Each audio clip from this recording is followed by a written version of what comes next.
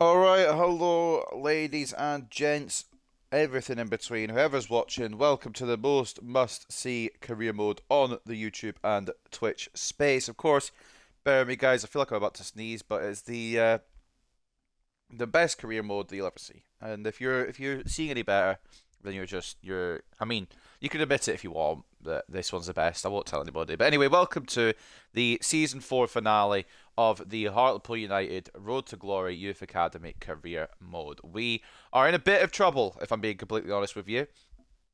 It's not looking fantastic. It's not looking good, Brev, as the kids would say. So 5 games remaining. This is how the table is currently standing. We struggled a little bit, I think, to put it mildly, at the end of last episode. So this is how we're looking. Birmingham sit top, even though we defeated them in last episode. They're top on 81 points. We're in second on 79. Portsmouth in third on 76.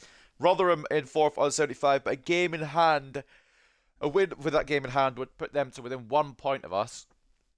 So we've got to stay vigilant about that. MK Dons 5th, Stoke City 6th is how the playoffs currently lie, but there's still a lot of competition as to who could get in that top 6 and who's going to go up.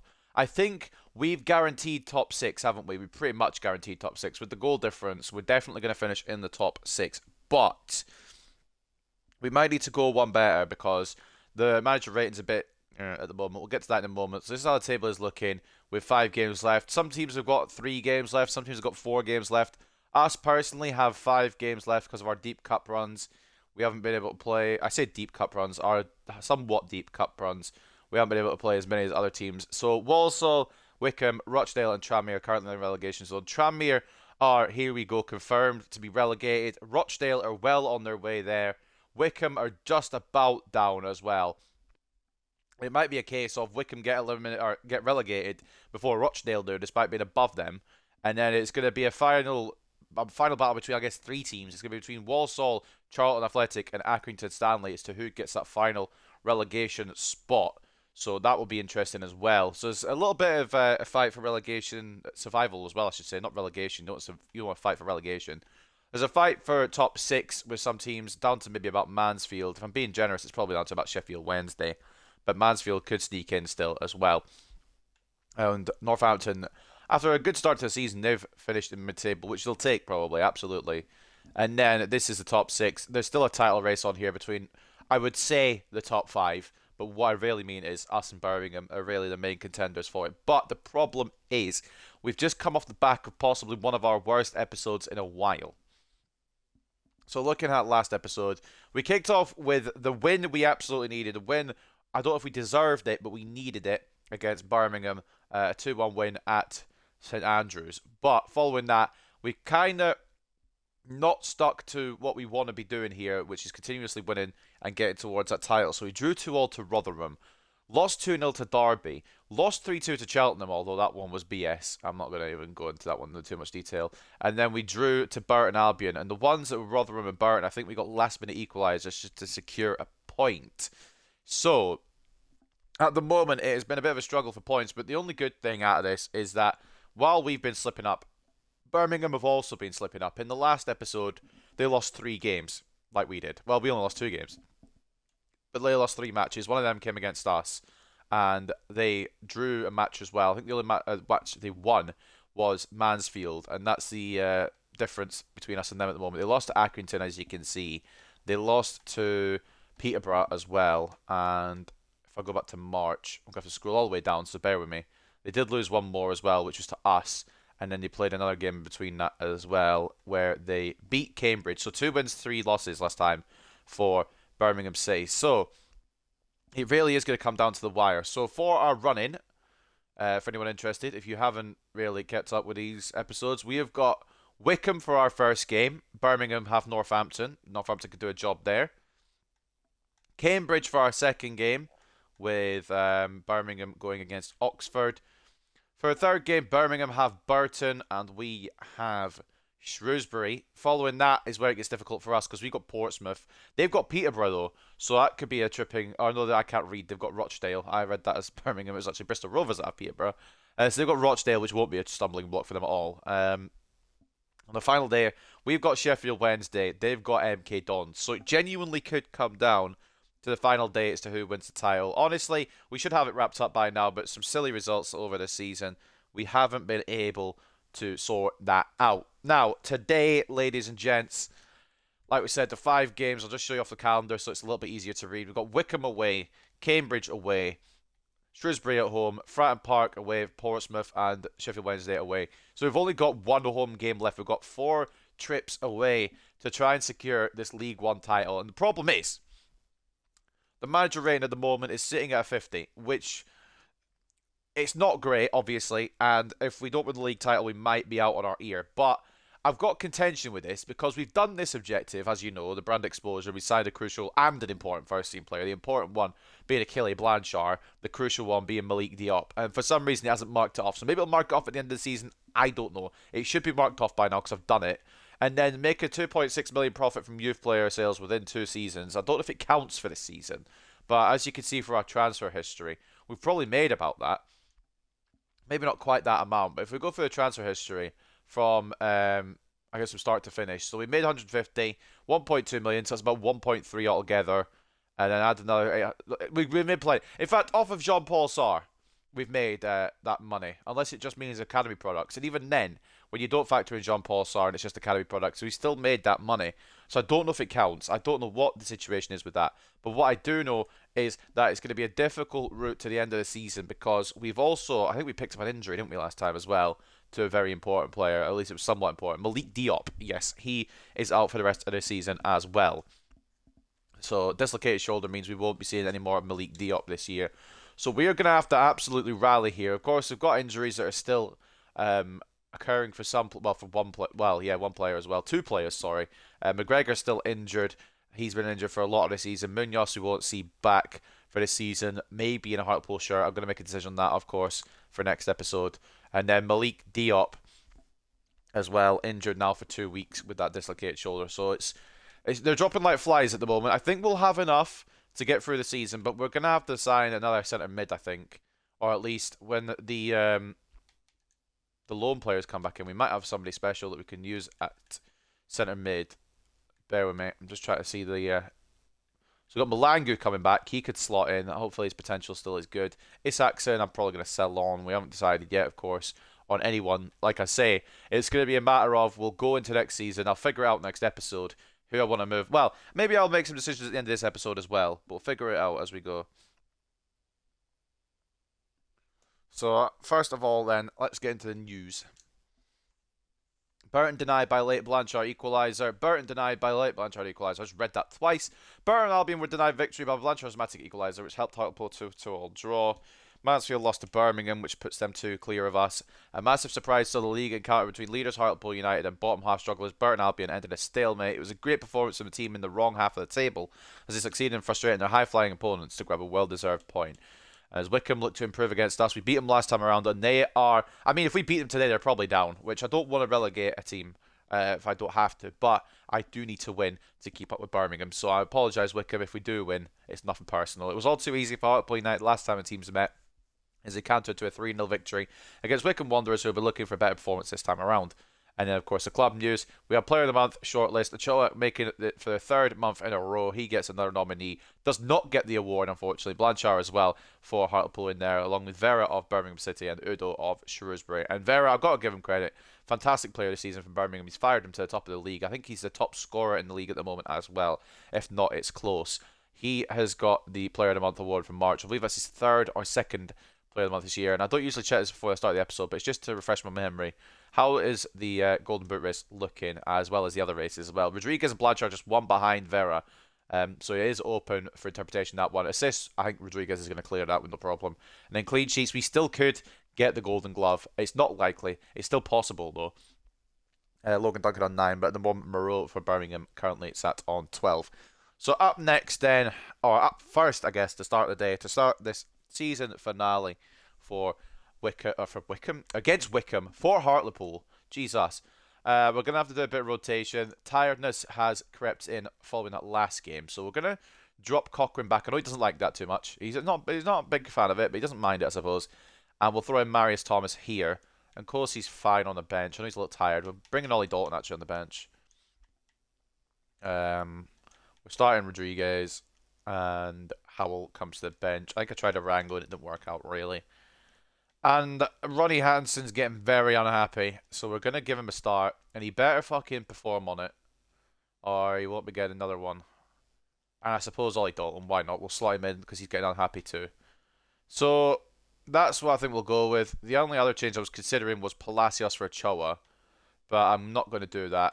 Captaincy goes to Carlos Rodriguez as he's on the pitch, and that will be a team that we take on Wickham with. So we've got Duncan in goal, Moffat and Gomez as the fullbacks, Galloway and Hansen as the centre-backs, with Cochrane centre mid, Dalton and Cam, Ochoa off the left, Roberts off the right, with Blanchard and Rodriguez up front. The only thing I need to just check real quick is have we got... No, we need Alonso on the bench rather than Nkosi because Gomez is more tired than Moffat. And the reason I'm not putting Alonso on to start is because I do prefer Gomez at this moment in time. So looking at that squad, I think it's ready to go. We need the results, boys, quite frankly. Let's keep the Birmingham news on as well. Only the Birmingham news. We don't care about anything else. Birmingham and Northampton is what we're keeping an eye on. Northampton have had a decent season, and they might be able to shock, but I can't rely on them shocking. We need to rely on ourselves getting these results. 5 straight wins, nothing less than the best, please, today, lads. So, without any further ado, it is Wickham versus Hartlepool. A win today would maybe put us back top, and a win today for us as well would possibly relegate Wickham.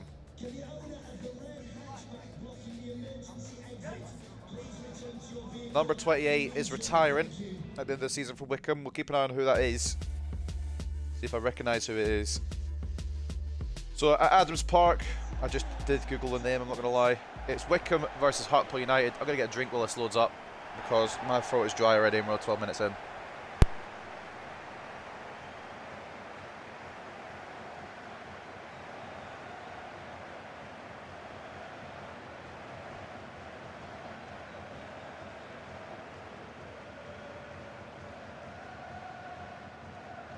I'm going to be honest, at the start of the season, I would have taken automatics, I would have taken playoffs, but with the way that our manager rating has decided to just dip into obscurity for no reason, we had a good FA Cup run just one round before, and apparently that knocks our rating down.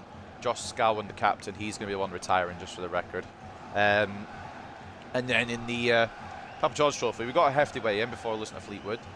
And it's not like we've not done the objectives that set us, because we signed an important or crucial, because we signed both. And we made the profit off of youth players, so it's just glitched out. And if it involves me losing my job because it's glitched out, I will be annoyed, because we should be in a healthy position right now. And even if we don't win the league and we still go up, we should be okay. But at the moment, I think it's going to be we have to win the league or we might be out of a job. So nothing better than the best here today, boys. And obviously for me, I'm going to have to play it absolutely as best as I can. No mistakes, no situations where we're conceding stupid goals. Just play it smart and play it correct. We're just going to have to do the best we can here and see what we can get. If Birmingham beat us by the end of the season, then fair play, they deserve it. But we've just got to win 5 out of 5 and hope that that puts us top of the table and keeps us in a job. What's up, Josh? Wash team. Who's the Wash team? I hope you're meaning Wickham.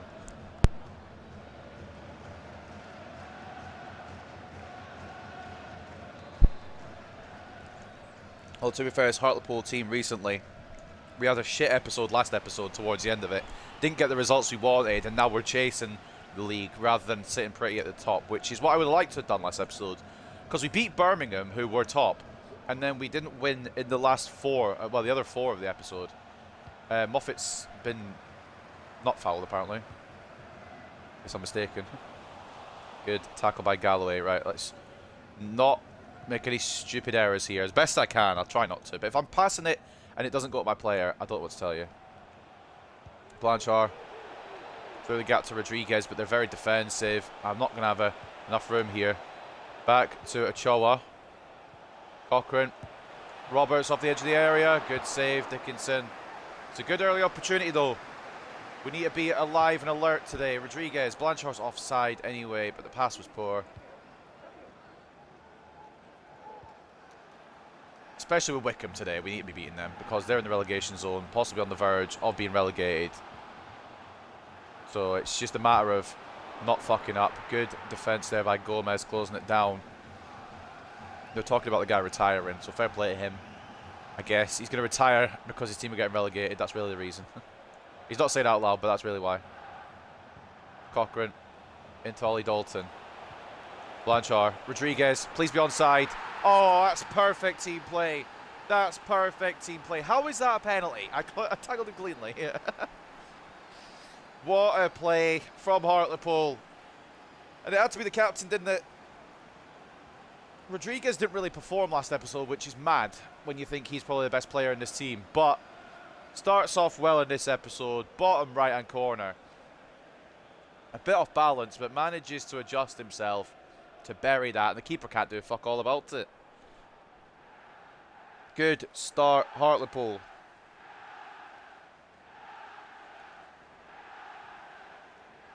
"24 goals this season for the Peruvian Prince. Can he help us save our job, pretty much? That's what stakes are on the line here. Because the game is broken and doesn't mark off objectives when I've done them. So, the way she goes. Hell, I sold Nezovic. I suppose that wouldn't count, maybe, because it's not a youth player. Maybe it would count because it's free agent, perhaps. I don't know. Either way, even with the youth academy talent I've called up and moved on. Luton, did I say not Luton, but Birmingham are losing. I can't remember who they're playing. I don't know. I don't remember who Birmingham are playing. I read it at the start as well. Northampton. Jesus Christ. Birmingham are losing to Northampton, boys. Take this as some momentum here. Cochrane. To Dalton. Oh, good save from Dickinson. We started off strong here. I don't, like I said at the start, I don't want to have to relegate a team, but Wickham, it's nothing personal. You're just in the wrong place at the wrong time. Roberts towards Blanchard. It's blocked by Wing. And we'll win the ball back with Gomez, but it's not going to go to Galloway for some reason. But I suppose Galloway is the centre back. He shouldn't even be there. That being said, we were attacking still, so it's understandable he's still up from the corner. But now DeBar has got room here ahead of Gomez. Ball in. Off the post. Duncan was beaten there. I think it is near post. We get lucky with that one. Roberts into Gomez. He's going to make the run here. Needs some support. Or does he? He does. Yeah, he's getting shrugged off it. Maybe we could have done it with passing it off, but nobody was really in range. Cochrane. Rodriguez. Dalton. Off the edge of the area. It's blocked by Ward. Keeper's coming out for it, and he's going to grab it as well. Nobody else contesting for it. And Dalton got stuck behind the Wickham defender. Dalton again, though. Into Blanchard. Out to Ochoa. Tries to cut in. Gets caught with a tackle. And every time I try and cut in with any player in any game ever, like even when I'm playing pro clubs or when I'm playing just random other career modes, I can't seem to cut in ever. I'm not good at it. I've committed Galloway like an idiot, but that's okay because Rodriguez has done his interception there. Roberts now down the right. Back post towards Blanchard. It's just not enough on the cross, is it really? That was quite awful, to be honest with you. Not what you expect from the Welsh wizard. Fran Ochoa. He's going to try and play it in. I was trying to play it into an on-running Cochrane, but it looked onto Dalton as well, I think. Moffat closed it down. Now Ochoa. In one more. To Dalton. It wasn't where I was aiming it, but it could work. Ollie Dalton off the woodwork. Blanchard can't get it again because he's offside. Fuck's sake, man. I thought that was two. Ollie Dalton, incredibly unlucky not to find us a second there. And Achille Blanchard offside, so he couldn't finish it off. Man, that would have put us in such a good spot halfway into, well, half an hour into this match. We need a second goal because the way I've been defending recently, Wickham will score. It's just a matter of when rather than if. Ochoa gets caught with a tackle. Could try and press with the Argentine. Blanchard tries to press as well, but it's away by Wickham. And I fucked up with Gomez here, I'm being honest with you. He's recovered now though, and it's going to come in to Schmitz. Plays the ball inside. That's a cracking save at the near post from Logan Duncan. He's pissed off at his defence. I have to concur with him. Hansen or Galloway should be in front of that man there. And it's great reactions from Logan Duncan to prevent an equaliser. I don't know what my centre-backs are doing there to not pick up the man. We get away with murder a little bit there, I can't lie. We can't be stupid, boys. I've said this out the gate, and I mean it. We have to use our brains here. Cochrane who heads it into the area. Hansen can get it clear. Ochoa now with a counter perhaps for Hartlepool United. He's got the pace, he's got the ability, he's got the option of Rodriguez, but he passes it like shit. And I don't understand why he does that sometimes, because I've passed it like a perfect pass, like I would usually do, and he just doesn't do it. Hansen puts a foot in, it's enough to win the ball back for Galloway. I'm so pissed off because that counter-attack would have been perfect, and then I'll just pass off the pitch. I don't think I'm going to touch the Y button anymore, because it just, every time I press it, it just does not go where I want it to go ever. I mean, we're still leading at least. Well, excuse me, the throw wasn't from there, was it? Wickham fucking cheating, no wonder. Now I want him to go down, bloody cheating bastards. Moffat can't keep the ball. He has it initially, but can't keep it. Galloway's come to commit out to it. Hansen's there to close that off, and we'll get it away. We're doing okay defensively for, I mean, besides that shot that Logan Duncan had to quick react for. Beyond that, we've been okay defensively. Not to do much. Blanchard, Ochoa. You have to cut in here. Does cut in here. Takes the shot on it straight at Dickinson. Not quite the way I want to cut it, but at least it worked. Hansen heads it away from danger initially. Moffat can't get a tackle in. I've messed up here big style. Being transparent. And Moffat recovering. See, 88 pace with your left back is a good idea. And he is going to be a player that I want to keep in for a while. If I do bring Sutherland back, I don't know what's going to happen in that situation then. But I'm quite liking Moffat now. So we'll see what happens with that. So still a while away to think about yet. Moffat into Cochrane. That was meant for Dalton. And Dalton can't get an interception either, unfortunately. And that is the break. It's been a bit poor from us, to be honest. The passing play has been quite shit. But what matters at the most at this point is we have a lead. It's come from the captain, Carlos Rodriguez, after a bit of good team play, but it's only one, and that could be equalised quite quickly and easily, and I don't want it to be, obviously, but it could just happen. Oh boy, well, I mean, it's going to be an energetic, frantic episode today, because I've got to try and overtake Birmingham with just 5 games left, and the way they're playing, I don't know if I will. Looking around the ground, Cheltenham drawing with Charlton Athletic, Derby drawing 0-0 with Lincoln City, Portsmouth drawing 0-0 MK Dons. If they can both draw, that would give us a bit more room in the automatic promotion spot. That would be, excuse me, hiccups.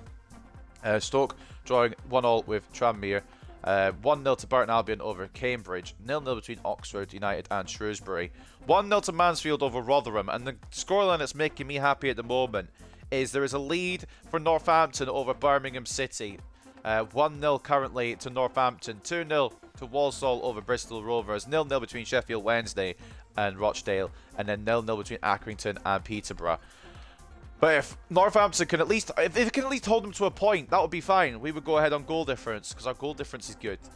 60-40 in terms of possession, 7 shots to 3 in favour of Hartlepool, with 1.7 expected goals to 0.8 as well. They've had 1 shot on target, and it was well saved by Logan Duncan. So let's just focus on finding a second here, because we are better than this. We are better than this team, and we are better than the way we're playing right now. The passes have been a bit awkward today so far. Cochrane wins the early ball. If we could just score out the gate, that'd be fantastic. Ochoa.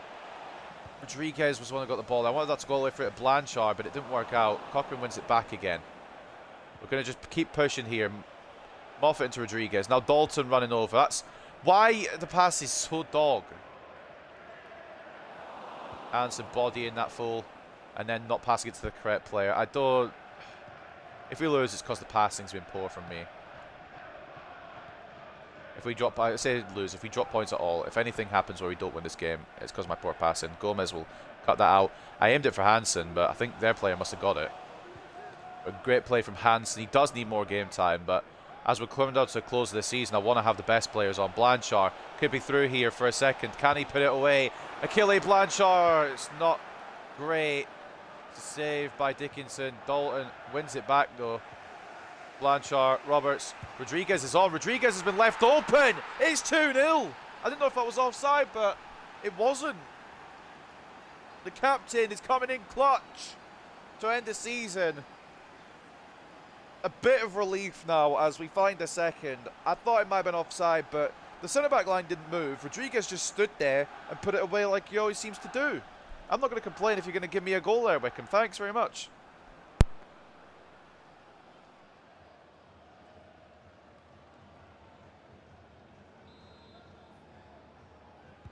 All right then. 2 to the good. Confidence flowing now within this team. 25th goal of the season for Rodriguez. As it stands, he is top goal scorer. I also don't know if Vera has scored in that Birmingham-Northampton game, so that could be incorrect. Dalton out to Roberts. Rodriguez is asking for it in. It's a very slow pass, and I can't take it on now. Can't pass it off, though, to Blanchard. Who's... What the... I don't... It just feels clunky in some situations. And obviously that wasn't the shot I did. We're going to bring on Alonso for Gomez as well. But, what the fuck? Pretty much. Blanchard, a very poor shot. Way off target. And we'll have Ramon Alonso come on for Rafael Gomez as well. He's putting a shift again. Alonso is good. I just like Gomez a bit more because he's a bit faster, really. But both of them will probably be benched when McGregor comes back anyway. So we'll see what happens with that. Close pass. Blanchard nearly nicks it. Risky from Wickham, but it's worked out initially. Birmingham scoreline update. Joe Bellingham's made it 1-all. It does mean Rodriguez is still top scorer, but it also does mean that Birmingham are still... Well, as it stands, they'll be on the same points as us. We'll go top on goal difference. They're still alive in that game is the issue. Franichoa can't get past the man, but I don't think that's going to stay in. We are going to make a couple more changes. I'm going to bring on Harry Howell. And I'm also going to bring on Palacios. Yeah, Joe Bellingham, the bastard. He's scored an equaliser for Birmingham. I quite like him as a player because he's gone to Sunderland, who I'm decent with. Well, not decent with. I don't mind Sunderland. Sign Joe, but I can't. I would if I could. But it's a Youth Academy only series, unfortunately. But even if in a rebuild if I do a rebuild at the weekend, I'll maybe bring him in. But for this career mode, it's Youth Academy and regens only. Them's the rules, unfortunately. Otherwise, I probably would have brought him in by now. Rodriguez, can't find that ball through it. Dalton tries the second time, but it goes past the Aussie. Cochran with a foot in. More in the foot in, to be honest. He's fouled the guy. I suggested your team. Yeah, I know. I remember you saying it was in Nottingham Forest or Wrexham, I think you said. And I've written them down. There's just another team I want to do first. That's in the list first. Great save from Duncan. We've just let them through there. That's poor from us. Dalton. Release the ball, fella. I know you're not the best in that situation. I'm giving you game time, to be fair. But I pressed the pass and it just hasn't done it again. Moffat, good tackle. Let's just counter here. We've got the pace advantage over these cunts. Especially Rodriguez and Roberts. Howell does not give a great pass there. Roberts into Dalton. Goes through. Ochoa's right there. Please just pass it to the correct players, man. You suggested Nottingham Forest and Wrexham. I'll be doing those teams probably down the line. Do you mean what team am I doing next? Or what team did you suggest? Because you suggested Nottingham Forest and Wrexham, but I do have one I want to do with Spurs first. If I'm being honest with you. I want to try a Spurs rebuild. I'm watching the Championship tonight. I might be. I don't know if I'm going out at all. If I'm not, then I probably will. Southampton on Wednesday, isn't it? Oh, Gomez getting in the way. I tried to knock it back to Rodriguez. Didn't get there. Spurs. Yeah, I know. Spurs isn't there. I know Spurs is not the greatest one, but I like Ange because I do have my Scottish team is Celtic, and he's had a good time there. So I feel like doing that would be fun. A Spurs rebuild. The first sale will be Harry Kane. We're going to get rid of Harry Kane. Bro wants to be a no trophy manager. Yeah, I mean, I want to give it a go. See if we can win him any trophies. Because they've got a good squad. It's just there's just a couple of adjustments they need, and it'll probably perform even better. Plus, it's only probably going to be a 2 or 3 season project, so I can get it all done in one stream, and I'll do either Nottingham Forest or Wrexham after. There'll probably be a couple more seasons. Maybe Nottingham Forest I could do a 3 season time period as well, but... Handsome, what a tackle! I'm struggling here. The ball just doesn't want to come to my players. Oh, man, it's offside ultimately, but that's a great tackle from Hansen. And then Duncan dove out for it. Not Harry, sell Son. I'm probably going to sell both, but I want to keep it like the sales they've done in real life. And they're probably going to sell... Well, I'll see what happens with Harry Kane. But I think they're going to sell him on. I want to kind of keep with the sales that they have in real life. Harry Howell through for the third, maybe. Oh, you fucking beauty. Harry Howell. That was just clean. From goalkeeper to striker, that was just a clean play. I'm casually talking about other stuff, casually talking about what's coming up, casually talking about real life football. And while that's happening, we're just playing through Wickham like they're not even there. Bring on Curtis Mills for the remaining minutes. And it's a great finish from Harry Howell. You can see why Wickham are going to be going down. They're just not good enough, quite frankly. That'd be mean.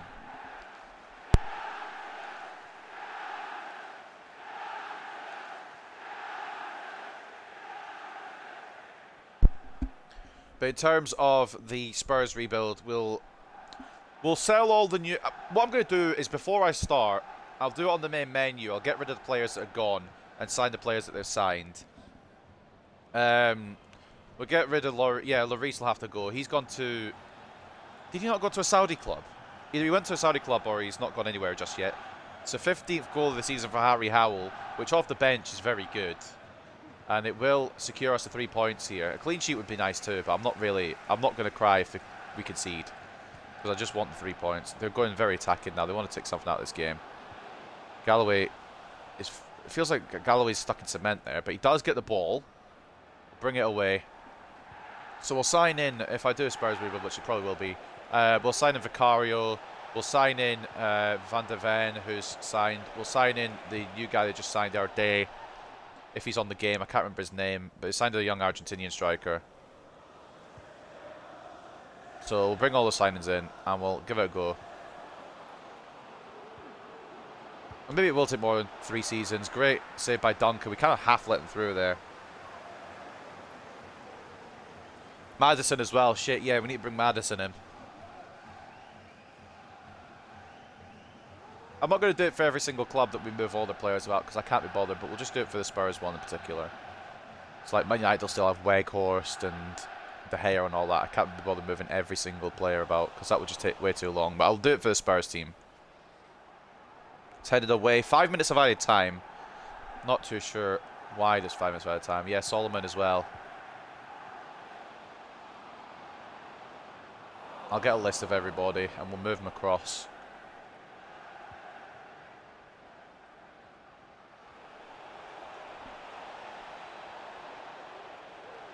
Roberts into Howell. Could it be a fourth? It deflected, but Dickinson read it, to be fair. It's kind of been, I don't want to sound mean to Wickham, but it's kind of just been a relaxing kind of game. No real, I mean, they've had a couple of half chances, but no real scares.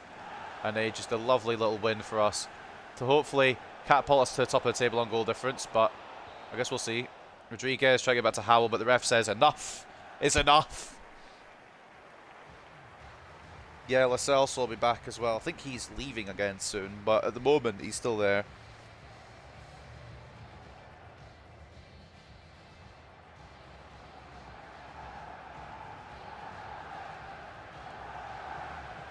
(3-0) full-time. Rodriguez brace and a goal as well to wrap it up from Harry Howell means that we will not only win, but keep a clean sheet, improve our goal difference in the bargain as well, and most likely, which I don't want to take too much pride in, most likely relegate Wickham to League 2, which is not great. Unfortunately for them, it will be League 2 football next year, most likely now. That first goal was beautiful. I need to watch that again. The passing play was so nice. Cochrane into Dalton, onto Blanchard, Rodriguez, who just arrowed it into the bottom right. It was such a good team play from start to finish. Just threaded it through nicely. Don't get a lot of good team goals from this. Well, from me anyway, because I can't usually pass. But it's a great bit of play. And it was the goal that opened the proceedings, and the goal that really set us on our way. Because we did end up winning the game. Looking at the stats then at the end of this game, 55 to 45 in terms of possession, 12 shots to 5, 3.7 expected goals to 2. They did strike back a bit more in the second half, but a bit more into the tank did Wickham, but it wasn't enough to get even a goal today, let alone a result. So looking at the stats, man of the match goes to Carlos Rodriguez, of course it does. Hopefully he is back on his feet now, back on his form as we head into the end of this season. 2 goals and an assist and 9.5. Douglas Moffat seemed to be back to where he was. He was a bit shaky last episode, but seemed to be solid again today.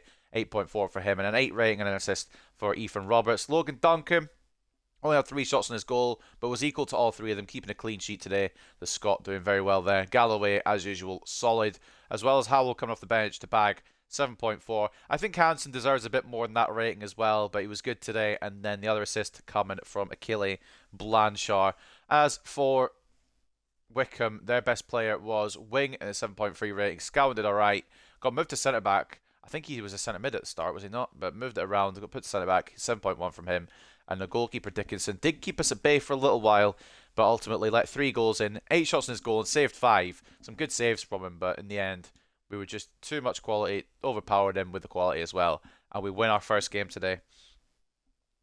Reguilon would come back as well, yeah, because his loan would have finished. Maguire might be going to Everton. Good. Get him gone. Anywhere. Take him anywhere. As long as he's not at Man United, I don't care. I'm fine by me. Rodriguez, very good performance, and it's what we need heading into the end of this season. It was a good team display though, but Rodriguez was definitely at the centre of it.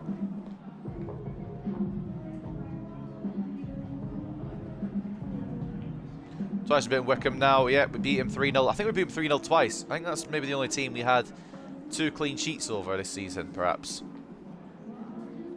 But our attacking player is always a threat.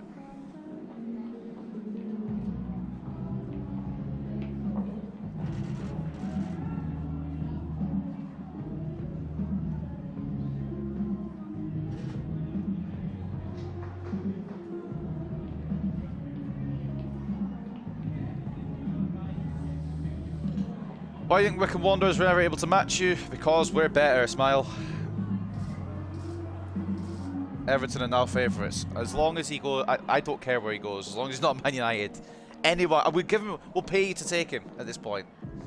No, in all seriousness though, yeah, it'd be probably good at Everton actually.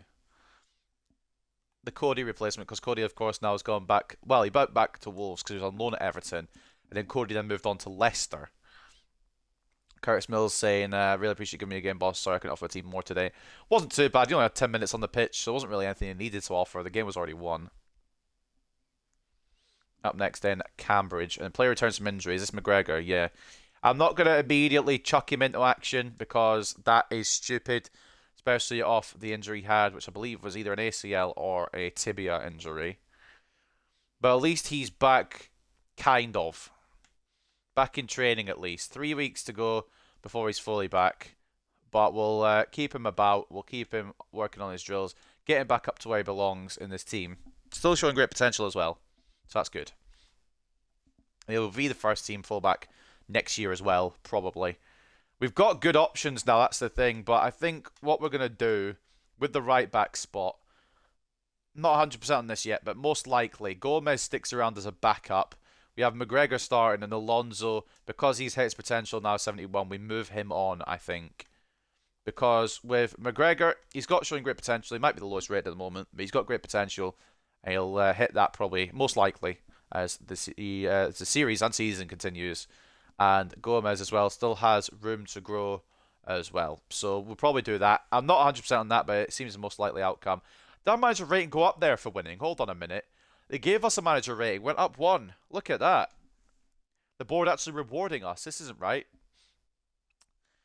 Northampton actually held Birmingham to a draw. Lovely. Lovely, lovely, lovely. Now it's just on us again to not fuck this up. We've been given another lifeline here, boys. Let's not mess it up.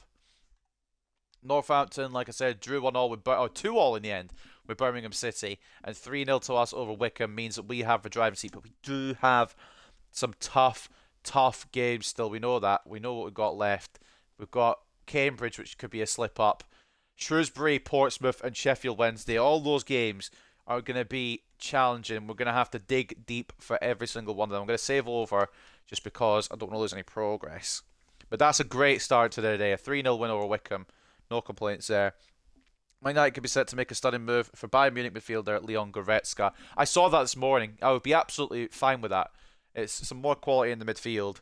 We've got a good amount of quality, but if we're going to have like Fred leave or McTominay leave or even both of them leave eventually, we're going to need another midfielder. And Goretzka, I'm not saying he's going to replace him because Goretzka probably starts, but he's going to be a fantastic addition, I think, if we do bring him in. So we have to win the League One title. Currently, we're near there, so it's just a matter of getting that done. Before we go into the pre-match press conference, so we'll read the news. Hartlepool repeat triumph over Wickham. This victory sees Hartlepool United complete a league double over Wickham Wanderers this season, having already beat them earlier in the campaign. Rodriguez nets brace as Hartlepool grab win over Wickham.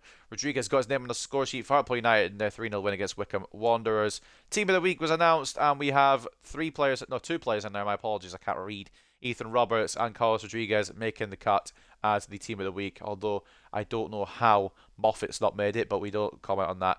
And then the top scorer at the moment, we've retaken the lead in the Golden Boot race with Carlos Rodriguez, 25 goals in 38 matches, 26 assists as well. He's a very vital player to this system. 0.66 goals per match as well. It's pretty good. I quite like that. Exciting clash between Cambridge and Hartlepool. A win here would probably do everybody the world a good, but this is one of the bullshit ones. I remember this actually now, looking back at that scoreline. It was one of the bullshit ones where we conceded the load for no reason, and it was just every shot that they had went in. This might be more difficult than I expected. Fans of both teams will be eagerly anticipating today's match after the cracking contest last time they met, which saw Cambridge United come away with a narrow... it wasn't really a narrow. It was a 6-4 victory over Hartlepool United. It was a goal fest, pretty much. And next step towards the title for us is Cambridge. FA Cup semi-final, Spurs and Bournemouth. Interesting there, I guess. Anyone who's supporting those teams. And we'll go to the pre-match press conference before we head into this second game of the day. Probably replace Mount, Bruno, Goretzka, and Casemiro. Or it might be Bruno, Mount, and Goretzka. No, Casemiro. I think Casemiro stays starting. And it'll be Bruno, and they'll rotate Mount and Goretzka, I think. What? What do you mean? What? What's the problem with Rodriguez? I don't have a problem with Rodriguez. I should have read the question. I don't have a problem with Rodriguez. Powerful win against Wickham. We expect today to be a physical battle against a less technical side, probably. But we're confident against anyone. And now we're in the driver's seat. It's just about not stalling the car and falling back. But they beat us 6-4 last time. The media says a really entertaining game because there was 10 goals in it. But what I was thinking was, how do I not throw my controller through the TV at that point? It'd be tough for both of us. It could be another goal fest, but hopefully we're on the positive end of it rather than the negative end of it. Goretzka probably does start, but Mount's a good option to have as well. I think they'll rotate. But Goretzka will probably get more of the game time. So we've read the news. We've seen the table. And I don't remember who Birmingham play next, so we'll go in and check. But we have got Cambridge 5 back. Right, Duncan, Moffat, Galloway, Contreras, Gomez. Sounds all good to me. In fact, I'm going to give him Corsi a run out, which is probably dumb, but we're doing it. Rodriguez hits 78 as well. Look at him. He's growing like a champion. And we'll give Palacios and Marti. This is going to be a risk, but we're going to put Martinez in as well. And Casano and Corsi goes in alongside Mills today. I think that's how we roll for this one. I'm just rotating it a little bit, not too much. Enough that we know we're going to win. But, well, not that we know we're going to win, but we've got the quality to win. But not too much that we fuck it up. So this is going to be a team for the day against Cambridge. Duncan in goal. And Corsi and Gomez as the fullbacks. Galloway and Contreras as the centre-backs. And Corsi centre mid. Mills Cam. Palacios off the left. Martinez off the right. With Blanchard and Rodriguez leading the line once again. Rodriguez captaining this side. And I'm going to probably start Rodriguez every game up until the end of the season if he's scoring the way he did last game. Turn all this off. Birmingham have got Oxford. Let's just keep that one on only. At Town Park, I will check the stadium name in a minute. I can't remember off the top of my head. It is Cambridge United versus Hartlepool United in the second game of today. Oh, that's not bloody Sergio Ramos. I think he retired at this point, if I'm being serious. But Carlos Rodriguez, top scorer. Could he continue it today at the Abbey Stadium? I googled it. Don't worry. That'll be the last time I have to Google a stadium because the other two away games I know we have at Fratton Park and Hillsborough, so there's no worries there. And then the other game is a home game.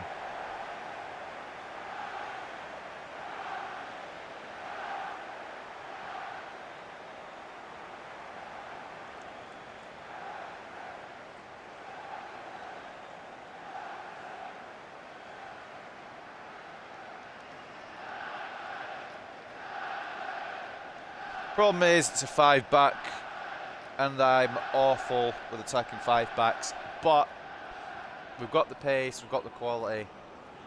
We just need to find the goals and the 3 points today.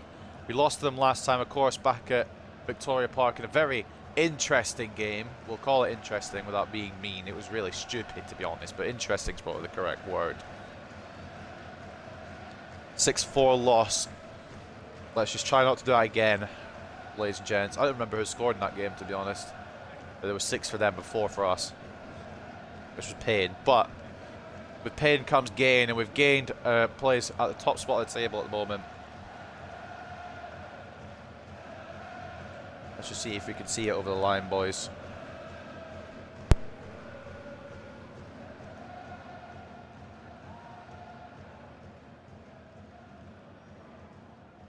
It probably will be neck and neck between, or neck and neck, I should say, between us and Birmingham right up to the end of the season. But I've got a bit more confidence in us because we do have that superior goal difference. We do have the goal difference on them. So if it comes down to it, we will win the league if we have the exact same record and the exact same points. That's why I'm a bit more confident, but we still do need those results. And we need to make sure we don't mess up as best we can. Like I just said, we don't need to mess up. Contreras should just pass it straight back to them. Great start. Duncan brought it to action early. So, when I say don't mess up, that kind of indicates that Contreras don't pass it to them. Logan Duncan's going to be a big game player towards the end of the season as well. And I think for next year, at the very least, he's going to be our starting goalkeeper again. So I've got confidence in him. But beyond that, I don't know where we go in. Because he's hit his potential already, of course. Still 74 rated, which is a solid rank to have as a goalkeeper at this level. So I'm happy to have him for one more season. But beyond them, we will have to look for somebody else. Rodriguez. If I get it back to Mills, he's getting surrounded. It's going to fall to Mariano Martinez. Curtis Mills into Palacios. It's a problem with 5-backs, man. You can't break through him that easy. And Kosey's going to try and go around the long way. And it's worked. And it's into Blanchard. It's a great save from Glory. But that was smart from Nemeni and Kosey. I've got to make sure I get the right Kosey when I talk about them. Both of them on the pitch at the same time makes it confusing. And the ball into Blanchard. It's a good shot on target. It's not going to go in just yet. Martinez delivers it. Mills going to knock it back to the Spaniard for a second bite at the cherry. Towards Rodriguez. It's away as far as Nkosi. It's going to be cleared. Thought we had that with Nkosi there. Galloway picks up the loose ball. Oh, it was kind of a passing into, I guess it was intercepted. Nkosi, oh, little ball into Rodriguez. That was meant to go on to Mills. Why is it trying to lock onto Martinez then? Portsmouth look more and more likely to be falling into the playoffs here. We'll keep an eye on them, see who comes up with us. Because I'm fairly confident now that we will get autos. It's just about taking that extra step and winning the league title. And Nkosi could tackle. What? I am not sure about that one, Chief. Maybe. I think he's played the ball off before I've got a touch to it. Before he takes the penalty, let's just VAR this. I think it might be a penalty looking back. It's just... It's unlucky timing. I just tried to outstrength him. And it's just gone wrong in it. Nkosi comes in to meet the player, and as he tries to get the ball's already played away.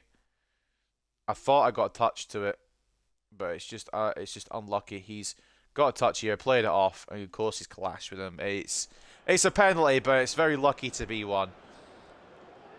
It's going to be Robert Morales for Cambridge to potentially open the scoring here at Abbey Road, and he will. What a penalty! I thought he was going left as well, Josh. Don't worry, mate. I'm not the only one. I usually assume they go left, but top right, well, top middle, I guess. Hard to save that one, and a good penalty. Looking back, it probably was one, and he struck it well.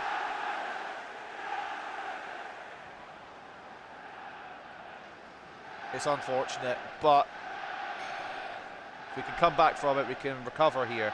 There's still plenty of time. It's very early in the match. The 13th goal this season for Morales of Cambridge, and that's not the start we wanted. If you're a Birmingham fan, you're hearing that news, Cambridge have taken the lead over Hartlepool. The Birmingham fans right now will be very happy. They're top as it stands, because I've not heard any goal news from Oxford and Birmingham, and they would be a point ahead of us. Contreras reads it perfectly. Hartlepool finished club. I don't know about that. We've still got plenty of time. Although Palacios does not want to pass it. Even though he fell over, he intercepted the ball. I like that. Rodriguez gets caught by Ibsen Rossi. He's going to power through. Carlos Rodriguez is going to fall to Mills, please. Oh, come on. All that strength and power shown by Rodriguez is for naught as they get it clear. Galloway gets a touch to it. It'll be Martinez. Blanchard. Going to be hard to break through these guys once, but now got to break through them at least twice to win this match. Mills gets caught. Now a good tackle. They're a very good defensive unit at Cambridge, which is why I'm concerned that we've let a goal in first. With no Gomez, for whatever reason, Galloway's committed a cross. Fuck it. No, we'll let him back into his position. We'll keep Gomez here. It's a corner at Cambridge. Totally finished. Can't even finish. You're right. We're finished because we can't finish. We're struggling here, but 5 at the backs, man. I hate them. I just hate them. I'm not good with them. Palacios heads it. Nearly into danger. Thank God for Rafael Gomez. There is a player down for Cambridge. And it doesn't look good, Brev. There's an injury here in that whole kerfuffle. And Cambridge will have to make an early substitution. Oh, he's just got back up. Yeah, he's been caught there as the ball came in. Gomez defended it well. An injury. He's still down on the pitch. There he goes. Akadina for Payac. Hopefully he recovers quickly. We'll check. If it doesn't show me what the injury is, I'll go check what it was. I'm nosy. But that might knock Cambridge a bit. I don't want to say an injury is a good thing, but it might help us a little bit. Header in. Good save by Duncan. Contreras now out to Nkosi. Let's just get the pace on here. Where is my left winger? I was under the impression that my left winger would be there. We could pass it on and move on, but no, he's not. He's not there. Didn't feel like it today. Well, we really need Malik Diop back. I know he's not going to be back for the rest of the season, but just brings a bit of extra physicality to that midfield. Robertson to Rodriguez. It's cut out well. And I can't get to Nkosi in time to win the ball back. And it could be problems again here. Cambridge seem to be a good team.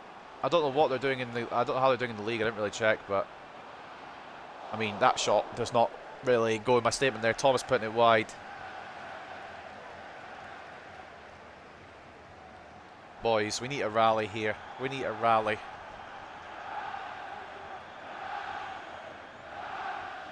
Because we don't know what's happening in the Birmingham-Oxford game.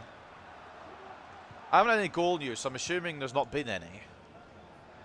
But they could be winning at the same time, so just keep vigilant, really, I guess. Keep going. I don't think Palacios was the starter today, to be honest. It's a good ball across the Mills. But then he just gets caught. There's too many defensive players for Cambridge. Just doing my head in. Try to break through these. They're good. for whatever reason, they're good. And they're not even in the top half, I don't think. Galloway puts a foot in. Goes puts a block in. And it's saved by Duncan. Do they just want to keep getting the ball back? Gomez will just get it away calmly. But do you want to just keep... How many times do you want to give them the ball there, game? Huh? Gossy into Blanchard, who gets caught as well. They've just got everybody's... There's always at least one Cambridge player on my players, and I can't make the move through. They're cutting it out perfectly. It's going to be a long day at the office, boys. Really need Oxford to do us this fucking solid now. That penalty was harsh, but it was one, and Cambridge have honestly looked a better team. Corsi to the other Corsi. If we can find an equaliser before the break, that'd be fantastic. I don't think we will, but possibility is on at least. Palacios gets jumped. Referee. I think I just got jumped on there, and Corsi cuts it out. It's going to fall at them. So when I tackle, it rebounds to them, and then when they tackle, it still rebounds to them. Oh, Jesus Christ. Okay, Gomez. Nice. Mills. Rodriguez, I'm going to need you to move out of the way or make a run, fella. Martinez. It's not Roberts on the right. It's Martinez. I forgot I started him. Go on, Rodriguez. Blanchard. Going to be closed down if I shoot there. And Corsi. Mills. Blanchard's on. 1-1. Oh, he's not on. Fuck off, man.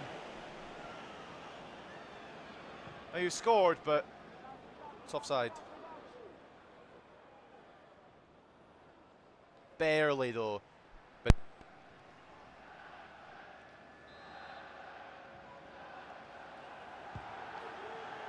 sorry, I had to mute my mic quite quickly there.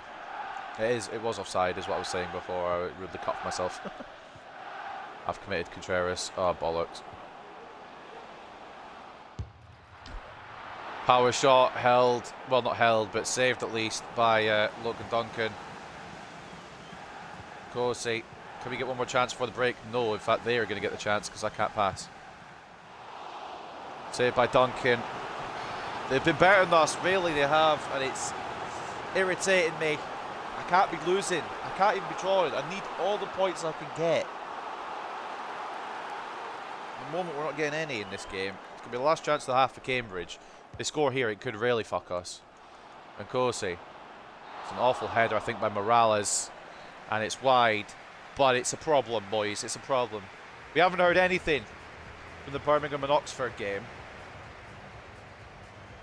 But what I do know here is that we're 1-0 down. A Morales penalty, whether it be harsh or not, has gone in. And we lose, or we are losing at half-time. We've got to get 2 goals past a very strong defence. It's going to be difficult, but if any team can do it, this team can do it. Birmingham are leading. Ah, for fuck's sake. Can this game give me goal news when I ask for it? Like, I'm not asking for a miracle. Rotherham leading Charlton 1-0. Birmingham leading Oxford 1-0.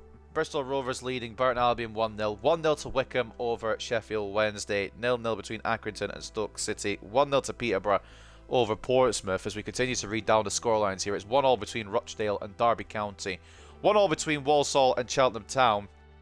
1-0 to Northampton over Lincoln City. 1-0 to MK Dons over Mansfield and 2-0 to Shrewsbury over Tranmere. Now we know that Birmingham are in the lead at St Andrews. We're going to have to rally here, boys, because this just isn't good enough. The stats here just don't show that we want anything out of this. And it's Logan Duncan that's bailing us out more often than not. 56 to 44 in terms of possession. 11 shots to 4 and 2.7 expected goals to 0.4. We have stank up the gaff here, boys, quite frankly. Something's got to change the second half.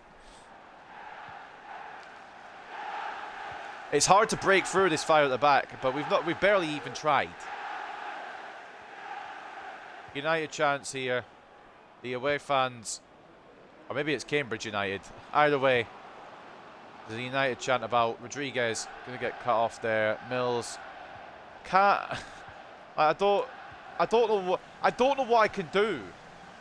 They've got 2 strikers and the rest are defending. They've got 8 at the back. They're so defensively sound. It's going to be fucking infuriating when we lose this one. Decent long shot effort, but it's saved easily by Duncan. Martinez.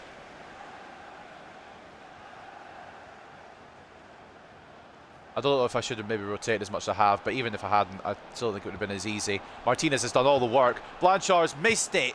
Can he get a rebound? Oh my god, what happened here then? Martinez doing all the fucking work.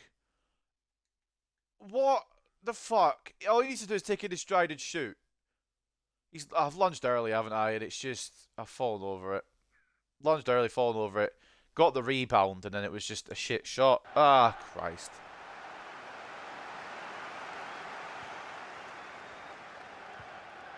I've got to stop being hard on myself, but at the same time, I've got to be doing better. So it's kind of 50-50, really. Ranged effort from Morales, held by Duncan. Okay. We go again. Palacios. I've pressed the pass to go somewhere else. It's at least going to make it through to Mills. Rodriguez's touch fucks him over. It's these touches as well, don't help.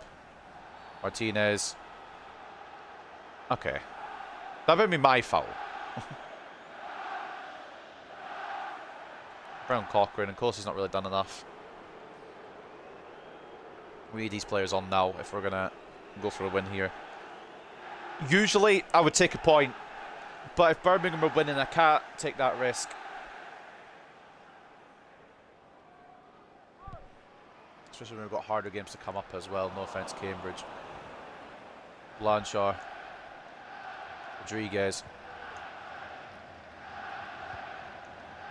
Got too many men back. Blanchard. They've just got too many defenders. Look at them. Fuck off for a second. Rodriguez. Oh, he's wide. I was about to celebrate, but he's put it wide.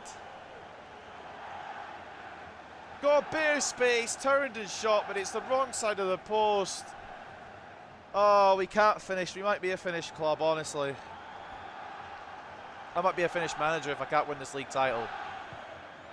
Fucking Christ, man. Ultimately, though, we did the objectives. The game just doesn't want to register for some reason. Contreras, 6'6", wins the header back. Cochrane. Like, what's the fucking point in doing direct passes and if not going to directly go to the player? And then the ref's going to call it back for a foul because he's just annoying, is what he is. I was going to say something a lot worse. Bring on Roberts, bring on Ochoa, bring on the men. We'll create off these sides. Like Darwin last season and Veghorst as well. Yeah, it's not good. Brophy coming off for Koulibaly. We need 2 goals in 28 minutes. We're going to bring on the main man. I want to give Martinez and Palacios some game time. They haven't really done anything for us. Roberts, I know, can create out of his ass. And Ochoa's the same. I mean, everyone can create out of their ass when you put it in a certain... But you get what I mean. They're very good at running through, setting things up, etc. He wins back as soon as possible, boys. Not let them score. Fucking hell. Sam Smith nearly making it 2. Oh, my God. Harry Howell, or sorry, Jim Morango. That's not even either of them. That's who is that? Is that Moffat? I think it might be Moffat. Galloway out to Nkosi. Into Ochoa. Blanchard. It's not a good enough ball. It's not a good enough ball. Why do these passes suddenly just come up with no power? Nkosi should get there. Nkosi will get there. He's been good today. Serve the game time. Blanchard to Rodriguez. Just run through, mate. Honestly, you've got the pace. You've got the ability. Shoot! Oh, it's a good save again, but it will be a corner, I think. Tried to slot it in. It's well saved. It's bounced off of number 3, Payac, who came on early for that injured player, who I will take a look at, see what injury he has. But I'm more concerned about the fact that we won't win here. Cochrane. Ball in. Aim for Blanchard. It's away. As far as Mills. Keeps it alive. Ochoa. Galloway gets caught. Man, and they're going to counter.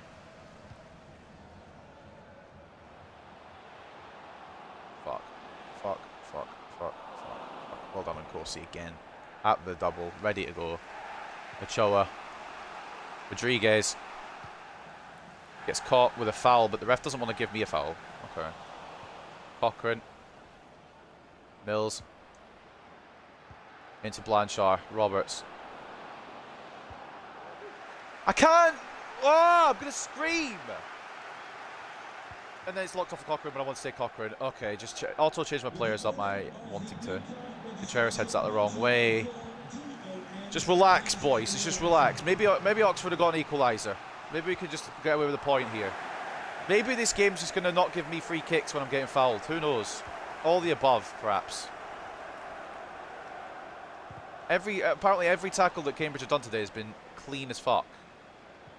Like every single one. That one was, to be fair. These guys are on it. And then it doesn't pass to the correct player. I'm going to fucking lose it.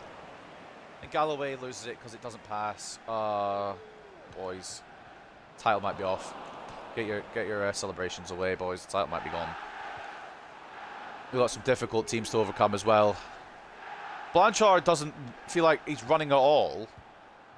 Mills, Rodriguez. Try and poke it through. Cochrane wins it back. One more time where the player is open and it opts to go for a player who's marked, and I'm not playing this game again, and I mean that. What the fuck is the point of me passing it to a player who's open and it doesn't lock onto the open player? I'm going to lose it with this game. Please, Rodriguez. Please. Fucking have that with your little saves, your little fucking... Yeah, rebound goal. I don't know if you can tell, but I'm pissed off. I don't know if we're going to get 3 here, but at least we got 1 at the moment. It's going to need a big effort. We've only just got through with complete luck there. I'm ready to just throw something.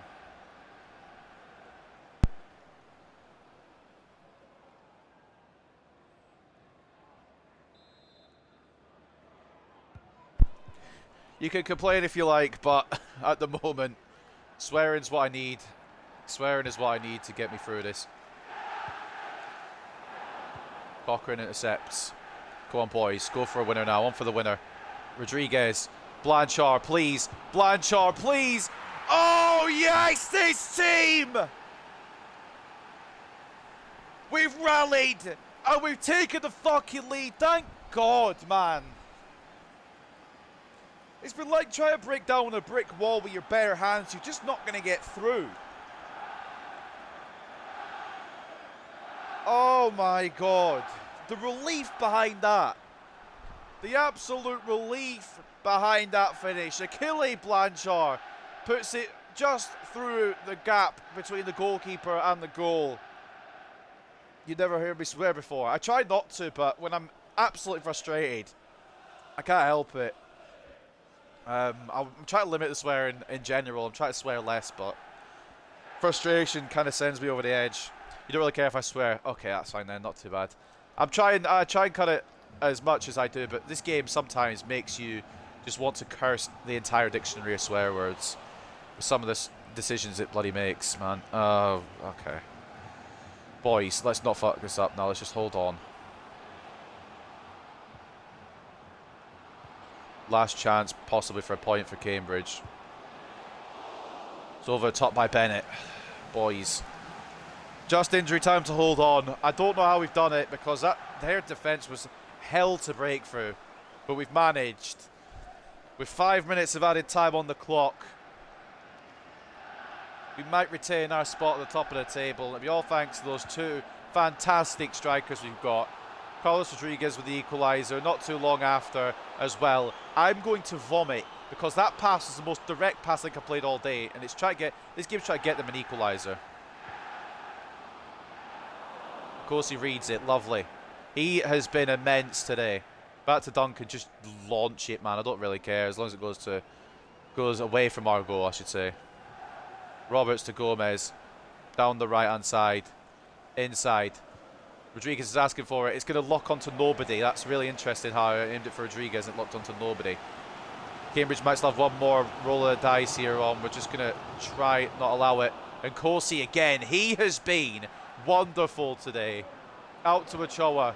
Ball in towards Rodriguez. He's lost a header to Ibsen Rossi, but we're not going to care because we've somehow we've pretty much robbed Cambridge of 3 points, I can't lie. But I'm not going to fucking care. This team is something. This team is en route for the title. If we can dig down deep and overcome a brick wall defence like that, we've got 3 more games and they're going to be vital. Especially if Birmingham are going to win all their games as well. It's going to come down to goal difference. Rodriguez equalising, and not long after, Achille Blanchard. Oh my God. Thank God for that. Hartlepool washed. I don't know anymore. I might have agreed with you at the start of the match, but we've rallied there and we've gone on a 1. So I'm not saying I'm going to hold off the washed comments for now personally, but this is the goal again that got us over the line. They opened up a little bit. Blanchard made the most of the gap and caused limbs here at the Abbey Stadium. Is it Abbey Stadium? I forgot what it was called. I don't really care. All that matters is we found the back of the net. And it won us the game. And it keeps us on top of the table.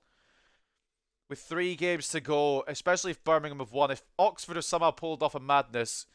And Birmingham have dropped points. That makes it even better.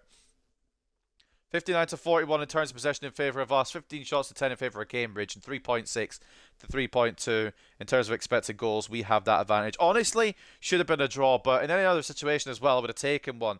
But today, we needed the win. And I love this team sometimes. The way that they rallied. Man of the match for me. I don't know if it's going to give it to him. No, not quite. Blanchard gets man of the match, of course, for scoring the winner. So, fantastic. Fantastic finish from him to win us the game. But my man of the match, and I don't think I can ever, I don't think I'm going to get a better performance out of him ever. Nemeni Nkosi was solid today. Fantastic player, absolutely brilliant at left back. Rodriguez with a goal and assist as well. The usual, doing the usual. The captain's contribution is always a goal or an assist, or sometimes both. He is just built different. Galloway solid at centre-back as well. Duncan keeping them at bay. Did let one in, but that was the penalty, so you can't really begrudge him that. 9 shots on target, 8 saves, 1 goal conceded. The goal was the penalty, but beyond that, was solid in goal again today. Contreras again, another good performance in defence, and the other assist coming from Curtis Mills. As for Cambridge United, man of the match then was Robert Morales, 7.9 on a goal for the Cambridge striker. And I don't think it was an assist because it was a penalty. Gorey with 7 shots on his goal, 5 saves and 2 conceded. You wish Liam Bennett scored. He did alright. 7.1, not too bad of a rating. Did keep our left side quite quiet, but thankfully didn't score. And who was the player that got injured? There's also a regen there. Issa Koulibaly, we'll keep an eye on him. It was Okadina who got the injury. We'll see what injury it was as well, because why not? But thank God. Please tell me Oxford did something. They did. They did! Oh, they equalised! So there was no worries in the first place. 2 points clear now with 3 games to go. We can do this. We can absolutely do this. It's going to be difficult. 3 games to come, but we're fully in the driver's seat now. Sometimes you just got to be patient, and we were.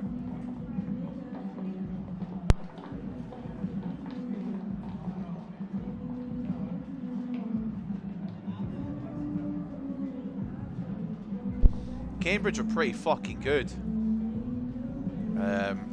But we ended up just getting through it. Their defence was fantastic. It's an equaliser. I heard when I read that in my head, I heard it as like the commentator said it about Harvey Barnes. How comfortable was that win today? Our job is just to win games. It doesn't matter what the score is, as long as we get 3 points today. I'm not really fussed. 2-1 win over Cambridge. Thank God. 2 late goals from 2 very good players. And another performance meeting review. We've had these emails for about 2 months now, and I don't think we're going to get sacked. Especially with that, because we now go 2 points clear at the top with just 3 games left. Youth Squad monthly report. A little update on the players that are in here still. We need to think about what we want to do with them because they're good enough to come up. I just don't have the space to bring them all up. I think we're going to probably sell most of them on. Maybe try and get a couple into the squad or loan some out, but most of them will probably be moved on. It's good talent to have across the save, to be fair. So that is the table now. Rotherham are going to 3rd with a game in hand as well. Rotherham could still nick that last automatic promotion spot. They've been on a run of form that's been incredible. So you just never know. MK Dons, Portsmouth and Shrewsbury currently in the playoffs at the moment. Stoke have slipped out. Peterborough are still about as well, so I'm guessing it's just going to be between Stoke, Peterborough and Shrewsbury for that final playoff spot. Portsmouth will probably most likely stay in the playoffs. MK Dons will. Rotherham United definitely will.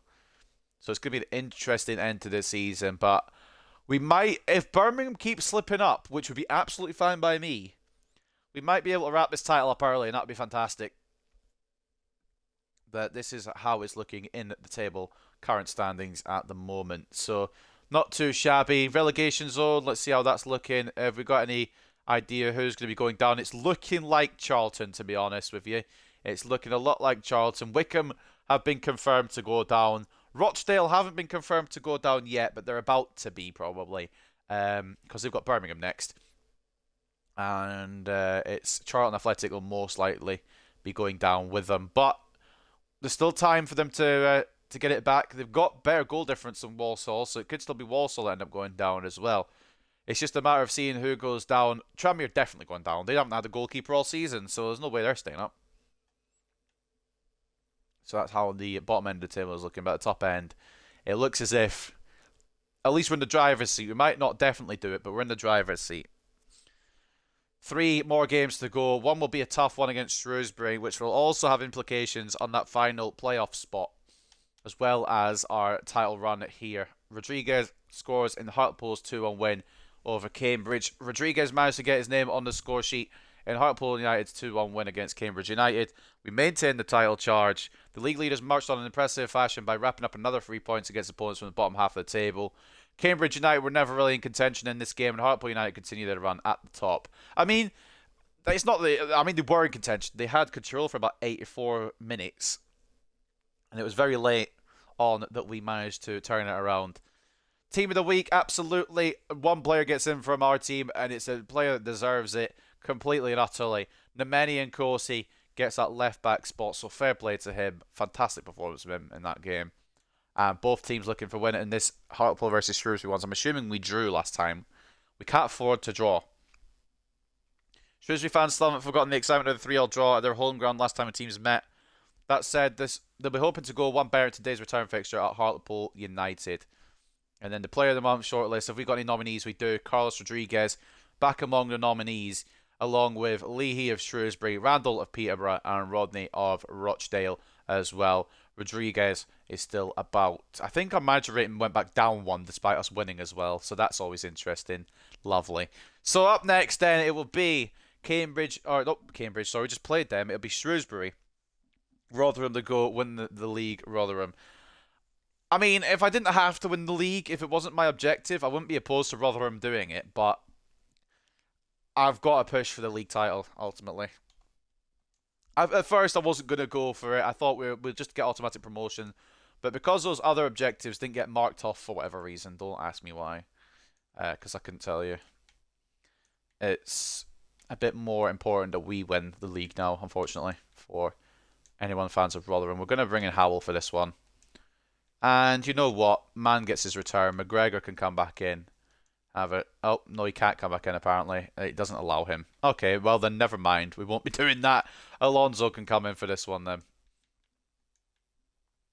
And I'm actually going to keep Nkosi on there. I was going to bring Gomez on the bench. I'll actually keep Nkosi on there. Great performance from him last time out. And the rest is fine. One last change. Rodriguez, captain. So that is going to be the team for the day against Shrewsbury. A good side. Another 5 at the back. Duncan in goal. Moffat and Alonso in goal. Galloway and Contreras as the centre-backs, I should say. Cochrane, centre mid. Wait, hold on. Right, let's just start that again, because I've tripped over myself here. Duncan in goal. Moffat and Alonso as the full-backs. Galloway and Contreras as the centre-backs. Jesus Christ, can I speak? Thank you. Cochrane, centre mid. Mills up at cam. Roberts off the right. Achoa off the left. Rodriguez, right striker and captain, being partnered today by Harry Howell. At Victoria Park, it's Hartlepool versus Shrewsbury. Birmingham have Rochdale, so that's probably... Oh, no, they don't. They have Burton. Why did I think they had Rochdale? Well, Cheltenham have Rochdale. Burton have Birmingham today, so a win there would be fantastic. If Burton could pull that off, I'd love it. Ultimately, if it doesn't happen, we do need to do our best here against another 5-back. So, Hartlepool versus Shrewsbury. Let's get into it.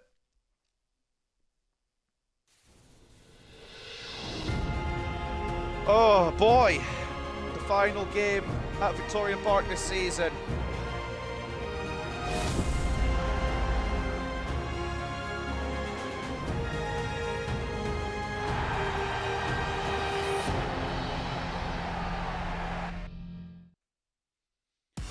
The commentators were saying there that a win here would clinch automatic promotion. Now I forgot about that because I've been so fixated on trying to win the title.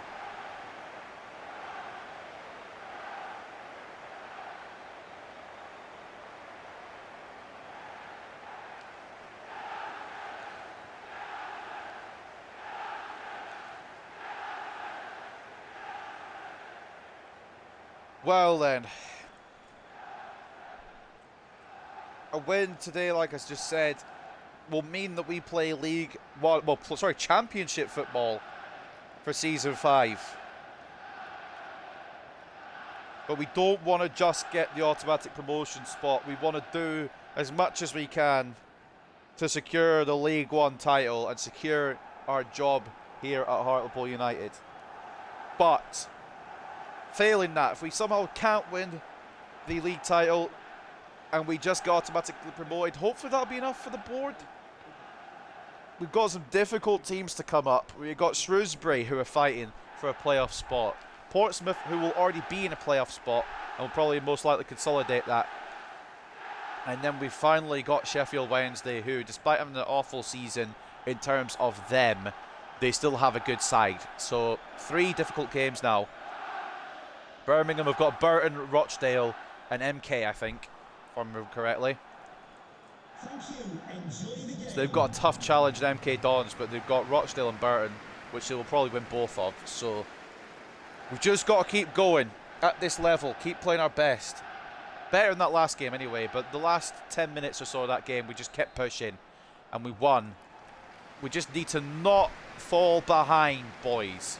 Don't concede first. If we score first, we've got the hold on the game. If we concede first, we're chasing the game, and I don't want to be chasing the game, really. Alonso, now Roberts. I've messed that up. Oh, it's worked, though. In towards Rodriguez. Knocked on one more to Harry Howell. Good save, Morosi. That's a great early chance, and Nurse unable to control it. It'll be a corner early on. Can we go back-to-back with league titles? That's what we're looking for. That's what the board are looking for. And I just want to put the record straight. If they ask me to win the championship next year, they're getting fucking a straight middle finger at them. There's no way we're winning the championship season one that we're in it. Fradachoa! Decent effort. Let's make sure there's no injury there on the player who fell over. I think it was Rodriguez who fell over. Seems to be fine. But there's absolutely no chance we're doing the We're not doing back-to-back league titles. We're not even doing back-to-back promotions, I don't think. I think we're going to get... I think it's going to be 2 seasons in the championship before we make it the way up to the Prem, which is fine.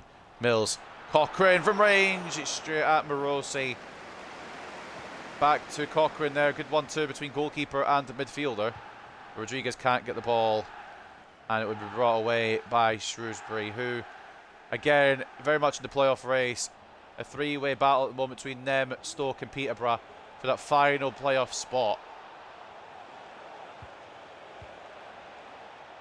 A win today would seal automatic promotion. Contreras makes a tackle, doesn't get the ball. And, of course, we fall behind. Now, I just want to take a look back here with this Contreras situation, because I feel like I've tackled there and got the ball. So let's just see. VAR this. So the ball comes to this guy, number 15, Nevada. Contreras makes a tackle.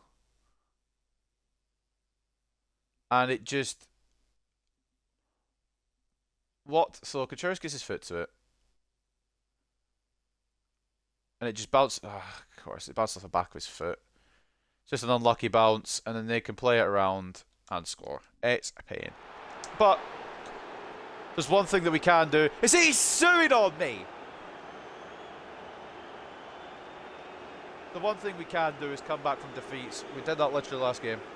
Or deficits, I should say. Udo's just fucking sued on me. You bastard. Didn't really track the run of Udo well here with Galloway. In fact, we didn't track it at all. Galloway just went in a different direction for whatever reason. It's an easy near post finish for the Shrewsbury striker. Duncan probably could be doing better as well. But I've just been sued on by a Shrewsbury fucking Stoke, or Shrewsbury Stoke? What? Shrewsbury striker. 16 goals this season for Daniel Udo. If he's sued after every one of them, he's going to get bloody attacked. Two-footed. Can't believe I got sued on. 1-0 Shrewsbury. Now it's all to do again. And the thing is, it's their first chance. They don't even really deserve it. I feel like we can just immediately equalise, can't we? Curtis Mills, it's a good save from Morosi, actually. And Roberts can't win the header. Mills can't get there. Alonso does, though. Cochrane. Howell. Mills. Blocked. Cochrane again. Howell. Choa, please. Just want the passes to... I mean, I can't really complain about pass there. It was an interception, but I just want the passes to be better. Against the playoff rival... Well, I can't say rival. Promotion rival. Team that are going for playoffs. It's going to be difficult, but Rodriguez should be scoring that 100%. Had to be a finish, but it's a good save. And that goalkeeper's probably going to cause me issues and headaches all day, isn't he? Oh, I fucked up again. Oh, Christ. Good save by Duncan. I messed up big style there. Committed Moffat, I think it was.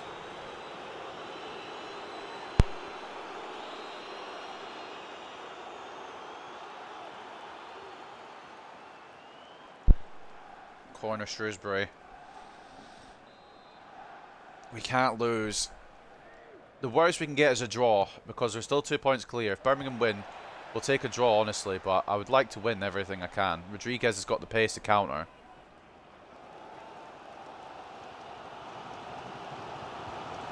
Has the option to play it off to as well, and Ethan Roberts. Tried to cut in and give it back to Rodriguez, didn't work out. An R5 back who are very well defensive, like they defend well pretty much. It's going to be another hard day at the office. Goal down. We have to rally again. The only thing is, I don't know why Mills hasn't passed that off either. The only thing is, we did it last game, literally, so just say we can't do it again.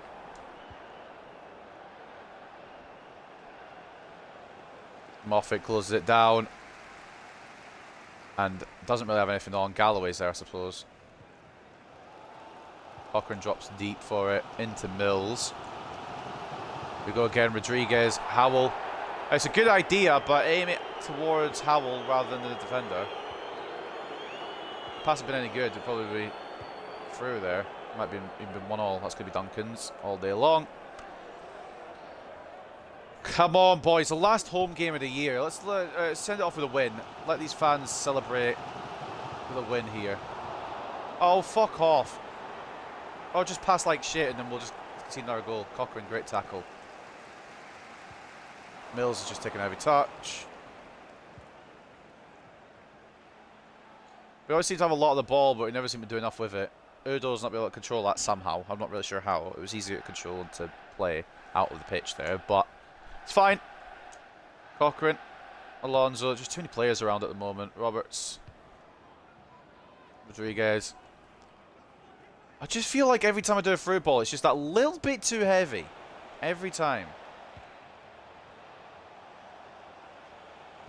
It's quite annoying, if I'm being honest with you. Nurse now.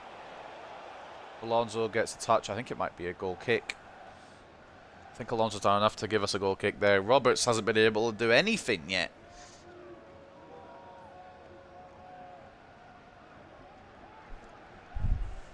Man, I can't believe I got sued on, and we're losing again.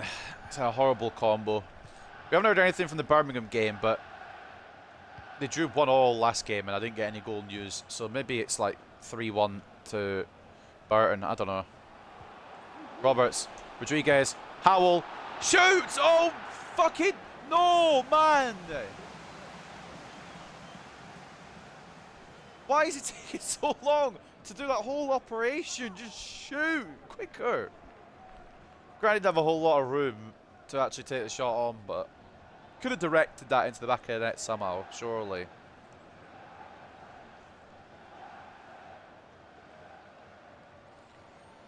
Right. We continue to try and find an equaliser. Hopefully we find one before the break. That would make the whole process a lot easier, but I'm not holding out hope because we couldn't do it against Cambridge, and Shrewsbury are better than Cambridge. So Mills, Howell. I want to try and get back to Mills, but no, that option's gone.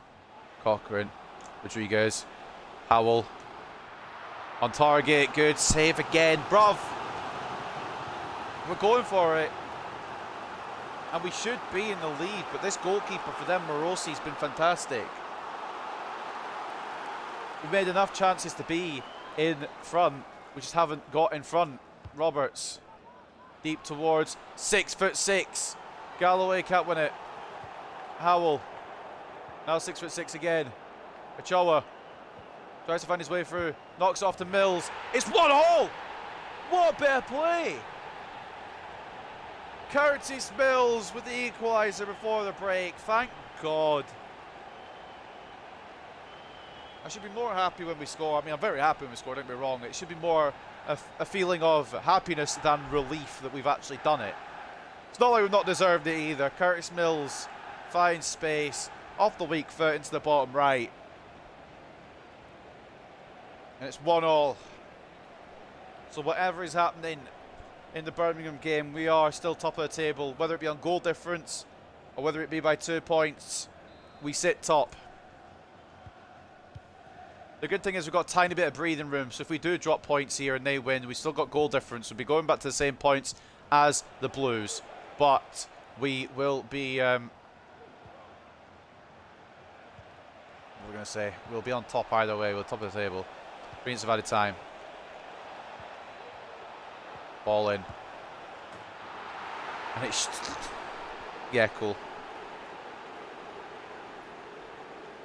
All that spiel about we're going to stay top, and they have now got a scored to take lead again.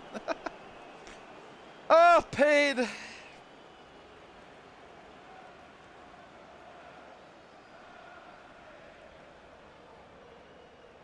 I hate this fucking place sometimes, man.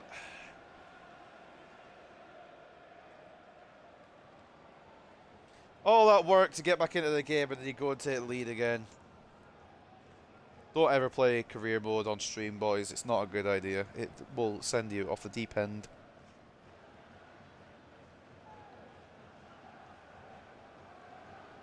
Sands with the goal now. First goal of the season, like it said, to lead for Shrewsbury. Have we got any more time to just try and equalise again before the break? Rodriguez can run through the whole defence, and yes. No, he can't. I tried to knock it off to Ochoa, to be fair. At the break then, it is 2-1 Shrewsbury. We don't deserve to be down, but we are. Morosi's put in a hell of a shift in between the sticks for Shrewsbury, but I still don't feel like this is fair. Udo giving them the lead and then suing on me. Mills getting an equaliser just before the break. I thought, alright, we'll go in 1-1. No. Sands fucking gives them the lead 2 minutes later. And we're now down again heading into the break. It's difficult, and we'll try and rally and get back into it, but it's going to be a difficult one. 1-0 to Charlton Athletic over Cambridge. 1-0 to Tranmere over Mansfield. 0-0 between MK Dons and Northampton. 1-1 between Lincoln and Walsall. 1-1 between Cheltenham and Rochdale. 0-0 between Derby and Peterborough. 1-0 to Portsmouth over Accrington. 0-0 between Stoke and Sheffield Wednesday. I'm scared of seeing the Birmingham one, to be honest. 1-0 to Bristol over Wickham. 1-0 to Burton over Birmingham. Oh, thank God. Alright, a bit of breathing room. And 0-0 between Oxford and Rotherham. Thank God for that. There's still a chance, boys. There's still a chance. Look at those stats as well, man. You've got to be kidding me right now. 54-46 in terms of possession. 9 shots to 3. 2.3 expected goals to 1 as well. And we've had 8 shots on target out of our 9 as well, I think. And none of them have gone off target. 8 on target, 1 blocked.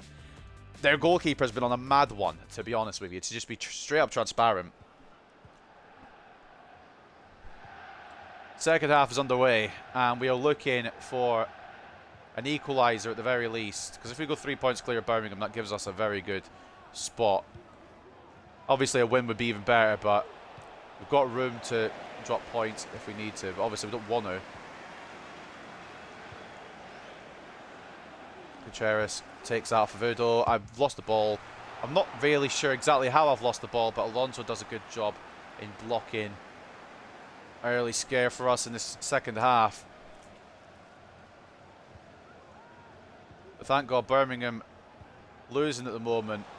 Oh, you actually are kidding me though. Like, it's not a joke. Like, it's serious. You got to be kidding me.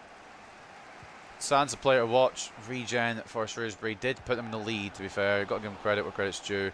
Rodriguez is going to chase this down. They've got a centre-back with number 7. They shouldn't even be allowed to play, honestly.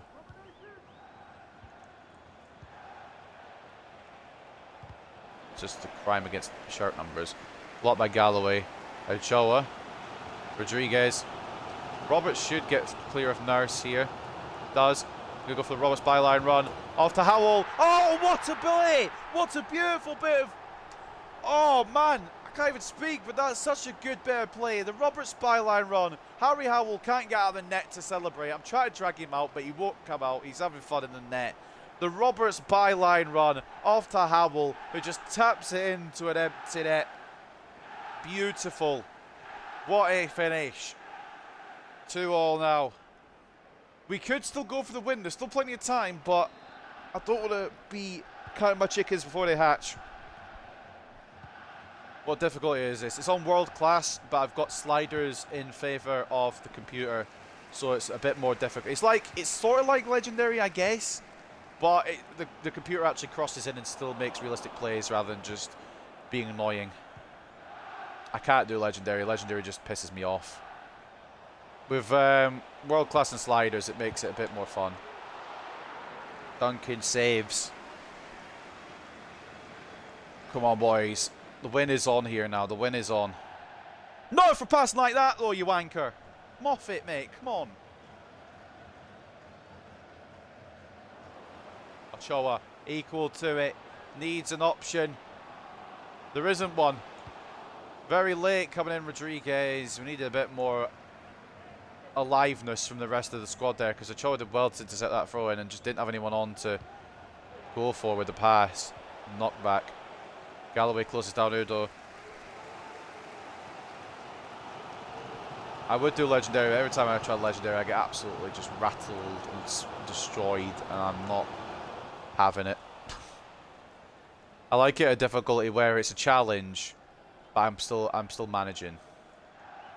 Like this kind of difficulty. I did put a few more sliders on. I may even add some more sliders for next season, but at the moment we're leaving it like this. Because we're in a title race and I don't want to ruin the difficulty in this title race. But next year, next season, I'll probably up the sliders a bit more. Ochoa, mate. You're meant to be one of the most creative players on this pitch. You can create a fucking... I don't know. You're pissing me off very much. Good tackle by Galloway, but we're not going to get it. Good tackle by Contreras, we're still not going to get it. Duncan, nearly out of position there, but did enough to save. Should lob through a ball. Every time I do a lob through a ball, it never goes the right direction, but I will try and use them more, because they are overpowered. But it just doesn't seem to ever want to go the right direction sometimes. Silva to cross. Is he a centre-back or is he a wing? I don't know. I was having a go at wearing number 7 as a centre-back. He may not be a centre-back, just for the record. Half shot from Udo. I think Mills either blocked it or at least put him off. We'll make some changes soon. Try and find this winner. Try and push for it. That's not going to work from Ochoa. I'm going to bring Ochoa off because he's pissed me off his past couple of passes. Bring on Nkosi into the midfield as well. Swap them to about. And the other Nkosi can come on too because he had such a good game last time.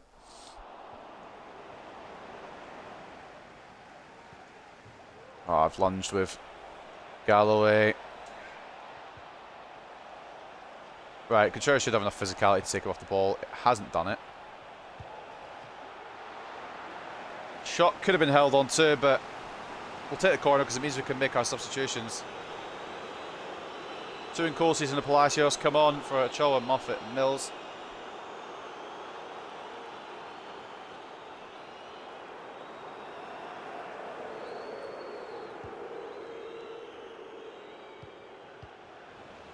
Ball in, blocked by Palacios. Another corner.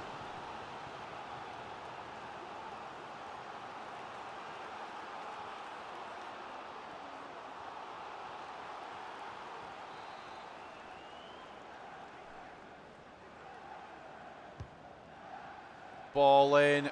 Oh, Duncan again grabbing it. Duncan, big noob. No, Duncan is legendary. He's had a couple of points this season where I've wondered, is he the right keeper? But most of the time he proves himself to be on the good side of things. Today's been a bit iffy, but he's making up for it. I can't pass at the moment. It's going to be one of these games where Shrewsbury just keep pushing me because I can't push them back. It's quite annoying. I think I was going wide as well. I don't know why the save was made. Maybe he is a big noob.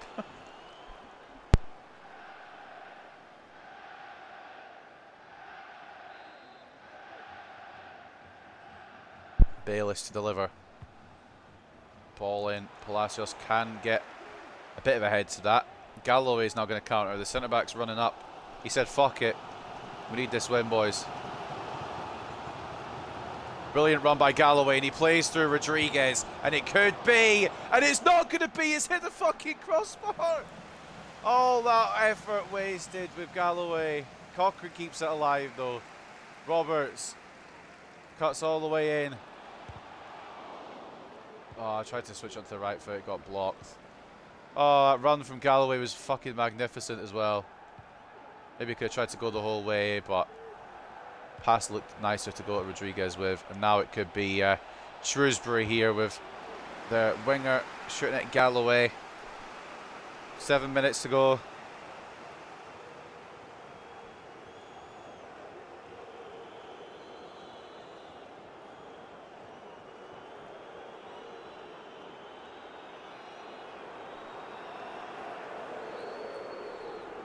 Ball in from Bayliss again.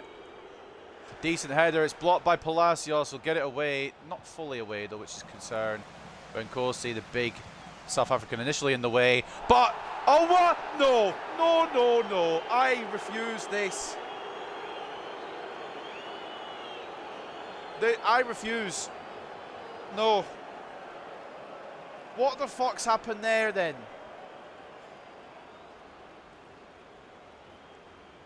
Maybe Duncan is a big noob. What the fuck was that save? I fucked up there with Nkosi, but I couldn't really get the ball from under my feet. Alright, okay.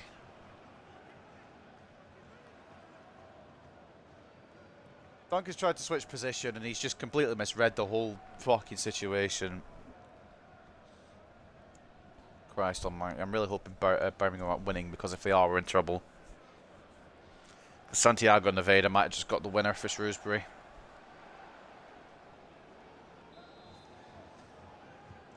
Oh, man. I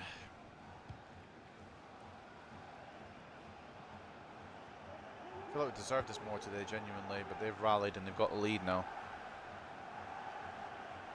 Still got time to try and find one. Nkosi. Howell, please, boys. Rodriguez. Cochrane.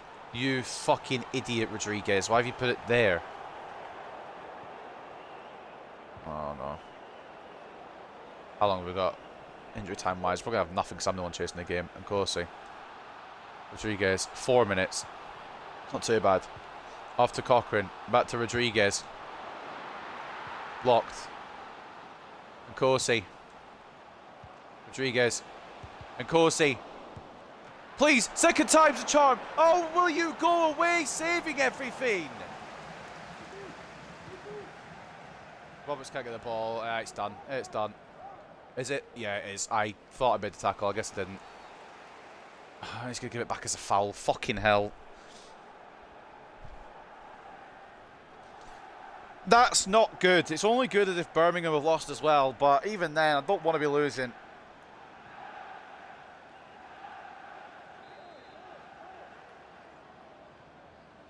Fuck off, man. It's a great goalkeeping effort from their goalkeeper. I've got to be real, but they're really going to get another chance here. I was going to say.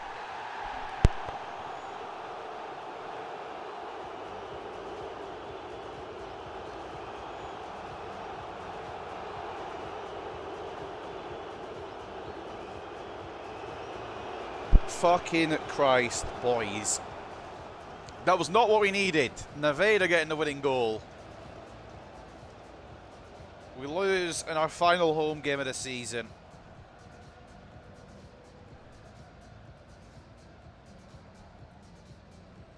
We tried. Mills and Howell got our goals, but Udo, Sands and Nevada did enough for them to win.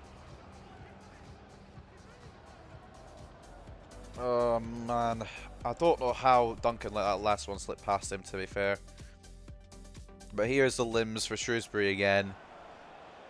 Couldn't get it out within course, he got caught. Ball was played through and Duncan's just like slipped through him. I can't believe that. Duncan is a goal, 10 out of 10 performance. Yeah, fantastic. What a player. Cracking player. I can't believe that, man. If that's what costs us the league title, I'm going to be fuming, by the way. Christ's sake. Fair play, I guess, to Shrewsbury for winning. They've probably secured playoffs now. Looking at the stats here, it probably should have ended up being a draw, but who's counting, you know? 51 to 49 in terms of possession, 15 shots to 13. I can't read. 4.7 expected goals to 3.9. It was a difficult game all around, and they've come out on top, unfortunately. Man of the match for us, if you could pick one, is either Ewan Galloway with an 8 rating, who was solid at the back as usual, or Harry Howell as well, who bagged for us an 8 rating. Rodriguez, surprisingly, didn't get a contribution either side, still got 7.8. Roberts with an assist and 7.4. Duncan still with a good rating, because I know he let 3 in, and that third one is the one that's going to have me having nightmares, but he gave it his all, to be fair. So I'll give him credit, but still, I can't believe he'd let that one down, that last one. Farrell Shaw with an assist and 7.2, and Curtis Mills with the other goal on a 6.9. As for the Shrewsbury side of things, Nurse gets man of the match with an 8.2 and an assist. Flanagan, is that the Liverpool Flanagan, or is that a different Flanagan? Anyway, 8.1 for him. Bloxham with a 7.9. Santiago Nevada, who I thought was a regen, actually a real player, he makes me want to cry because he scored a winner, a goal and an assist and 7.8 from him. Isidoro Sands with a goal and a 7.6. And Daniel Udo, who got the fucking sue on us, also scored 7.6. Valentin Silva looks like a regen, and he is. And then Morosi in their goal. 10 shots, 8 saves, 2 conceded. He was fantastic today. We could have had a draw, but because of him, we didn't get one. And the other assist coming from Tom Bayliss with a 7.2. I'm only hoping that Birmingham have still dropped points against Burton. 2-0 Burton Albion. Thank God. Oh, a bit of relief. Still 2 points clear.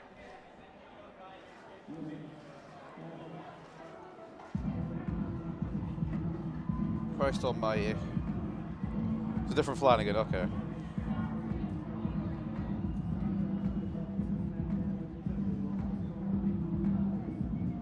I mean, it wasn't done any lack of effort, but their goalkeeper was good. And their strikers were good.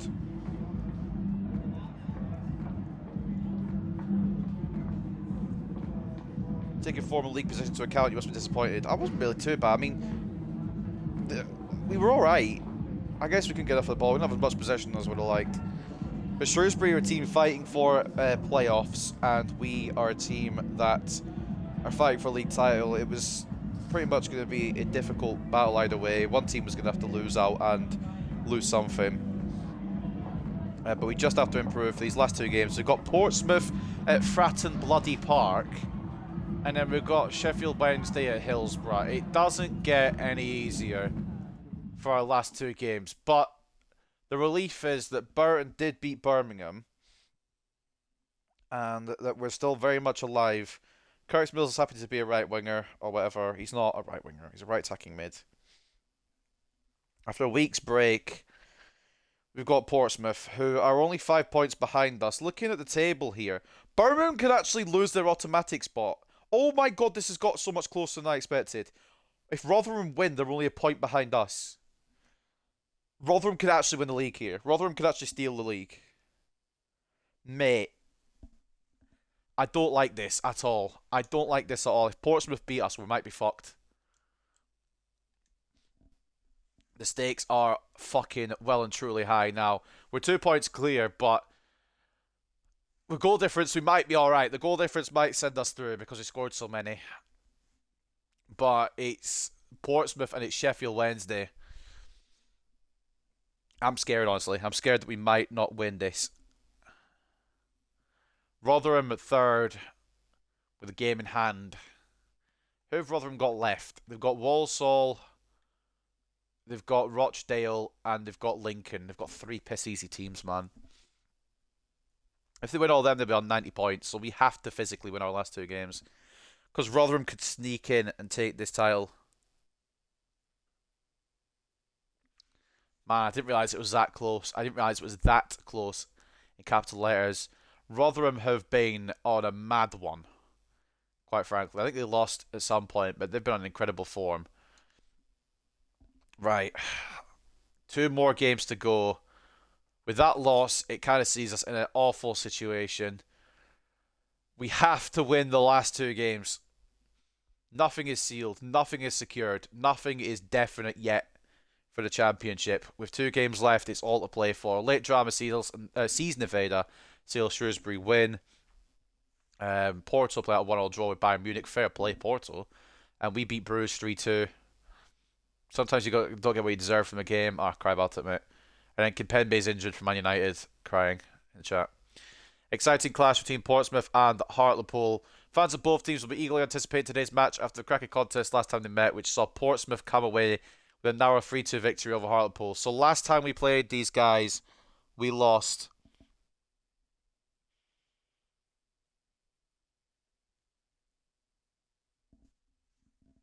I can't believe we lost. I'm interested to see who scored. I don't know if we could check who scored. Rodney gets the Player of the Month for April. So once again, it isn't a whatchamacallit, Hartlepool player. Portsmouth seek to fend off Hartlepool in potential title decider. It's now or never for Portsmouth as they face Hartlepool in what could be the decider in the race to win the EFL League One. Portsmouth fans hope a title challenge is still possible, but their team has no margin for error. Defeat would see Hartlepool go clear at the top of the table. I beg. If there's a way to, I think there's a way I could check the European, like, where they are in the Europe. I can't remember what European competition they're in. I think they might be in the conference. Ugh.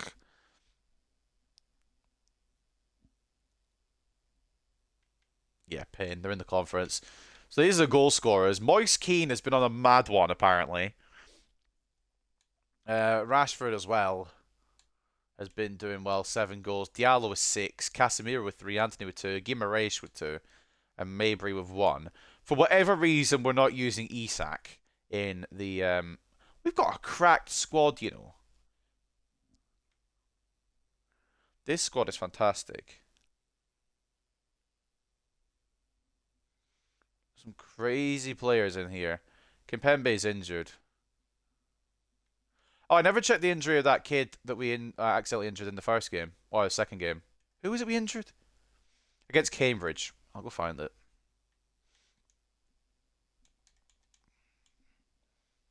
But Moise Keane would be a safe bet on scoring some of those goals over Club Brugge. Apparently he's just the best scorer in the world. What was his name? Okadina or Odakina or something. Jibril Okadina. We dislocated his shoulder. Alright, that's only what Malik Diop got as well, so you can cry about it. I can't believe we're in the conference, so Man United. We might win it, which we'll see at the end of the episode. Honestly, we'll go for all the competitions and the stats at the end of the episode, as we always do for the season finales. But they're beating Bruges at least at the moment. I think that's a semi-final, or it will be, won't it? Up next, then, Portsmouth. I am not excited for this at all. If I'm being 100% with you, I am terrified that we're going to bottle this. And now I've got to put the Rotherham goal news on as well. I really need Malik Diop back, man. And I can't use McGregor because he's still injured.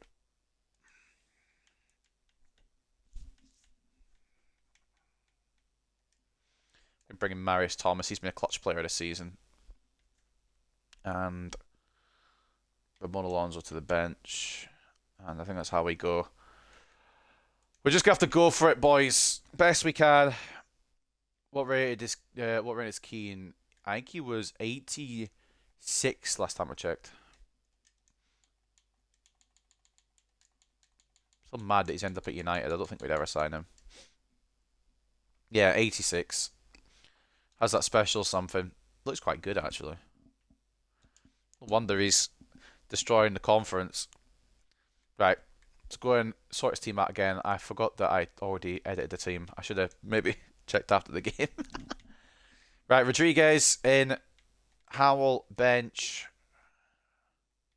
Alonso bench, and Corsi swap in for Thomas, and then we swap Thomas and Cochrane.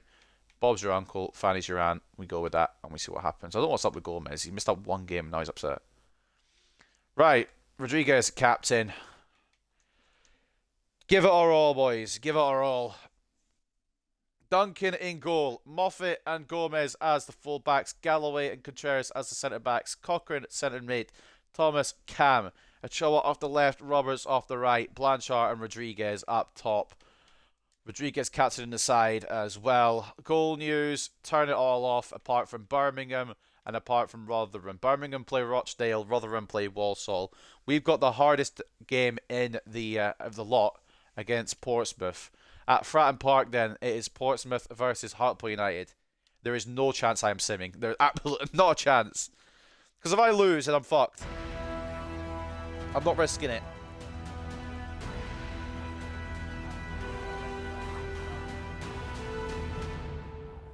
My front of Cho looks smooth in that suit, I can't lie.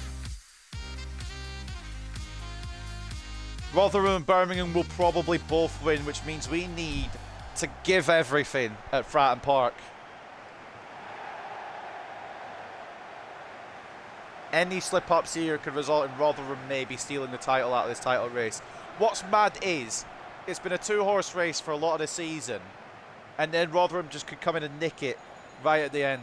We can't allow that. If we win today, then it goes a long way to helping us. We need to win both of our games now, though, to ensure that Rotherham don't sneak in and take the title.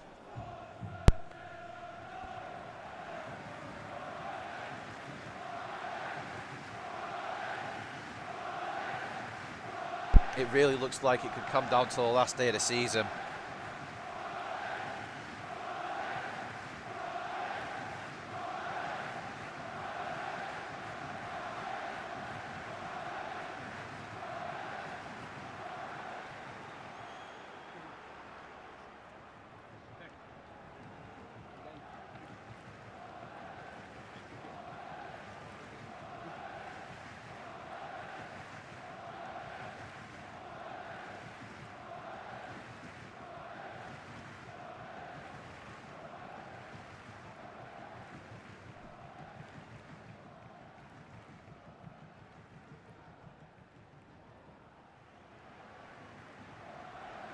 Oh boy.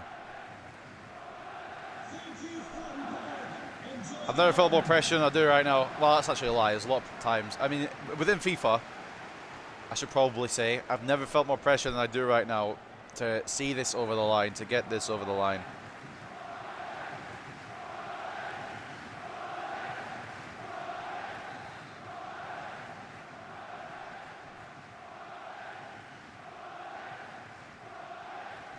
Right, my phone is acting up, so we're just going to have to go with it, because we need to start this match, and we need to go and get 3 points against one of the teams that are one of the best in this league. They beat us earlier in the season. They've been top for quite a lot of it.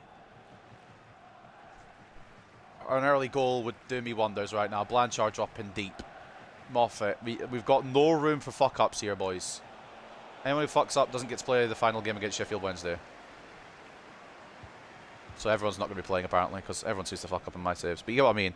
Any Titanic mistakes, you're getting left out of the squad next game. There's no way Brown is faster than Moffat, right? Maybe, I don't know. Moffat's 88 pace, though. Ball inside to Kay. It's away. Not fully away, though. Ball in. What a save, Logan Duncan. Oh, my God. I didn't realise that was a Portsmouth player I was heading it to. Genuinely. Oh, fuck off. No, lads, please. Good save, Duncan. Moffat. Ochoa. Can we secure a title today? Yes. Will we secure a title today? Probably not. Bollocks. Bollocks, bollocks, bollocks. These passes aren't working. I need to stay calm. Great tackle by Galloway. Go on, Ewan. Go on, Ewan. You know what? Charge forward, mate. Into Blanchard. Rodriguez had to come back onside. And it cost us the attack there. I knew where they were going as well. And Nali on the left now for Portsmouth. I don't know why Contreras is committing out here. He doesn't need to. Because Gomez has it covered. First time anyway. And second time. And it's going to go for Portsmouth throw. Oh, boys. Why did my last two games have to be so difficult? And why did we have to bottle against bloody Shrewsbury, man? Good tackle, Gomez. I can't... Ref! Thank you. Jesus Christ, he's stomping all over me. Roberts the player to watch, apparently, even though Rodriguez is physically on the pitch. But Roberts will definitely be a big contributing factor. All right, boys. Free kick, Contreras. Off to Gomez, who stepped in brilliantly this season, I've got to admit, for the injured Ollie McGregor, as well as Alonso. I've got to give him his props as well. Thomas, down to Blanchard, please. Yes, finish it! Oh, good save, Oliver Yemi, man. Great play. It should be 1-0, but it's a fantastic save. I'm really hoping this isn't how the day goes, where they just save everything and we get fucked over. Ochoa, ball in, Blanchard, Cochrane, Contreras. Really want to be shooting with him. Thomas, I don't mind shooting with from range. Rodriguez gets caught by Swanson. It's going to come to the Peruvian Prince, but he's got nothing on. Does play it back to Gomez. Roberts gets nabbed off the ball. The ball gets nabbed off of him. I can't fucking speak. I'm too much pressure. I've messed up with Moffat. Oh, Galloway, come on. Birmingham lead. Bollocks.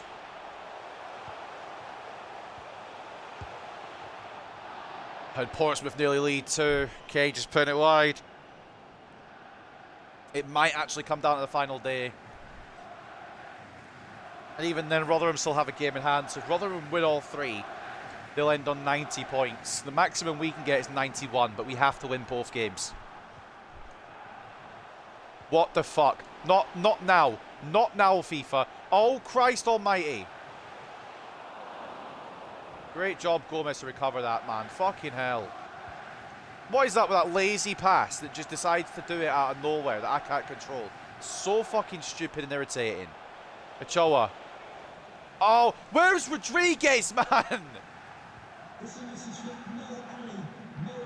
Galloway should sort that with no issue. Oh, the pressure's getting to me, I can't lie. The pressure's really getting to me. Thomas. I know it's a video game, but still. Pressure's really getting to me. It's not where I've passed it, though. Can't get it with Galloway. Oh, fuck off. Oh, my God. Off the bar.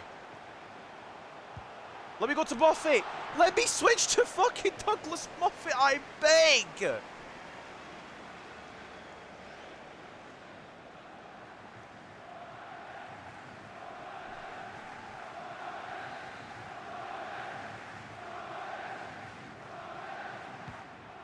Oh, man. Okay, just puts it past the target. I am scared. Are you going until you win the league? Yeah, I'm going to finish off the season today. This is the season finale. There's only this game and one more game, and then we'll wrap up the season for today.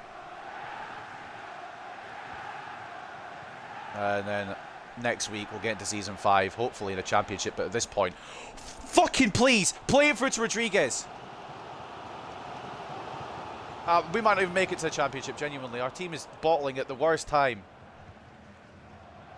Blanchard. Rodriguez, please just go and score for me. Please just put it in the back of the move, man. Oh, it's a corner. How is their centre back keeping up to Rodriguez? We absolutely are. Yeah, we are doing Arsenal at the moment. Although, yeah, we would have saved from Blanchard. That was our moment to take the lead earlier on. Excuse the fuck out of. How's that a goal kick? I'm not even going into VAR to check it. I can't be bothered. I don't know why I call it VAR. It's instant replay, but I'm not going to check. I can't be arsed. I'm just going to believe it because I need to focus. Cochrane comes across to win the header. Ochoa now. Inside. Blanchard. Just so many fucking Portsmouth players back now as well. That's the issue. Thomas. Back into Rodriguez. It wasn't meant for him. It was meant for Blanchard, but it nearly worked. get it away again as far as Cochrane. I think Thomas was offside. He's getting fouled as well. Oh, he's not, apparently. Silly me, I thought foul was a foul, but I guess not a foul. If they do it. I'll go Cochrane, please.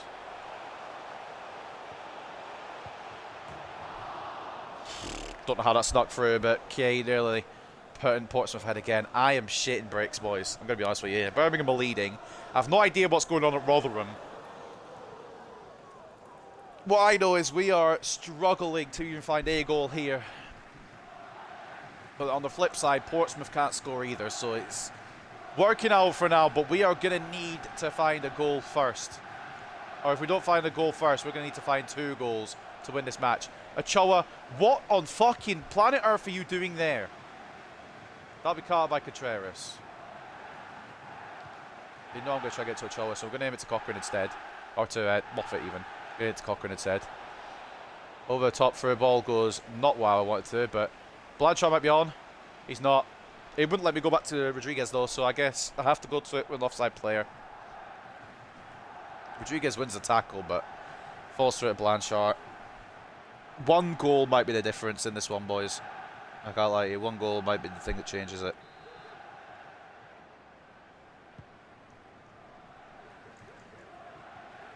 Yeah, he wins it, and it's going to be knocked back. Gomez gets in the way. Roberts, I've not really been able to unlock him today. I'm going to try now. Ethan Roberts into Rodriguez. Blanchard wasn't there. Is he offside again? He fucking is. He's put it wide anyway, but he's offside again. These tackles are good, but it doesn't help when your other player is offside.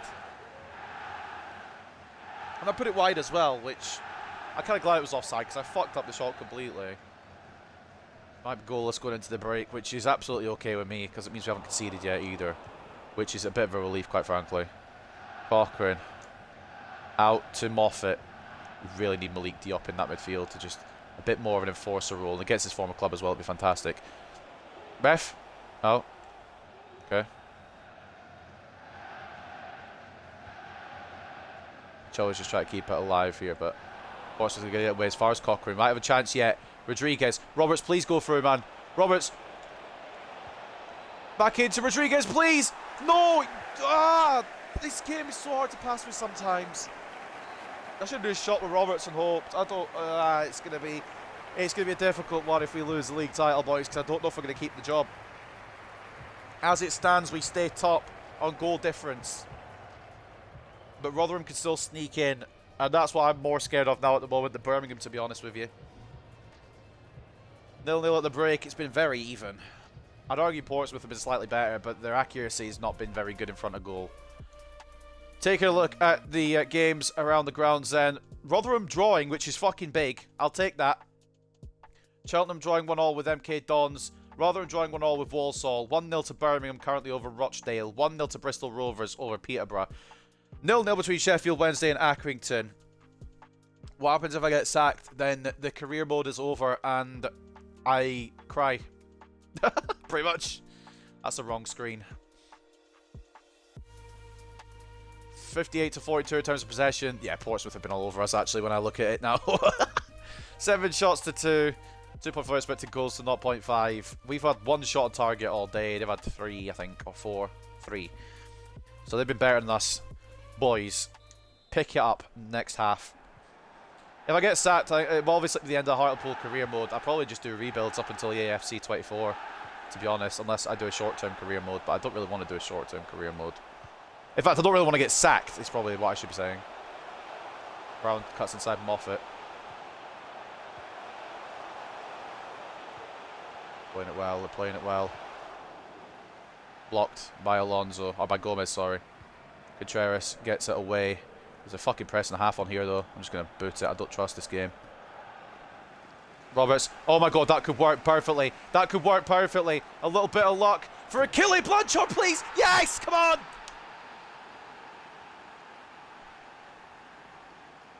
That was complete luck. I don't even think it was Roberts that knocked it on. I think it was the Portsmouth player. Come on, Portsmouth, can't be sacked. No! Don't get me sacked. Achille Blanchard might have just spared us. There's still a long way to go in this match. But that's a great start to the second half. Whether we deserve it or whether we don't, we've got it. Number 25 for the Frenchman, who's been a revelation up front. I don't know if Jean-Paul Sarr would have put up those numbers. I think we made the right decision selling Jean-Paul Sarr and signing Achille Blanchard. Even though we overpaid the Frenchman at the time, his value is going to be fantastic by the end of this. Well, I don't know if he'll be here for the whole time, but at least by the end of this, spell here, he'll be here for at least a couple more seasons. Depends on what his potential gets to. Ochoa, Blanchard, not too fast. I need to kind of hold up with him and be tackled instead. Ochoa tries to get in the way. First blood goes to Hartlepool though. I don't really want to get sacked as well because it might be the last time. Well, it will be the last time I get to do a Hartlepool career mode for a little while because they're no longer in the Football League. Moffat to Galloway. I don't really want to lose all these players, to be honest. All these characters. The Peruvian Prince. The Ochoa. Oh my god. Make it two. Make it two. Make it two. Boys. I'm feeling it now. I'm feeling it now. Portsmouth at the start of the second half have fallen apart. I don't know what they're doing, but they've fallen straight to sleep. Carlos Rodriguez, I think that's number 27 for the Peruvian Prince. I'm sorry, this is not world class. You could go back to the start of the game and you can see what the difficulty is. Hell, I'll even go in. I'll go in after this. I'll go in after this and look at the settings for you, if you'll believe it. They've been pressuring me all first half. Of course, this is world class. I'm just not very good at the game. Swanson. It's not that it's not world class. You just don't want me winning, do you, Josh? Is it a goal kick or is it a corner?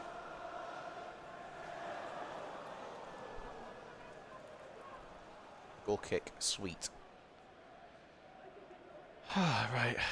I'm a bit more relaxed state now. It's 2-0. And with Rotherham, as far as we know, Rotherham dropping points, it's just a matter of worrying about Birmingham. If we get a draw on the final day, that would do it. If it stays as it is now.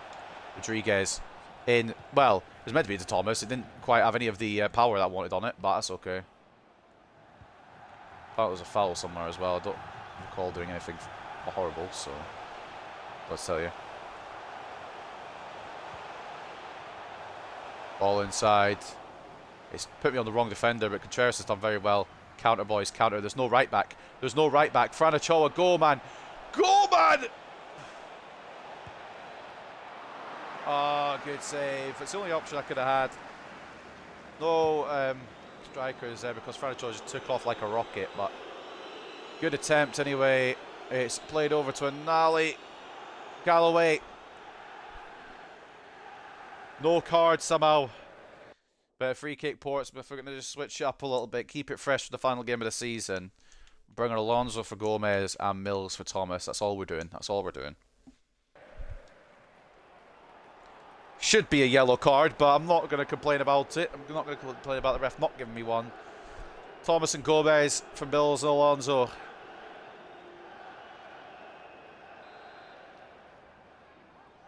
Lane to deliver it. Ball in. It's away. Only as far as Alonso. He's trying to win it back, but hasn't worked. Brown.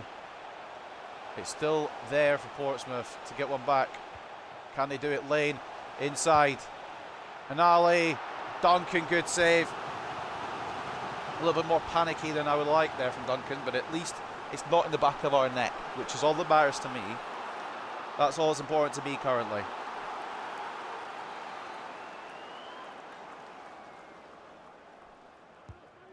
Ball in now. Galloway, please. Yes, Rodriguez, bring it away further. Oh, bollocks. Good catch, Logan Duncan. Go, boys. If we get a third, it's surely over. Roberts. Rodriguez is off. Oh, fuck off, man. That's such an awful chance. I just tried to catch it nicely and it's just gone over.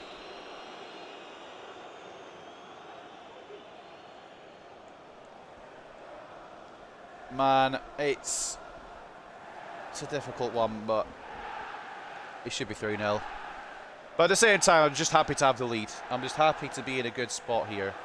Especially after that Shrewsbury loss. Portsmouth, probably better team as well. They're going to definitely be in the playoffs. I don't think they'll get autos now, especially now if they lose to us, which they're going to, most likely now, I think. Blanchard to Moffat. Back post towards Curtis Mills. Still alive for the Welshman, who knocks it back away from the goalkeeper, Cochrane. Roberts. Tried to put it through, but Towler read it. I maybe should have just took the shot on from there. I don't think it would have gone in, though. That's the only thing. And now Alonso can get there ahead of Lowry.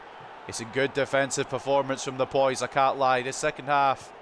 First half, Portsmouth were all over us. Second half, we've been a bit more defensively sound. I'd like to have played it to Ochoa, but we've worked it out. Birmingham now lead 2-0, so thank God we found a lead here. Rodriguez towards Blanchard. That will wrap it up. And that should be, it will be League One promotion. But there is still a little bit left to do. On the last day of the season at Sheffield Wednesday, will we win the title? That is what's on the line still. I'm so glad I didn't sim this. I was never going to sim this. Don't get me wrong, but I'm so glad that we overcame this and we've won it. It was actually Curtis Mills, not Achille Blanchard. My apologies. I assumed Blanchard would be there. I thought I saw Mills' face. I was like, wait, is that actually Blanchard or is it somebody else? So my apologies there. Curtis Mills wrapping up the game for us. Silly Billy me. Got it wrong. Alonso gets caught by Hume. And it's just going to be frustration for Portsmouth, I think. I don't think there was an outside chance, really, for Portsmouth to get back into the automatic promotion spots anyway. But they'll be frustrated that they've not got anything today. They can't fall out of the top 6. It will be playoffs for Pompey. And whether we see them in the next league is entirely up to them. But what we do know is that in moments we will be... Well, not officially till the next season starts, but we will be playing in the Championship next year. And that's what I like to see from this team. We've had difficulties this whole season, but we've rallied. And it looks as if we're going to be sorted. Robertson for Hume. Late change Portsmouth. Maybe just try to keep players fit for the final day of the season. And for playoffs as well. They're going to have to try and keep as many players fit as they can. They'll have the likes of, I think it's MK Dons, Rotherham and Shrewsbury to contend with. They've got a ball in here and it will be a consolation. Unfortunately, I didn't keep the clean sheet, but I didn't really pick that up too well. I thought I had Galloway in that middle marking. I think it was Dahl who scored, but I didn't. Consolation for Empire. It was poor from Galloway. Sorry, it was Contreras that was in the middle. It was poor from Galloway. I should have just stuck my foot in. Just awful defending all around. Portsmouth deserve more in the goal today, to be honest with you, but they've got something. And he might be a regen, actually. Might have a little look at him. If he's any good. Paul Dahl getting one back for Portsmouth. It's his first goal of the season in 6 appearances. And it won't mean a lot, but it'll mean a lot to him. It's his first professional goal for Portsmouth, so fair play to him. Oh, Christ. No.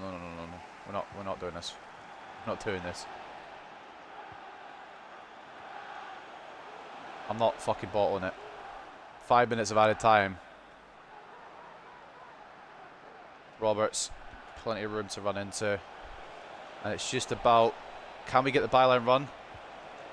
We get the ball across. Ochoa, great save. Rodriguez, another great save. We could have made it 4. 2 fantastic saves there. The cutback to Ochoa was nice. Good save. And then the Rodriguez follow-up. I tried to take it on first time. For whatever reason, wanted to take a touch. But it's still another great save.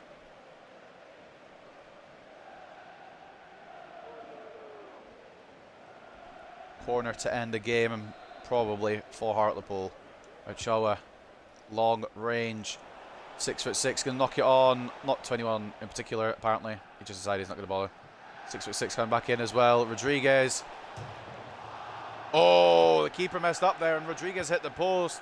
It could have been 4, but it will end at 3. It's 3-1, and that does mean championship football next year. That's what this means today, this victory, but it's not over yet. One more game to go against Sheffield Wednesday with the League One title on the line. It's been a difficult day. The loss to Shrewsbury, it's made it a bit more difficult than I would have liked, but we will be a championship side next year. Whether we, as Shabalala, will still be in charge, or whether we won't be, is still up for debate. I didn't put my League 2 predictions up. Shit. There we go. They're live. But what I do know is we've had a great season, and we've just got one more step to make. Looking at the stats there, and it probably shouldn't have been 3-1, but we rallied and we took our chances. 53 to 47 in terms of possession, 10 shots each. 3.9 expected goals to 3.8. It's a lot closer than what a 3. It's not a 3-1 scoreline, honestly. It should have been a point each. But a bit more quality from us on the day. Man of the match goes to the captain, the Peruvian Prince, Carlos Rodriguez, goal and an assist and an 8.4. Achille Blanchard with a goal and oh, I clicked the wrong thing. A goal and an assist and a 7.9. Logan Duncan, decent display once again in goal. 6 shots on target, 5 saves, 1 conceded. Contreras strong at the back, Gomez strong at the back as well. Mills with the other goal and a 7.3 after he came on the pitch off the bench. Galloway and Moffat with solid displays as well. And it didn't give an assist to Ethan Roberts, so that pass for the second goal, well, the first goal I should say for Blanchard, must have come off of the Portsmouth player. Looking at Portsmouth's ratings, Paul Dahl with an 8 rating got the goal for them today, and Paddy Lane with the assist and 7.7. And I just want to take a look through at some of their ratings, see if there's any other regions we can have a little look at. Joshua Oluwayemi in goal, only a 6.6, 7 shots on his goal, 4 saves, 3 conceded. A double save at the end was quite nice, but beyond that, not fantastic. And honestly, this Portsmouth team isn't good as I thought it was. I don't know why I didn't start Bernd Jacobson between the sticks, though. But what I do know is championship football next year. That's all I'm saying. Birmingham win, Rotherham win as well, though. So we have to win. Rotherham pick up the points. We need 3 points then to secure the title.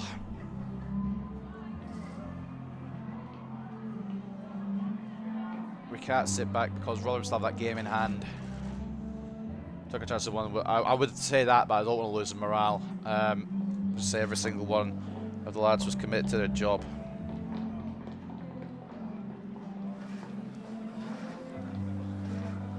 Up against Portsmouth again. Your team was able to turn things around pretty spectacularly. Thank God as well, because it could have gone to shit there. But we pride ourselves on our resilience. Fucking hell do we pride ourselves on our resilience. This season we've had to be a lot. There has to be a lot of resilience from us. It turned out pretty comfortable at the end, but how important was scoring that first goal? I mean, it made us believe ourselves, or I mean, they're the same answer. We'll go with this one though.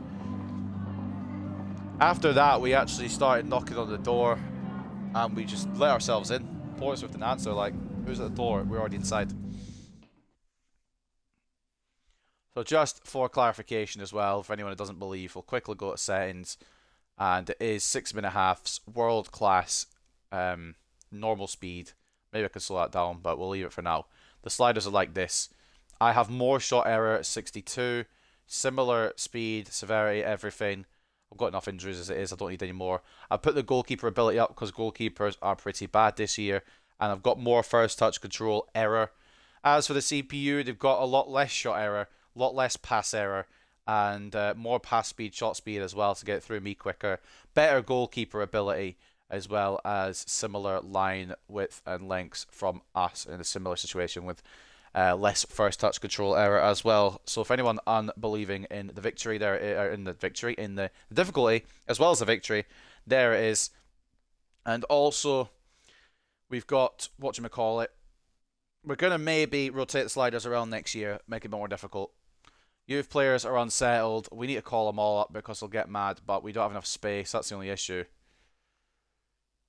It was Jesper Karlsson, yeah, Ruben Adams and Bobby Hobbs. All will come up, but that's the squad full. So any Prince Ibrahim, any Dummer and Kosi want to come up, we're going to have to decline. Either that or we're going to have to release somebody, which I don't really want to do. You could have just waited till next season, alright? Jesper Karlsson, I appreciate you want to be here, but could have just waited, couldn't you? Standings then. This is how it's looking on the final day of the season. 3 teams in, well, 2 teams I guess in contention because our goal difference really puts us ahead of a lot of our teams. But 3 teams in contention for automatics. I'm pretty sure we've secured ours with the goal difference. But we also need to finish off with the victory today against Sheffield Wednesday to secure the title. Rochdale and Rotherham drew, which is big because that means Rotherham can't win the league anymore with the goal difference because, respectfully, they're not scoring 17 past Lincoln.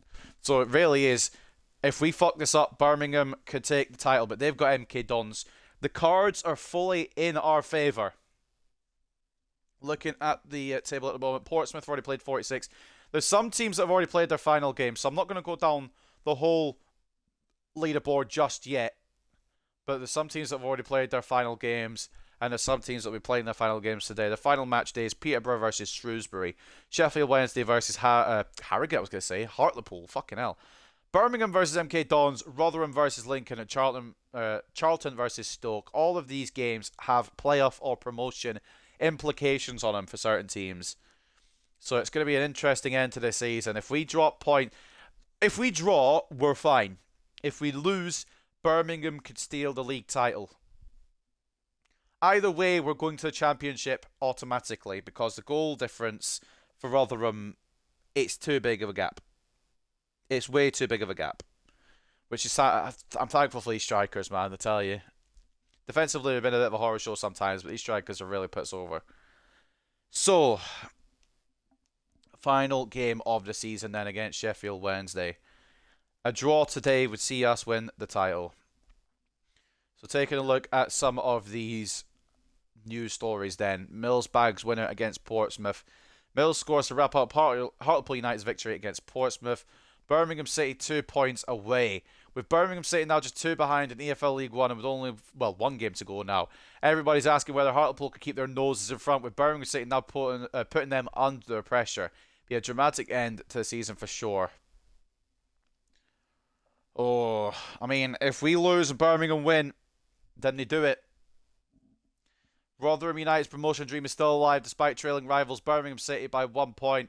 All we could do is keep winning games, said the Rotherham United manager. Everything else is out of our hands now. They've been fantastic, Rotherham, to keep involved with everything in this title race because it's only really meant to be us and Birmingham that were contending for it.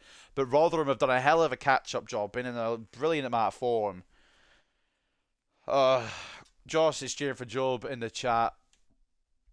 Charlton Athletic threatened by relegation. With 3 points being the gap between them and safety, Charlton Athletic now face a real battle to escape the relegation places. I can't remember what the goal difference is, but if they win today, they give themselves a good chance. Hartlepool must compete this time against Sheffield Wednesday. Did we lose last time? Oh, no. Oh, bollocks. Hartlepool United fans will be hoping their team can be more competitive against their opponents today after surrendering in the 2-0 victory for Sheffield Wednesday earlier in the year. So we're playing against a team that have already beaten us. And the next step towards title for Hartlepool, the final step towards the title for Hartlepool. The lowest we can get is second, so we will be going up to the championship. But can we figure out the title today? We have to win. We have to win. The next hurdles to be overcome on the title charge for Hartlepool United is a game against lowly Sheffield Wednesday.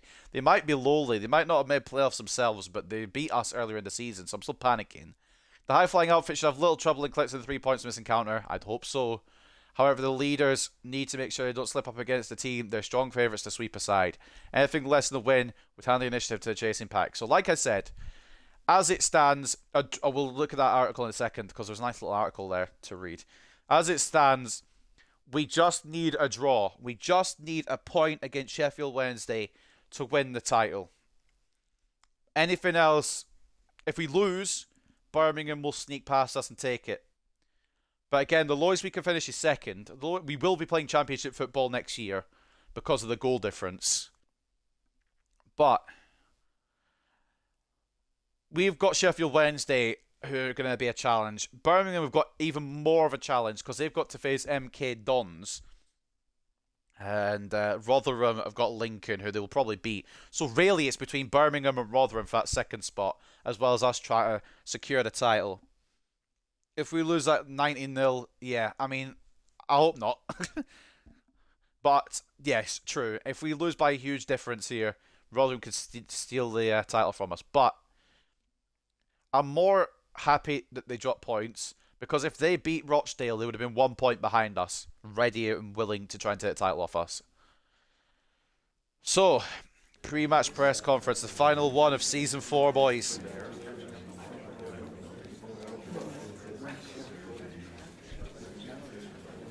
Just one game to go. 1 point from it will be enough to see your team finish top. Will the team clinch the title today?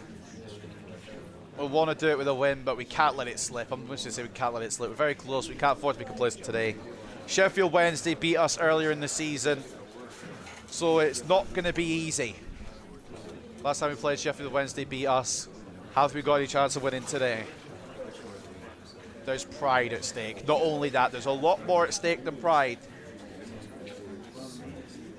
There is the League One title at stake as well. And after the great win against Portsmouth, the supporters are expecting more of the same against Sheffield Wednesday. Are we going to make any changes? We want to make our fans happy. We're going to go with the strongest squad. We have to. We have to see this over the line. Again, a point would do it. I'd like to end it with a win, but a point would do it. And like I said as well, that Rotherham slip-up over Rochdale may cost them even automatic promotion, because all they had to do with that game in hand was to win it. And they had to beat a team that is in 23rd. I won't scroll down in case we don't know the relegation zone outcome yet. But they were in 22nd at the time. Rochdale held Rotherham, and that might be the biggest story of them all. Because it's quite interesting when you think about it in a bigger aspect. Hartlepool and Rochdale, two teams that got relegated in real life and won't be in the game next year. Rochdale may end up helping Hartlepool get the League One title. It's beautiful in a way. Rochdale are the ones that came up with us as well automatically last year. Now, let's take a look at this article that I saw that looked quite cool here. Hartlepool close in on League One title. The EFL League One title could well be settled on the last day. Shabalala's Hartlepool will win the league with a win or a draw against Sheffield Wednesday. Teams are announcing their World Cup squads. They're getting ready for a bigger tournament, of course. But at the moment, we are looking just to focus on what we've got here. Let's do this. Let's get the best squad we can here on the main menu. Rodriguez in, obviously. Cochrane sits back with Mills in front and Martinez on the back. You know what? We'll bring McGregor maybe on at the end as well.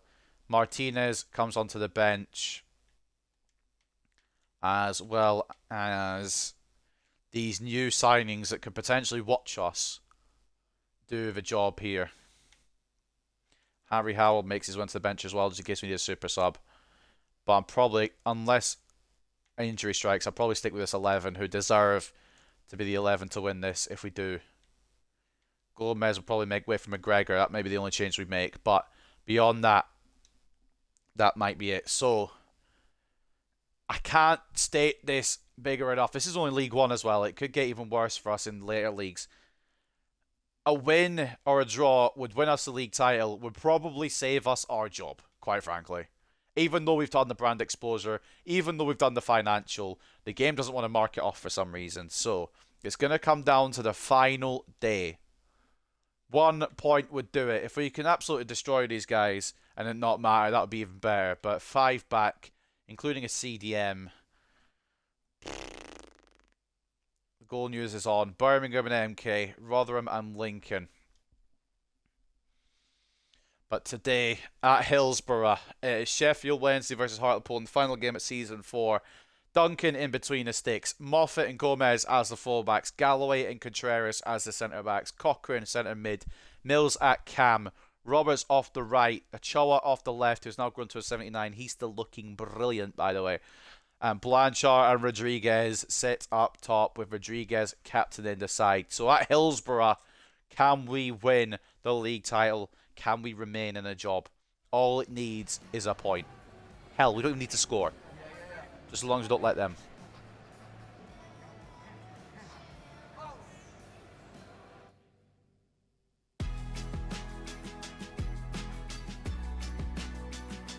The final day then. We've got a decided advantage, to be fair, with the 2-point gap. But a loss for us and a win for Birmingham would see us bottle the League One title. We are going up to the Championship for definite. Will we go up with that League One title? Will we get back-to-back title wins? League Two last year, we won the title quite considerably as well. This year, it's been a lot closer. Can we see it over the line? Whether Sheffield Wednesday have had a good season or a bad season, they've still got a strong squad, as you'll see here. Very good players still on the books of the Owls. I am quite scared, genuinely. I'm just getting a bottle of water because I'm starting to lose my voice again. I've still got a lot of reading to do after this, covering the whole season in its entirety with all the stats and everything. So I'm going to get some water, I'm going to drink it quickly while these teams introduce themselves to each other and we try and think of what is on the line today.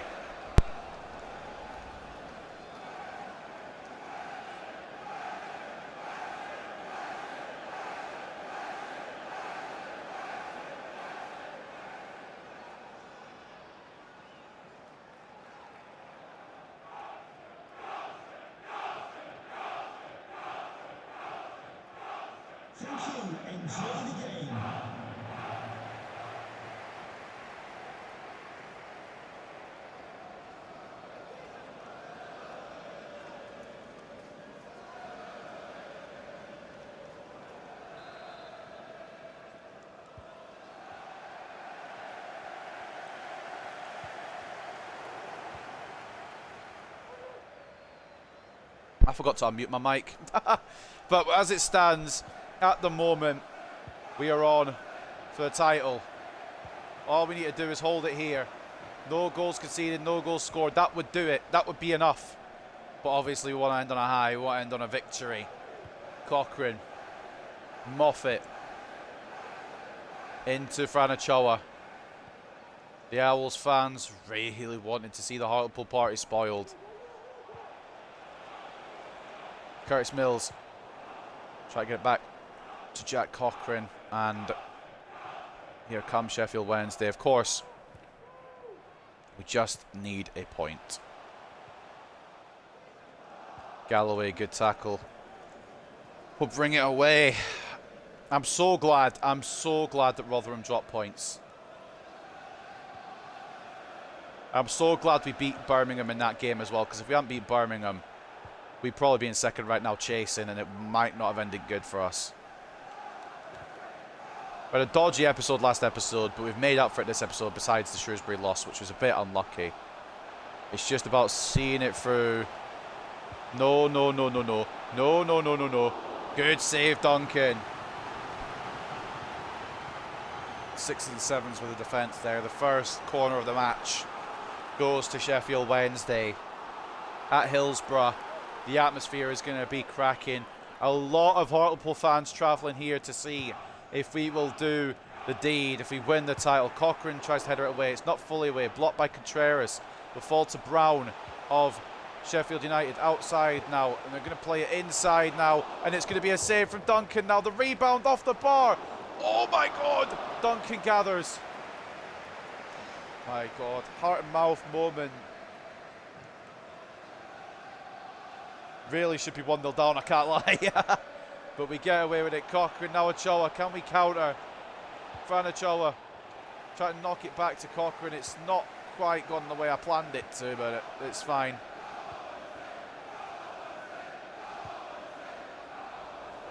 Interception by Cochrane.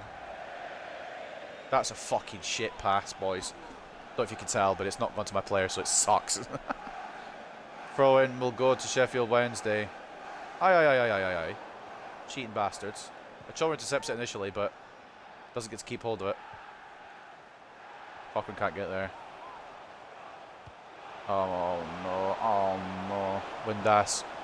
Sheffield Wednesday plays it back. Duncan at the double. Gomez is going to try and prevent that going for a corner, which he does. And Roberts will bring it away. Great saves from Duncan so far. Rodriguez loses possession there. It's not really something you expect from Carlos Rodriguez. Going to bounce through. All right then. We could be losing the title, boys. I don't really know how that's ended up in the back of my net because I've defended it. It's just bobbled through. Josh Windass makes it 1-0 Sheffield Wednesday. Josh is getting his wish.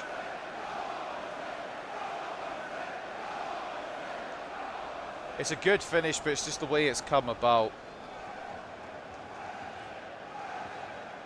The only way we will not get automatic promotion is if Sheffield Wednesday score 17, to be fair. So top 2 secure, but you know what we want. You know what we want. We want that league title. Josh Windass, 11th goal of the season for Sheffield Wednesday. Not what we wanted, boys. What's going on? And honestly, should be 2-0. They hit the crossbar as well. We can't be fucking up at the final hurdle, boys, really. Ochoa to Moffat. Back into Ochoa. Blanchard. Cochrane. Mills, please. Oh, it's cut out before it can get to Carlos Rodriguez.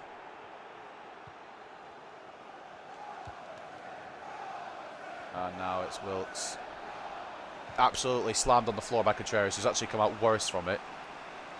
Wilkes tries to win it back, but Cochrane keeps it under possession. Mills back to Cochrane. Blanchard, please. Oh, it's a good effort. It's saved. Get the rebound. Christ, we're going to fucking bottle it, ain't we, boys? Oh, no. Bottling it. How's your bottle? Not good right now. Cochrane. Moffat. The only hope is that Birmingham are dropping points too. If we lose and Birmingham lose, we'll still win. I don't want it to be like that, though. I want to end on a high. Rodriguez. Nobody to pass to, man. They're holding back very well. Cochrane. Ochoa. Rodriguez. Blanchard. No! Roberts. Mills. Rodriguez. Yeah, no! Oh, he's hit the post! I was getting ready to celebrate. You can't blue ball me like that.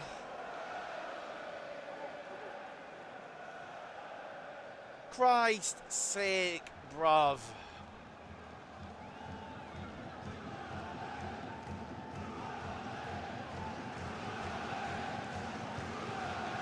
Can't be doing this to me on a day like this. Cochrane has headed it the wrong way. Oh, I aimed it for my player actually. It just didn't want to lock on. It's probably a more accurate story. Long shot, easily held by Duncan. Come on. Come on. If Birmingham were leading, we're in the shtick. Hopefully MK Dons have enough to stop them as well, but we don't want to have to rely on their teams. We want to rely on ourselves here. Blanchard, brilliant ball from Mills, but it's a shit touch and it's going to fall back to the keeper. Could still be on. Ochoa knocks it to Mills. Loses the ball. It's back to Ochoa again. Cochrane. Blanchard. Turn and shoot. The turn was there. The shot wasn't. Ochoa blocked again. Blanchard can't knock it back to Cochrane, and Sheffield Wednesday end up with the ball. And I remember how defensively sound they were from the first game this season where we lost 2-0. They were so good at the back. And we just can't break through. And when we do break through, the keeper's at it. Rodriguez, Blanchard. It's deflected, but Dawson didn't move. He read it well. Fair play. Mills try to press for it. I forgot about putting on people who it might be their last games for this club because the stakes are too high. Cochrane. Jack fucking Cochrane went all the way through and he missed. Ah! No! So close, man, every time. Ollie McGregor back on the bench, came back from injury, wanted to see his team do the job that he would have liked to be very much a part of this season, but at the moment it's not going to happen. As it stands, I think we still win the league because I don't know what's going on at Birmingham. But at the moment, I don't want to win it on a loss, obviously, do I? Mills. Rodriguez, you're on, you're on. Oh, shoot it faster, mate. Come on. Cochrane. Mills. You as well. Why are you taking so long to shoot? Good interception by Galloway. He'd actually make a good centre mid, you know. Blanchard. Maybe something to experiment with next year in cup competitions, etc. 1-0 down at the break. Cunt.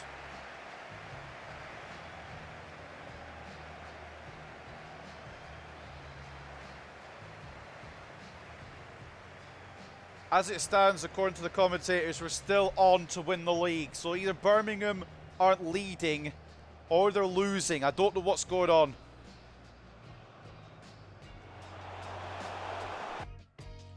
Whatever's happening at the moment, Birmingham are losing. Oh my god, Birmingham are losing. Thank MK Dons, I can kiss you right now. Rotherham are winning though. They'll take second place as it stands. Charlton Athletic drawing or leading 1-0 against Stoke City. 1-0 to Rotherham over Lincoln. And 1-0 to MK Dons over Birmingham. Shrewsbury as well leading Peterborough 1-0. Rotherham can end up on the same points as us. The way it stands. As it stands, we are struggling. We are putting the opportunities on. It's just, we aren't scoring them. 58 to 42 in terms of possession. 8 shots to 6. 2.5 expected goals to 1.5 in favour of the hosts as well. They've been the better team. Can we do it? You've got a shed. I don't know what that means. I mean, I know it means you've got a shed, obviously, but I don't know if you're reading it a different way.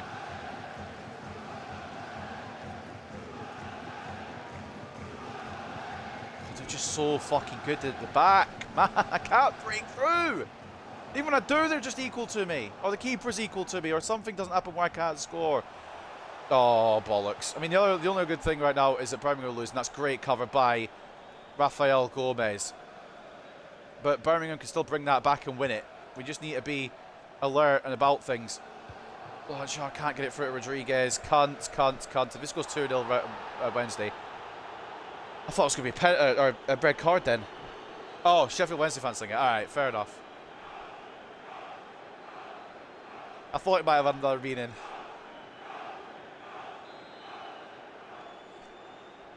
Oh, they can go fucking lock themselves in their sheds, the bastards. Blanchard.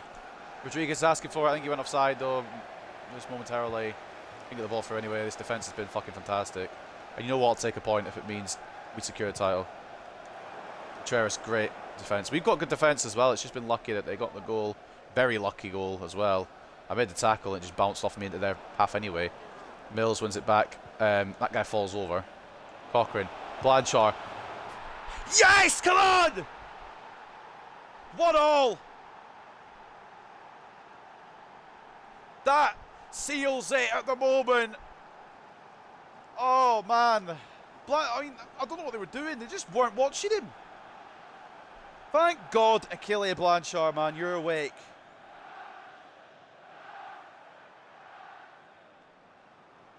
As it stands, we can't lose the title.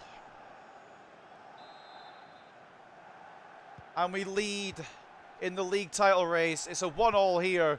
But can we go for the win now? Will that give us the momentum to win this? Achille Blanchard now 26 goals. I think he's 2 behind Rodriguez, or maybe 1 behind Rodriguez. But he's through again.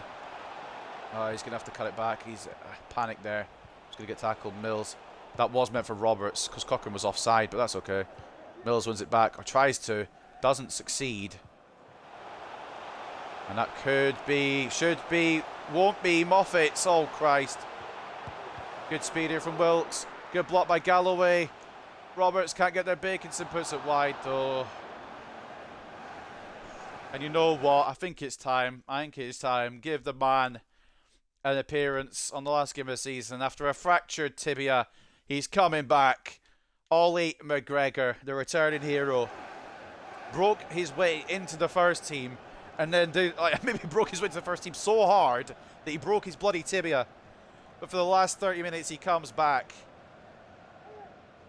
A hero's welcome for Oliver McGregor, who will be at least in the right-back conversation. I don't know if he starts instantly because Gomez has come out quite good, but he's in the conversation next year, and he's back, and he's been fouled. If that fucking injures him, by the way, I'm going to be so mad. Jaden Brown with a yellow card. He comes back on and gets instantly injured. I'd have cried.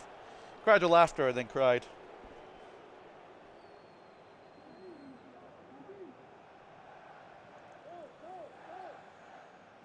Ollie McGregor to take the free kick he won. Going to play it short to Ewan Galloway.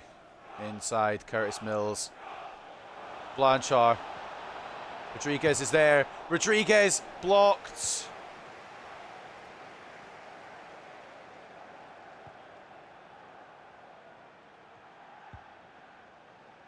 Roberts gets a foot in. 26 minutes to go. No more changes. I just want to bring McGregor on for his... it won't be a swan song, obviously, but for an appearance this season that he deserves. He's a great player. Just got unlucky with injury, but he's back. Birmingham equalise. It won't matter as it stands.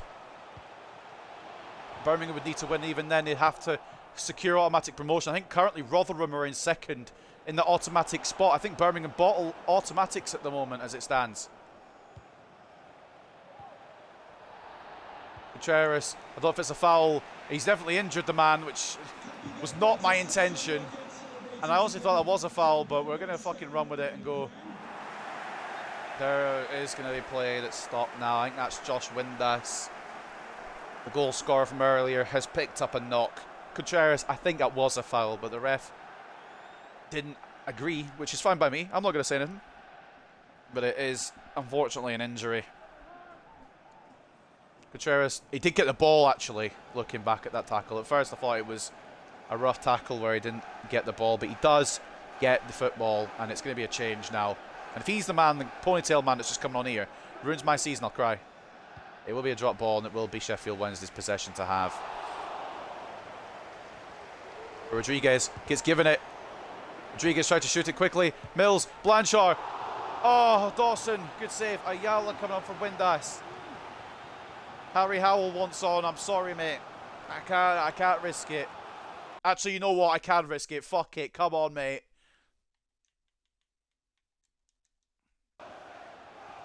Come on, Harry. You've been a big part of this season.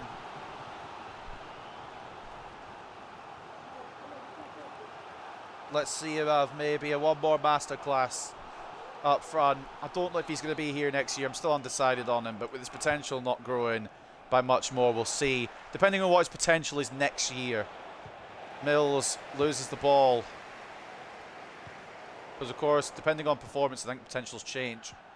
Moffat, Cochrane, Rodriguez. Howell can't get round. Great tackle. Church lunges in. Moffat should be able to turn this down. He does. Great. I think another injury. Not intentional here today, boys. I'm not trying to injure players. Harry Howell. Harry Howell! Oh, good save, Dawson. And it is another injury. These are intentional. I'm so sorry, boys. We just really want to win the league. We've injured 2 Sheffield Wednesday players along the way. You got to do what you got to do. Moffat puts in a very good tackle. It's just a bit of a tangle, really. It's 50-50 ultimately. Moffat just comes out better from it. Corner. Alme Atadoro. If I could read, it'd be great. Comes on from McFarlane, who is the second player to have to be subbed off by Sheffield Wednesday. We do have a corner. And I'm not going to just play off the pitch because they got an injury. Galloway, the target. It's going to be headed in. Rodriguez went up for it. Didn't win the header. It's caught by Dawson. Galloway. Howell. Now Roberts. Oh, man. I do want to end with a win. I really don't want them to score. I'll cry. Because it might give another team the title. Cochrane cuts it out. Thank God. Thought we'd fucked it genuinely there. Moffat. Achoa. Been quite quiet today, is Franachoa, and he can't get the ball through to Harry Howell on that occasion. Little foul there from the Argentinian. Ref hasn't said anything about it, so we ain't going to say anything about it either. Galloway tried to get involved. Moffat does get involved, gets a tackle in there. The second tackle in as well, and we can go, boys. Let's try and find a winner. End it on a high. Harry Howell. Off he goes. The Welsh wizard. Try to play it inside to Rodriguez. Oh, one more. Curtis Mills. It's a great save again.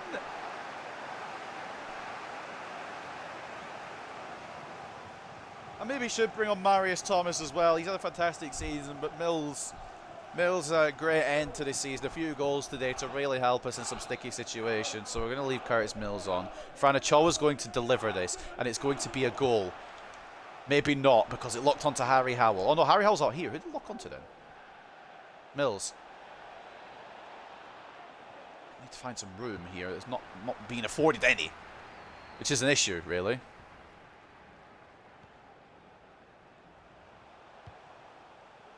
They might play it for break our hearts here, honestly. I don't want it to happen, but it could.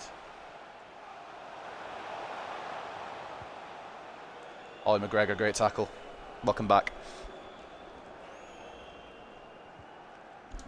And a good bit of play again. This is what I missed from him. Just that aggression. Just the simple, good tackling that he brings to this team. Roberts, going to try and cut inside, but the ball came at him weirdly.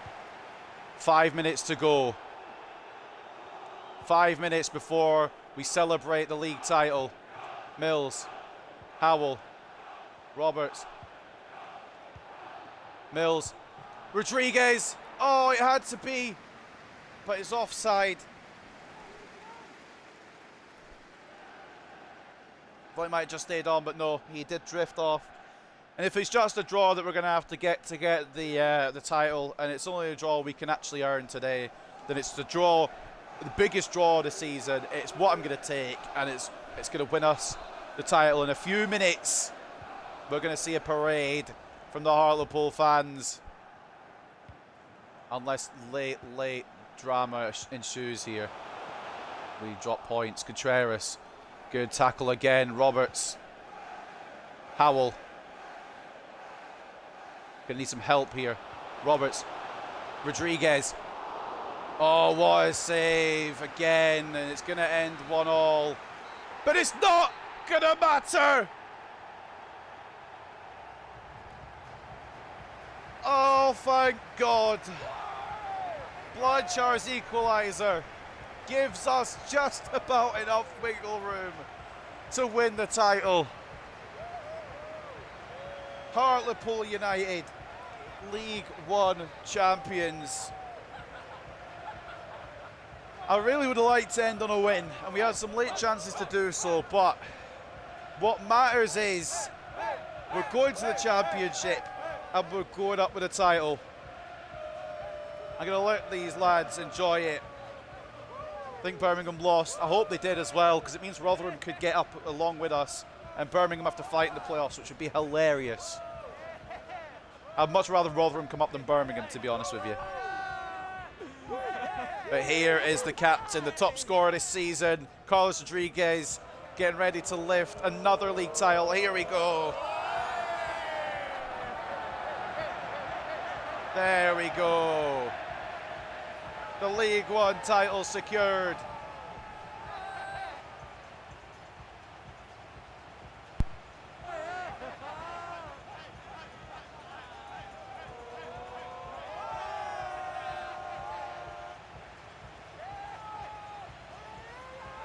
Thank God for that. I think our job is saved.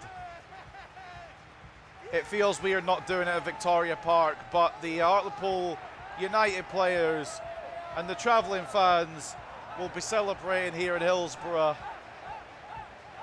And that bus ride, train ride, drive, whatever transport you take, the route back to Hartlepool will be a fun one.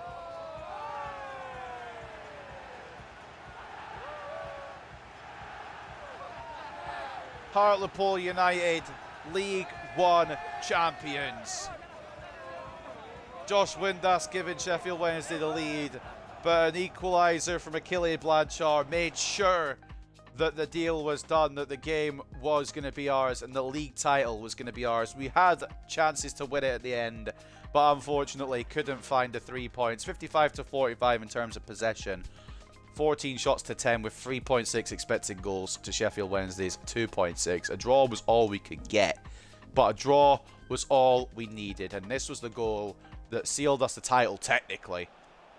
Mills winning the ball back, played through to Cochrane, on to Blanchard, who got us the equaliser, and regardless of results in other places, a draw was all we needed, and a draw was what we got. Thank fucking God for that, man, because if we'd lost there and Birmingham had won, I think I might have cried, honestly. I think I might have seen the end of this career mode, and it would have been pain, but it doesn't matter. Taking a look at the ratings then on the final day, Moffat and Galloway equally as important at the back today to keep it from going for a lead for Sheffield Wednesday. 8.4s for both of the defensive players, and you can't dispute it. We had to be as strong in defence as we did in attack, and it worked out for us ultimately. Cochrane with an assist and a 7.8. Achille Blanchard with a goal and a 7.5 as well. Fantastic day out, and a league title. Back-to-back league titles confirmed. Logan Duncan kept him at bay as well as much as he could. 5 shots on his goal, 4 saves. Did let in that early one from Windass, but what matters is he didn't let in any more. Fantastic all season from the boys. Man of the match for Sheffield Wednesday and of the whole game goes to Michael Iyekwe. He was an absolute stallion at the back for them, and it really could have been a win for us had it not been for him. Every time I tried to get Rodriguez through, every time I tried to get Blanchard for, even Roberts on occasion, this man was there, shutting it down, saying, not our girlfriend, did not let us through. 7.6 as well for Brennan. He gets a good rating as well. Cameron Dawson in between the sticks. Kept us at bay as well. 8 shots as goal, 6 saves. I think there's actually 7 saves there, but we're not counting, I guess. We're not learning how to count today. We're watching football. And a goal conceded from him as well. The assist coming from Malik Wilkes for the Josh Windass goal. 7.0, I should say, and a 6.7 for Windass, who unfortunately got injured, along with another player who I can't find where he was. Alistair McFarlane, a regen at 55 as well. My God, I am an awful man. But ultimately, what matters is League One champions. Is there a way to watch back the celebrations? Because they were very, very good to see. Let's get to the post-match interview. Birmingham did lose, you're correct, Josh, which means Rotherham will take second place. Automatically, Rotherham will go up with us. And Birmingham will have to fight in the playoffs after controlling a lot of the season. Oh, that's hilarious. MK Dons have dragged Birmingham into a playoff fight. What a finish. Title winners, how are you feeling? Absolutely over the moon.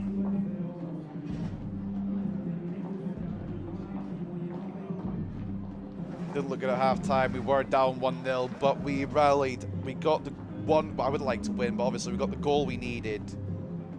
And we were resilient, ultimately. We're not going to give any negative answers. We've just won the bloody league title, mate. Where's the champagne? Defeated a draw. Why is it giving us negative? Like, we just won the... We've played a lot of games recently.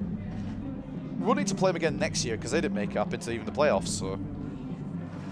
But it is going to get a lot more difficult as well. Keep an eye on the Premier League bottom 3 because we will be facing them next year. That will be a test. There'll be a lot of tests next year that I don't know if we're ready for, but we've put ourselves into that situation. Based on the team's performances in the competition, the club has received additional funds. This will allow us to increase the transfer budget allocated to you for the coming season. 1.6 million into the transfer kitty for Hartlepool. Now let's take a look.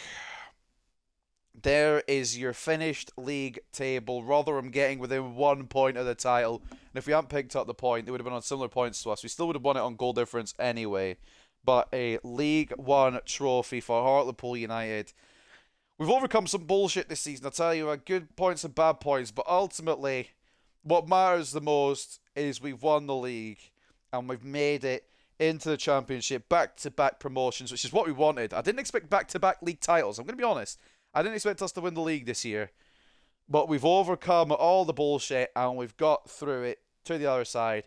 Thankfully, an incredible attack has put us over the line. Some defensive struggles as well did not really help us, but ultimately, what matters the most is 89 points is more than any other team in this league. We finish first place, and we will go over the table in its entirety in a minute, but I will just scroll down and show you what else happened. Birmingham, MK Dons, Portsmouth, and Shrewsbury will be in the playoffs, and that's got to be horrible for Birmingham, who are in the top two the majority of the season and end up in the playoffs. I feel kind of bad for them, but it's also funny at the same time. And then the relegated teams will be Charlton Athletic, Rochdale, Wickham, and Tranmere Rovers, who nearly brought it back to not being bottom of the league, to be fair to them. But they will be going down. They didn't have a goalkeeper all year, and that's probably what led them to finish rock bottom. I'm still 15 points from safety. Wickham and Rochdale were more or less confirmed a few games ago, and it came down to the final day. Charlton Athletic, unfortunately, will be going down to League Two, which is mad to think they were in the Premier League maybe, 10, 15 years ago, and now they're in League Two. Well, probably about 20 years ago at this point, because we're 4 seasons deep. But that is the league table. We'll go in depth with it a little bit more in a minute, but we're going to advance up until about June time. We'll see what we've got in terms of emails. We've got any emails, progress assessment. We've got youth squad monthly reports on Prince Ibrahim, who I really want to bring up and involve. Evan Maguire, who I think we're going to loan out. And then Doomer and Cosi, who I think we're just going to sell because we've got too many wingers as it is. And in the progress assessment, it'll be something about the brand exposure that we haven't done, even though we did it. Rotherham did win, yeah. Rotherham came second in the league. They won on the final day to come up automatically with us. So we will see another season of Rotherham. We'll just advance a bit further to about, say, here, so we don't go too far. See if Man United win the conference. We're going to go through the competitions in a minute. The World Cup. Look at these players being called to the World Cup, by the way.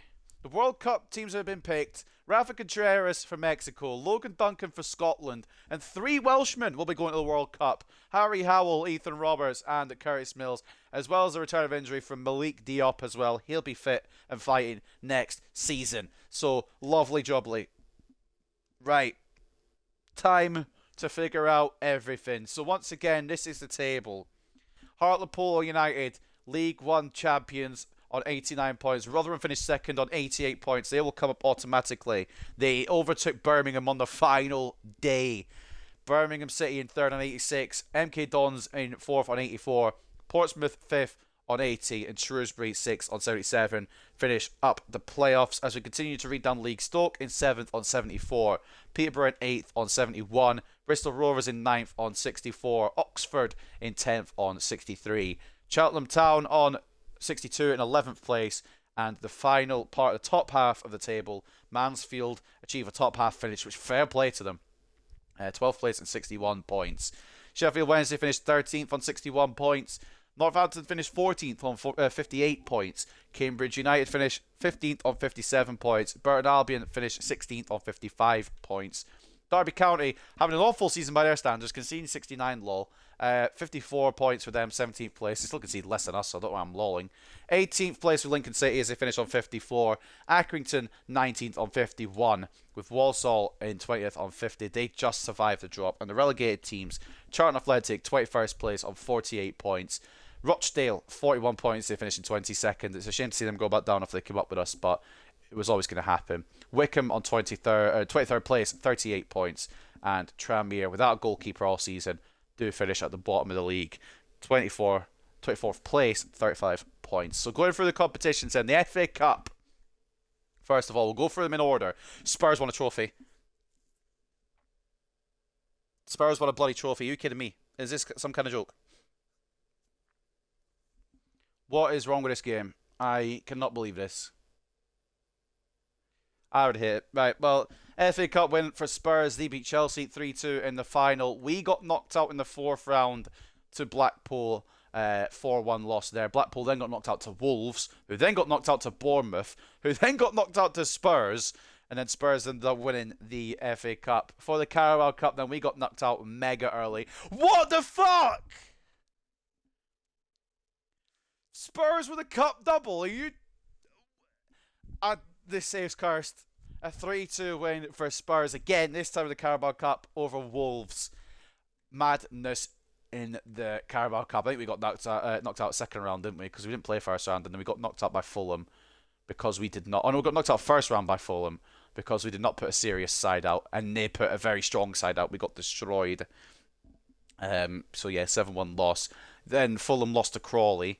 Then Crawley lost to Brighton. Then Brighton lost to Man United, who then beat Southampton. Then lost to Spurs on penalties in the semi-finals. That's fucking painful to look at. And then Spurs went and won the bloody thing. Madness. All right, Papa John's Trophy. Who won it in the end? Rotherham United not only get an automatic promotion, but a trophy to go with it as well. Papa John's Trophy. The last time they can win it for now anyway. They have been victorious 2-1 over Grimsby in the final. We got knocked out in the quarterfinals on penalties to Fleetwood, unfortunately. And Fleetwood then got knocked out by Rotherham, who then won the Papa Johns. Up next then, the playoffs. I'm going to close my eyes and scroll left. I don't want to see who won the final just yet. Shrewsbury. Oh my god, Birmingham got knocked out in the semi-finals. Oh, Birmingham. Oh no. Birmingham, who were top for the whole shebang. The whole season, pretty much. Top two for the whole season. They've been knocked out by Shrewsbury, 4-2 on aggregate in the semi-finals, along with Portsmouth defeating MK Dons in the other semi-final, 3-2 on aggregate. And now, who is coming up with us to the championship? It will be Shrewsbury! Oh, you know what? Fair play. Fair play to Shrewsbury. I thought it'd be Portsmouth. I thought Portsmouth would go through the playoffs and win them if I'm being... Actually, Portsmouth or Birmingham were my choices, but Shrewsbury go through. I love to see that. They might get relegated next season, but Shrewsbury in the championship could be quite fun. 3-1 victory over Portsmouth. They'll be the third team to join us in the championship. In pre-season tournament, we're not really caring. We came bottom of our group. I had highlights on and we were against stupid teams. I'm not really... Yeah, we don't care about that.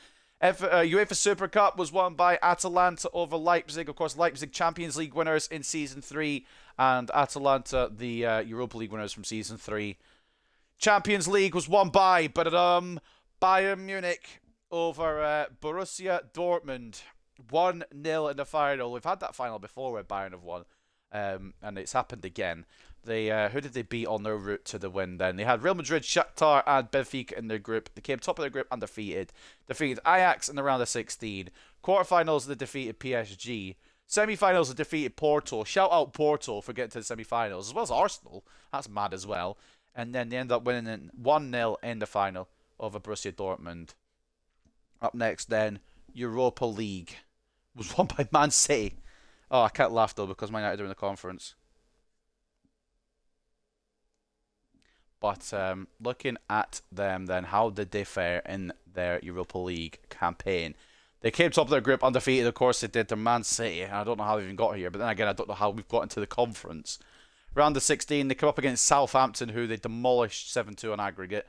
Quarterfinals, they beat Roma 5-3 on aggregate. They then beat Fiorentina 6-2 on aggregate in the semi-finals before beating Man City 3-1 in the final.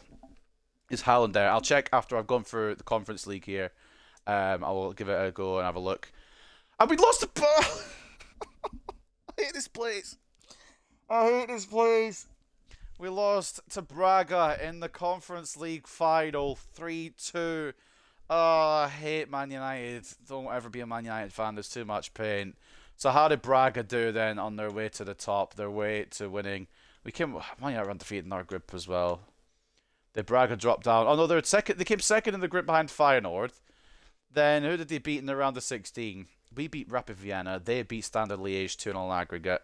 Then they beat Famalicão 4-1 on aggregate. Portuguese opposition there. We beat Feyenoord. We then beat Club Brugge. They beat Copenhagen 3-2 on aggregate. And then Braga beat us. Oh, you gotta be joking me right now. And then the World Cup, not really underway yet. We've had a couple of games. We'll keep an eye on that for the start of next season. That's how it's looking. We're hoping to see Wales succeed because of our talents that we have sent out there. Where are Wales? I might just miss them. They're bottom of their group. They lost 2-0. Okay, they lost 2-0 to England as well. England will win. I hope England win, but obviously with the Welsh talent we've produced, I'd like to see them go far. Haaland, is he still at City? Erling the Braut of the Haaland. Yes, he is. One of the world's best. Cat approach when squad was full. Don't worry, I wasn't planning on it. But yes, he's still at Manchester City. Now, we've got to go through all the leagues, which is one of my favorite. Honestly, one of my favorite things to do. But I'm tired, so Mbappe. I think he's still at PSG.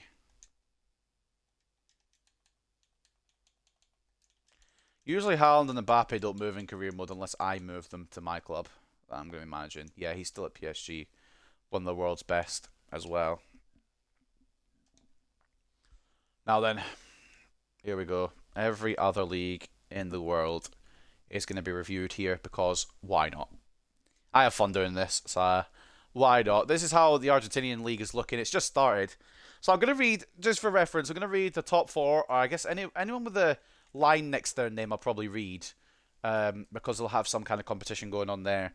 But ultimately, it's the top four that really matters to me. So, Estudiantes currently leading the league on goal difference with Independiente, River Plate, Racing Club, top four. They've got Union and Central Cordova with green lines, and then Tigre, Talares, Villa Sarsfield, Boca Juniors, Rosario Central, and Gimnasia with the orange lines. Of course, if you're not interested in me reading all this, this is pretty much going to be it now till the end of the episode. So I hope you guys have enjoyed this episode if you're clicking off now. If you're staying on to see what every other league is going on, what's going on in every other league, then I hope you guys do enjoy it. Barracas Central, Hurricane, and Sarmiento currently at the bottom three in Argentina. From the A-League in Australia then, it is Melbourne Victory, who achieved victory, win the A-League, 3 points clear of Western Sydney Wanderers, who are in second place.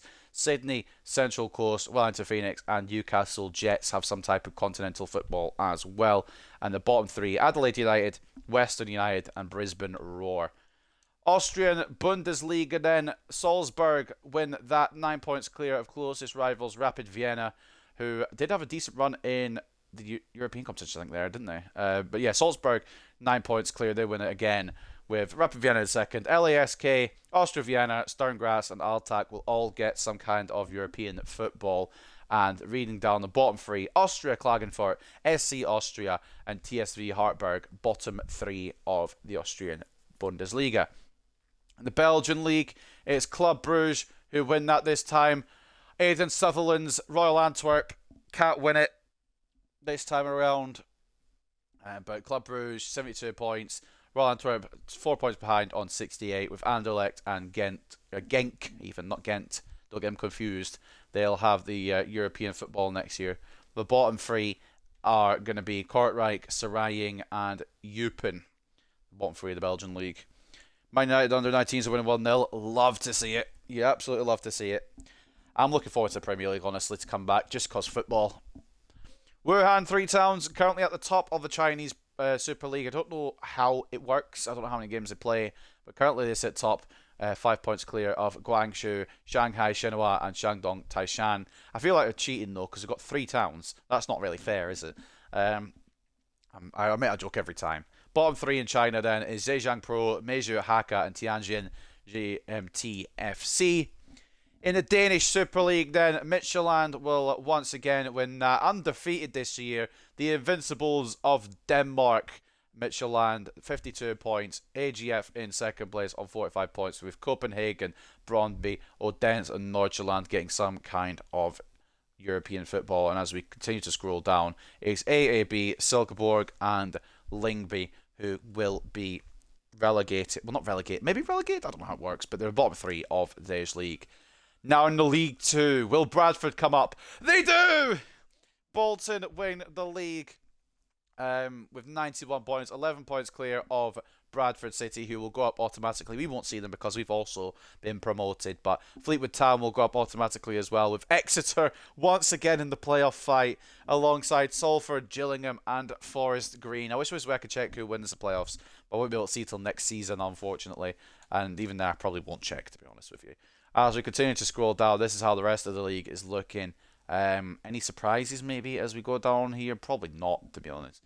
And if there was a national league, it would be Newport County and Harrogate Town that would get relegated to it. With Harrogate Town 13 points adrift.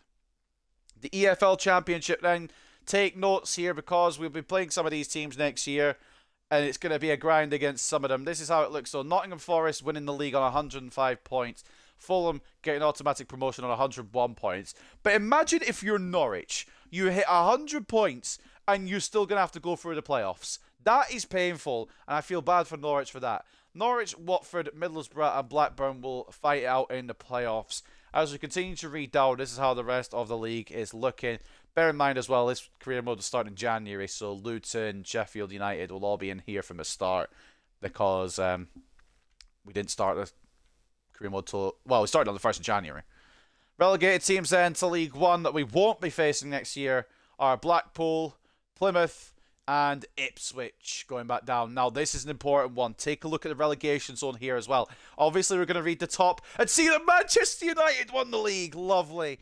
Absolutely lovely. So one title Spurs haven't won to get their treble. Thank fucking God for that. Manchester United winning the league on 85 points. Beautiful, beautiful sight there. 12 points clear, second place Tottenham Hotspur. Man City finished third and Chelsea grabbed that final Champions League spot.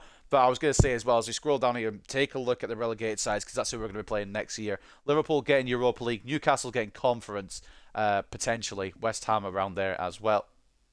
Could be up for Conference. There's no shot that Southampton have scored 84 goals. I refuse to believe it. Arsenal in 10th place as well. It's quite funny. Let's all laugh at Arsenal. Nah. And it seems like 38 points was enough to survive relegation. But the relegated teams then that we will face next year: Crystal Palace, lovely. Bournemouth and West Brom being relegated to the to the Championship. There's going to be some tough tasks next year to overcome.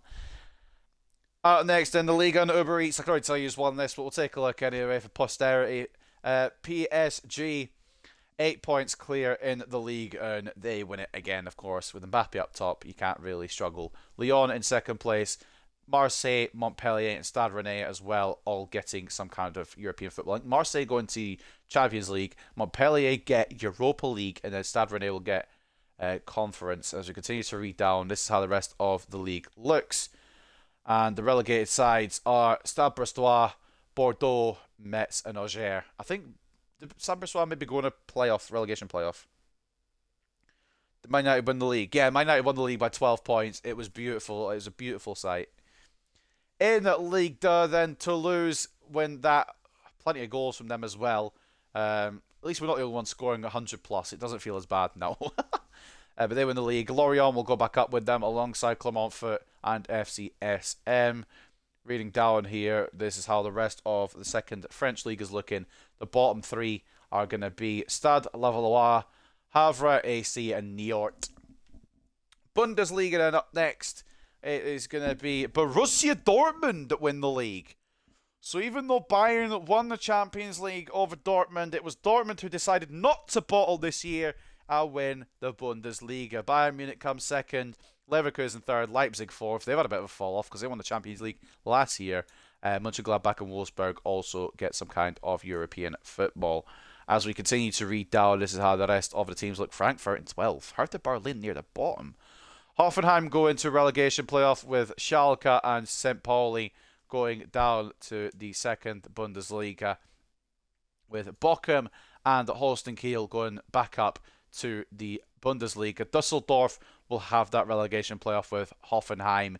And as we continue to read down here, there's some teams still in here that you'd expect to be back in the Bundesliga, to be honest with you. And relegated teams are 1860 Munich and Jan Regensburg, with Waldhof going into relegation playoff against who, might you ask? They're going up against the Freiburg second team, fair enough. But Magdeburg win the third Bundesliga, or the third Liga in Germany, with Saarbrücken going up with them. SC Freiburg will go up against Waldhof in that relegation playoff. And continuing to read down, this is how the rest of the third Bundesliga looks. For anyone interested, the bottom three are Elversberg, Hallescher and Verl.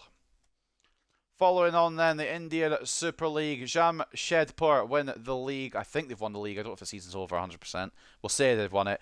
On goal difference, 38 points. Same as Kerala Blasters, but 3 goal difference. Kerala Blasters get second.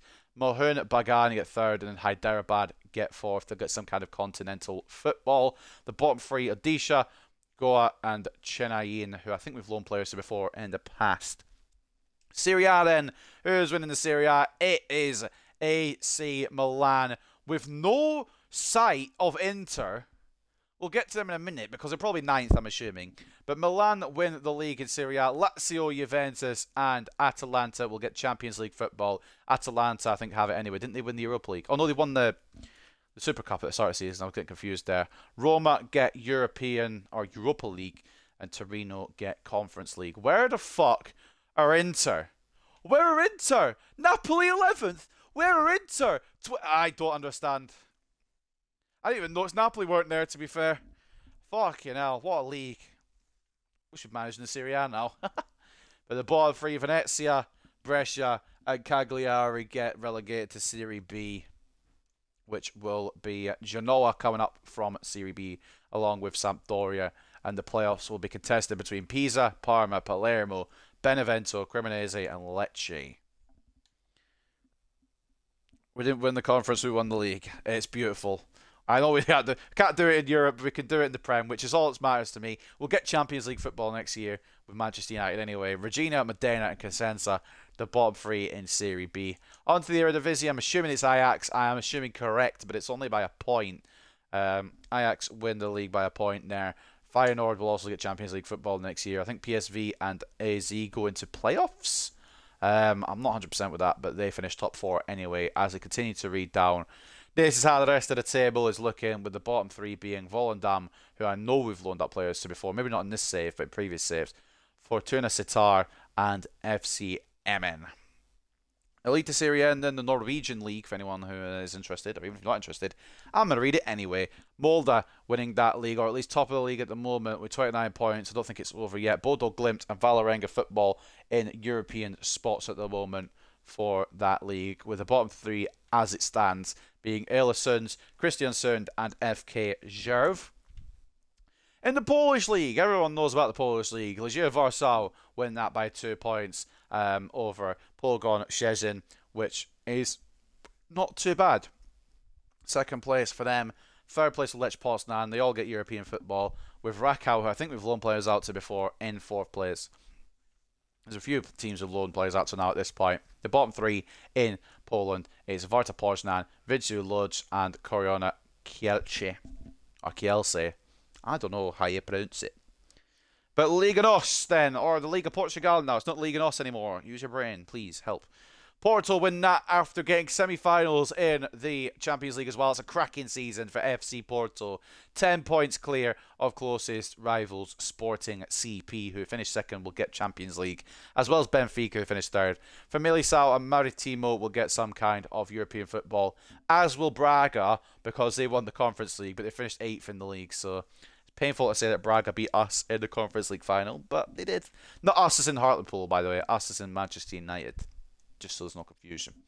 FC Vizela, Rio Ave, and Pacos Ferreira, bottom three in Liga Portugal. In Ireland, St. Pat's win the league by 9 points. They will be in the Champions League playoffs, I think, qualifying rounds, I think it's how it goes, with Derry City and Shamrock Rovers. I've clicked the wrong button. Also getting some kind of European football. The bottom three in Ireland are Shelbourne, Finn Harps, and the University of Dublin. Korean League now is the next on the list, with Ulsan Hyundai winning that. 50 points from them. They are 11 points clear of Jeonbuk Hyundai. So on Samsung, Pohang Steelers, So on FC, and Daegu FC finishing in the top 6. I don't know how it works in Korea, but some kind of continental football maybe? Who knows? Reading down the league in Korea, it is Gimcheon Sangmu, Incheon United, and Seongnam FC. Probably pronounced the ball wrong. I'm trying my best. Alright. Romanian League is the Superliga, and it's won by FC Rapid 1923. They were rapid to win the league, I'll tell you that much. CFR 1907 Cluj in second place, with FCSB in third, FCU 1948 in fourth, Arges in fifth, and then Craiova in sixth place. As we continue to read down, I'm pretty sure Sepsi and Herbenstadt have some of our players on loan. They've done decent finishes for them, not great, but nothing bad. Voluntari, Miaveni, and Chindia, the bottom three in Romania.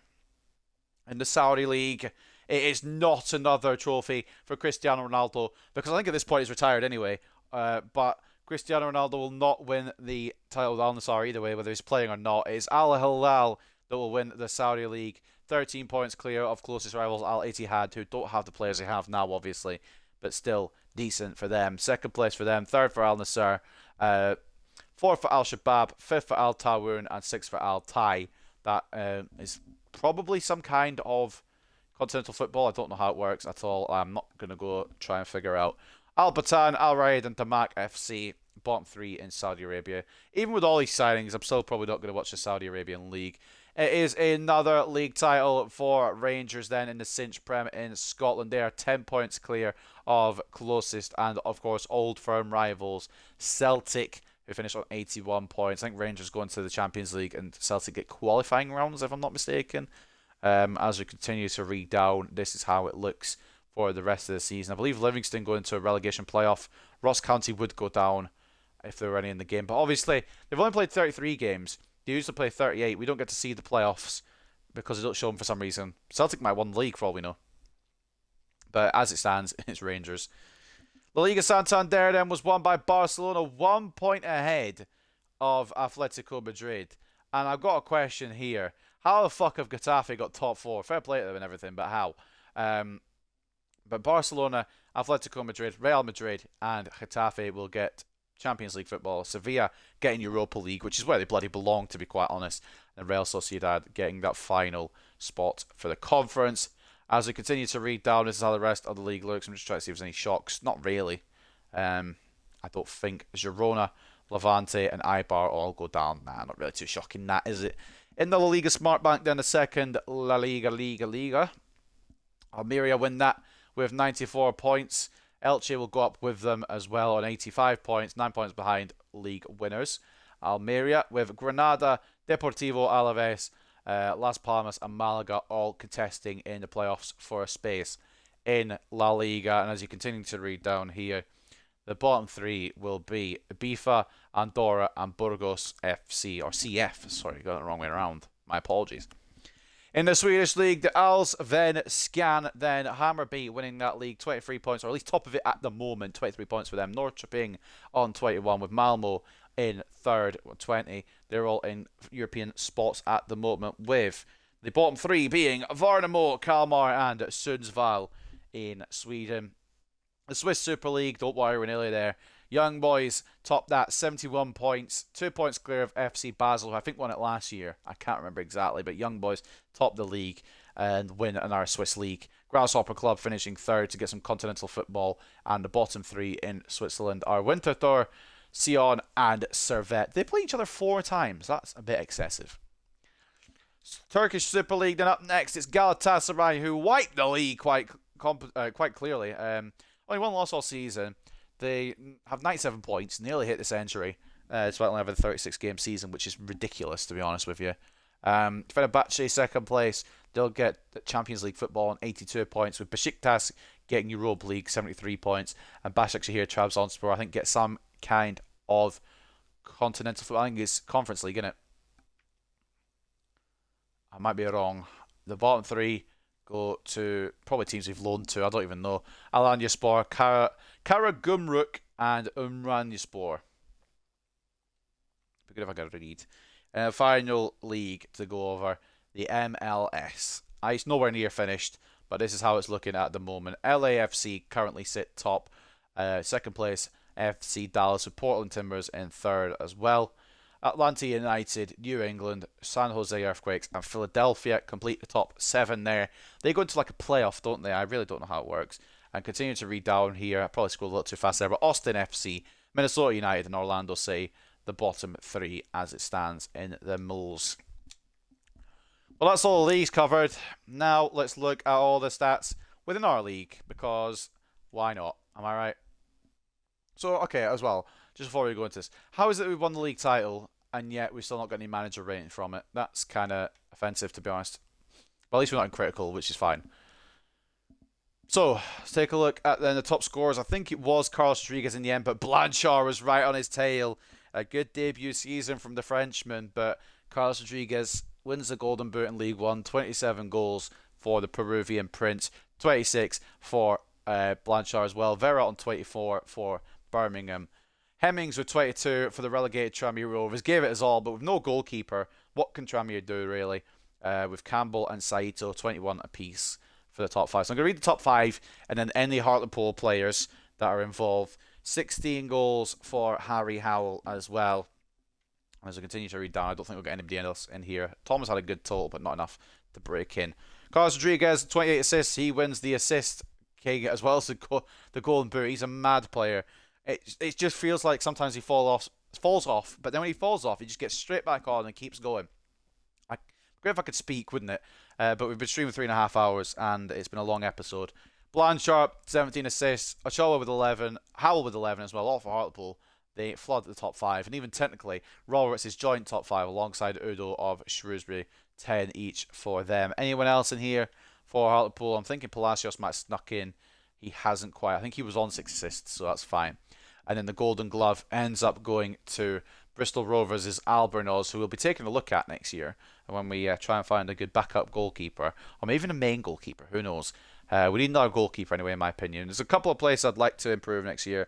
We'll figure that out next episode. But 13 clean sheets for Albornoz, 12 for Crowell of Cheltenham. Moreau has 12 as well for Birmingham. And top 5 ends with Savin for Accrington getting 11. Peterborough getting... Hernandez getting 11 for Peterborough, I should say.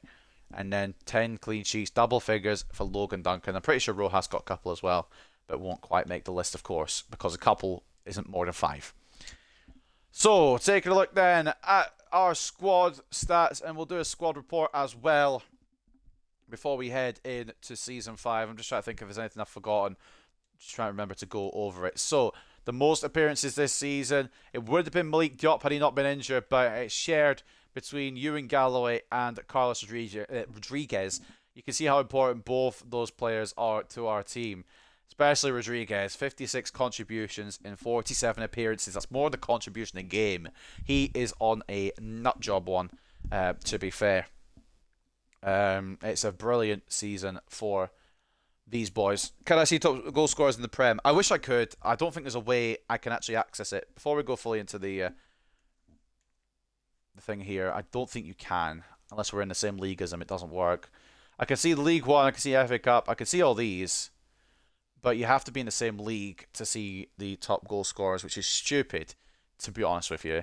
I wish I could see the Premier League top goal scorers. I'd like to see who's up there. But at the moment, I can't. We could just guess it's Haaland. It probably would be anyway. Or it might be Moise Keane since Man United won the league. See who wins the World Cup. I will do. But it will go into next season. And it probably by the time it gets to the end of the World Cup, we'll be into next episode. But I will definitely take a look at who wins it next episode. So 27 goals means that Carlos Rodriguez is our top scorer, getting pipped, or getting just ahead, I should say, of Blanchard, who had 4 less appearances and scored 26. That's pretty good from a debuting season from Achille Blanchard. And I think this striker format, or these striker choices here, are probably the ones we'll stick with for a little while, if not the whole way. Harry Howell with 18 as well. I'd really like to keep him around. It really will depend on what his potential is next year, if he grows at all. Or if he doesn't grow at all in terms of potential next year. Well, I guess we'll see. Marius Thomas with 10 goals and Ochoa with 9. Mills with 7. Cochrane with 6. Roberts with 6 as well. Diop with 5, although only one of them was for us, but we'll just take credit for all 5. 3 for Galloway and Corsi, Palacios and Arango, and then 1 on loan for Shabalala, who's grown massively. Moffat with 1 as well. Mariano Martinez with 1, and Ronnie Hansen with a goal 2.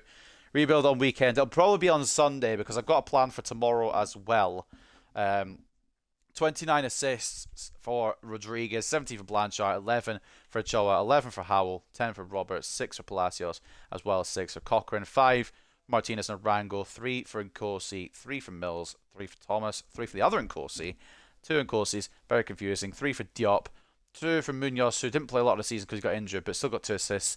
2 for Moffat as well, 1 each for Alonso, Tomlinson, McGregor and Duncan, and then the clean sheets go to Franichola. So Franichola's, I don't understand how Franichola's getting more clean sheets than Logan Duncan. I suppose if one of the other goalkeepers got clean sheets as well, like Rojas, or Rojas has got 2, or even Mancini.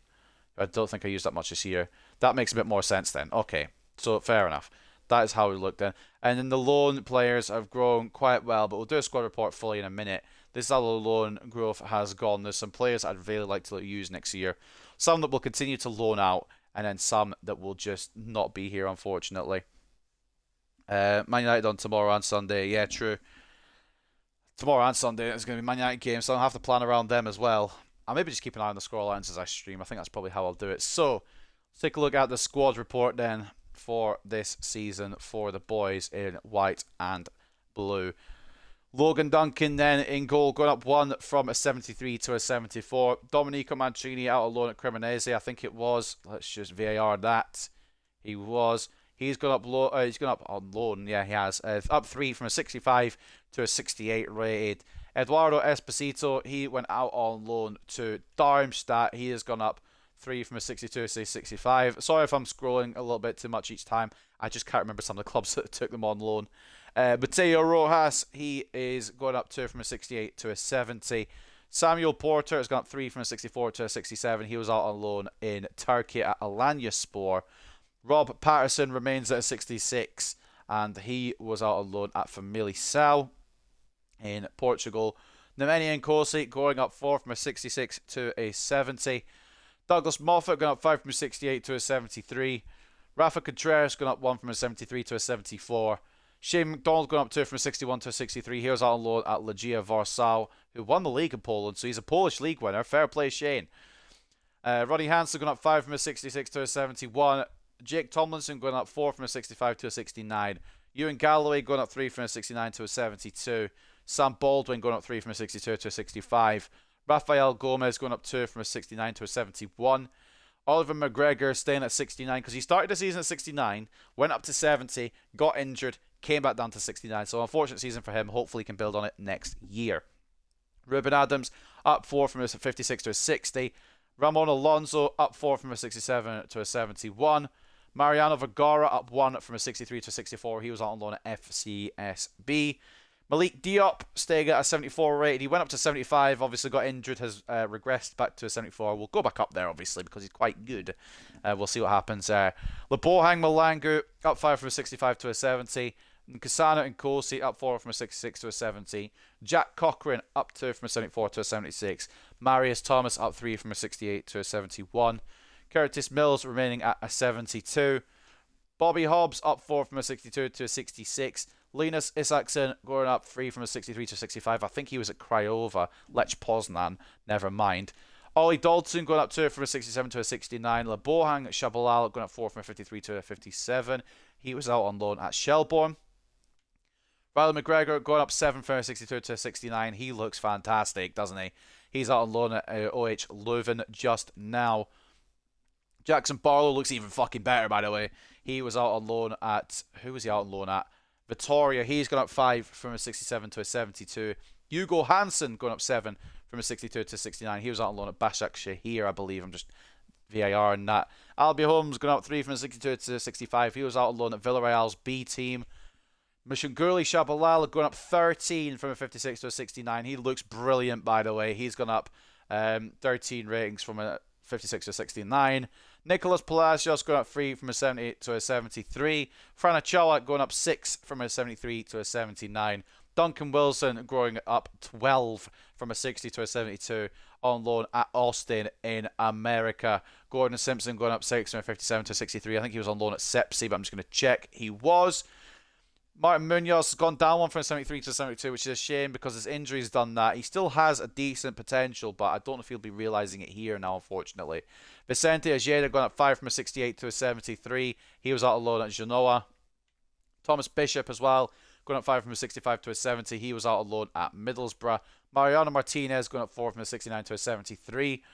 Ethan Roberts going up 6 from a 75 to an 81. He is a world beater. And I won't be surprised if we get some big offers for him in the summer. And maybe, just maybe, if the offer is big enough, will we accept it? We'll have to see. Luca Carpenter going up 5 from a 62 to a 67. He was out on loan at Huesca. I don't even need to guess that because it's on the shirt. But Ramon Murillo going up 3 from a 65 to a 68. He's out on loan at LAFC. Pal Persson going up 9 from a 56 to a 65. He is out on loan at Varnamo in the Swedish league. And Christopher Quigley is a man I really want to integrate next year. He was out on loan at Salernitana? Metz. Close. Nowhere near. Up 14 from a 57 to a 71. He's on a madness. Jay Marango going up 2 from a 67 to a 69. Jesper Karlsson going up 5 from a 56 to a 61. Harry Howell going up 2 for a 68 to a 70. He doesn't play like a 70, and he means a lot more to us than a 70 rated player would. Achille Blanchard going up 4 from a 72 to a 76. And last but not least, the captain, the Peruvian prince, the top scorer in the league, Carlos Rodriguez, goes up 7 from a 72 to a 79. I think he's still got potential to be special. He absolutely does. Brilliant season for him. A brilliant season all around from the Hartlepool boys. I think I've covered everything I need to cover. If there's anything else I need to cover, we've also got the Youth Academy where the potential... I've got Prince Ibrahim, who's overall 66, potential of 79 to 85. Evan Maguire, who has a... he's got by 6 to a 63, I should say. Prince Ibrahim going up 5 to 66. I can't read. Evan Maguire, he has got potential of 82 to 88. And then Dermot and Corsi up 4 to 63 with potential of 81 to 87. Decent talents. But I have a feeling Prince Ibrahim will come and ask to get in the squad early. So I think we've got some people leaving, if I'm not mistaken. I was planning to tell people. I don't think I've actually put anyone up yet. But the squad is full currently, so I don't really want to lose Prince Ibrahim. So we'll try and get transfers done ASAP. We've got some great potential to be special. I think Ethan Roberts still has that tag. He does. Duncan gave me a panic. He did. Sugar potential for Blanchard and potentially special Rodriguez. So I think that's us, isn't it? Let's advance to the end of the season. I suppose before we get to the end of the season, let's read the news. Hero Blanchard grabs equaliser for Liverpool. Blanchard's equaliser saved the day. Or gets what for Hartlepool? Liverpool! Am I alright? Hero Blanchard grabs equaliser for Hartlepool. Fucking hell. Blanchard's equaliser saved the day and helped Hartlepool United draw against Sheffield Wednesday. Oh my days. England winners against rivals. I think they beat Wales in that. You asked earlier as well, Joe Belling's rating. I wasn't ignoring you. I don't know it. I think it was 68 when we played Birmingham. So Hartlepool win promotion. Hartlepool have won promotion to the EFL Championship after a memorable season. There were emotional scenes on the final whistle as fans poured onto the pitch to celebrate with the victorious players. And dominant Hartlepool, talking about dominant, but Hartlepool nail EFL League One title after performing to a consistently high level all season. Hartlepool can now celebrate after lifting the League One trophy on the last day. Nobody can argue they haven't been the best team throughout the campaign. Their triumph is deserved reward for hard work and captivating football. Team of the week, we've got plenty of players in there. Douglas Moffat, Ewan Galloway, Ollie McGregor, who came back off the bench and got in the team of the week. My man, Fran Ochoa as well involved in that. And the nominees for the Player of the Month of May were announced. We had another player in there, but of course didn't win it again. Galloway gets a nomination for Hartlepool, Camwa for Burton Albion, Udo once again for Shrewsbury, and Anderson for Bristol Rovers. I can see why Udo's getting a lot of nominations. Shrewsbury going up through the playoffs. But Anderson gets it for Bristol Rovers. Fair play to him. A lot of World Cup news coming through here. We'll keep an eye on that as we head into the next season, but we won't be simming too far into it, just so we get a couple of messages, etc., and see what we've got to do next year. But we should keep our job. We'll see what the board have to say. I've done my objectives, it just didn't register them, so we'll take what they say with a pinch of salt. Plenty of players returning from loan, way too many. We're going to have to make some sales because I can't afford keeping everybody on. We're going to have to make some difficult choices. We'll do them next episode, though. For now, we'll just leave it. I'm going to end it today because I need to go, and it's been nearly 4 hours as it is. So, League One, we won the league. Emirates FA Cup round 4, not too shabby for this level. We didn't get past the first round of the Carabao Cup, quarterfinals of the Papa John's Trophy, and we came bottom in the whatchamacallit pre-season tournament. And the objectives were this. So, sign one player with a crucial and important role to strengthen the squad. They've put a cross through it, but we did do it, so I'm not really going to fucking cry about it. Long-term youth development objectives, we've done that. Within 2 seasons, sign one youth player to the senior team, play them in 10 matches, either as part of the starting 11 or coming on as a sub. Brand exposure, apparently we didn't do that, but we did. So I know we did. And then make a 2.6 million profit from youth player sales in 2 seasons. We'll be doing that next year, even if it didn't do it or register it this year. We've got win the league title, which we did do, round of 16, which we didn't do, and no continental objectives. So we've just about done enough. I mean, we've done more than enough in my opinion, but the board have different review over it. So, dear Mr. Shabalala, it probably won't come as a surprise to you that we're not entirely satisfied with the team's results this season. We failed to achieve a number of our objectives, falling short of what we expected to accomplish both on and off the pitch.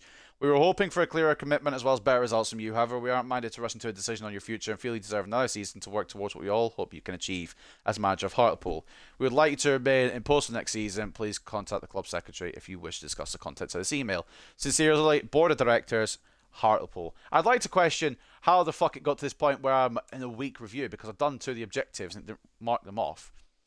But anyway, let's load into Season 5. I'm going to sim a day or two just to see what budget we've got, what potential tags, contracts and everything. We'll do contracts before I go because I'll forget otherwise.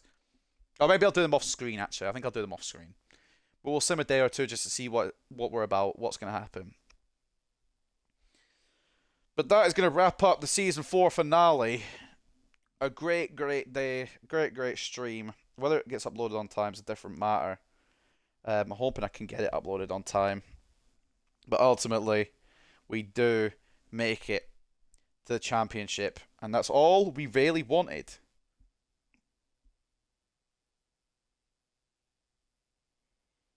So no complaints from me there. We'll go into the preseason tournament, obviously, with the one that's got a million more in it. We're not going to win now. We're not even going to get close to winning it, but might as well go into it. Customized club. Do we want to change anything? Might as well upgrade the stadium a bit. We've gone up another league. Let's use a bit of money to upgrade it a bit more. We'll go with the Union Park Stadium, I think, just for now. We're not going to go big or go home just yet. Stands, stadium colour, we're going to just keep it as it is. I don't think, we'll switch it to white and blue. I think that's it, really. We can't customise kits, unfortunately, otherwise I would. And then the pitch, we're going to go for a different design.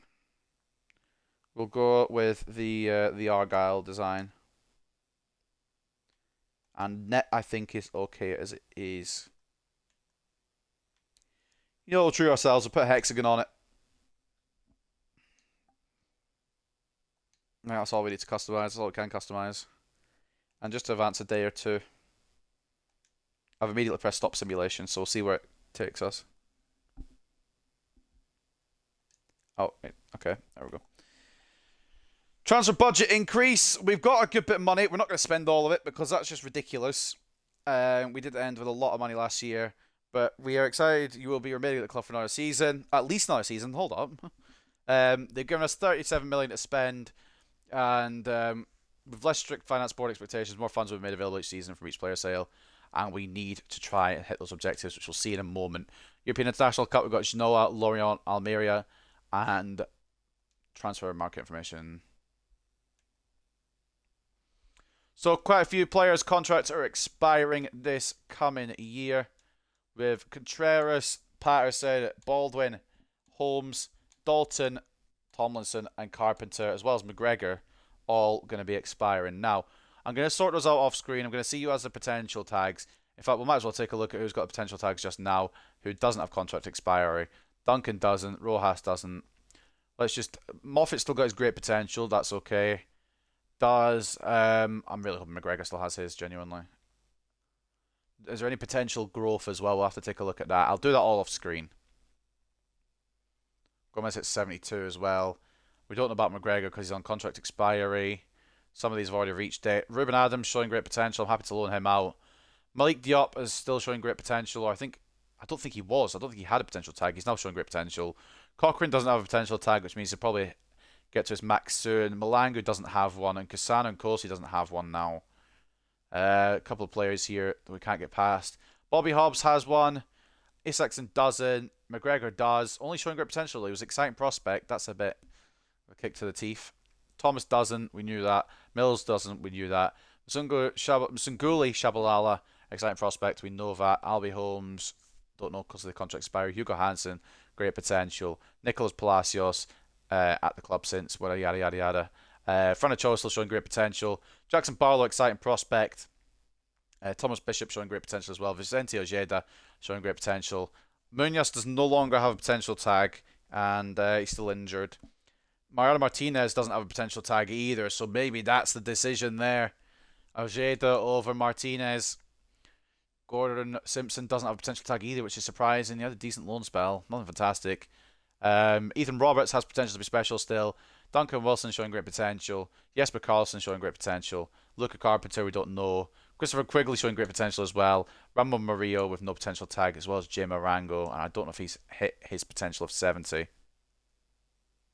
He hasn't. He can still grow. That's fine. We'll keep going with him. I don't think he'll get much higher, though, unfortunately, now.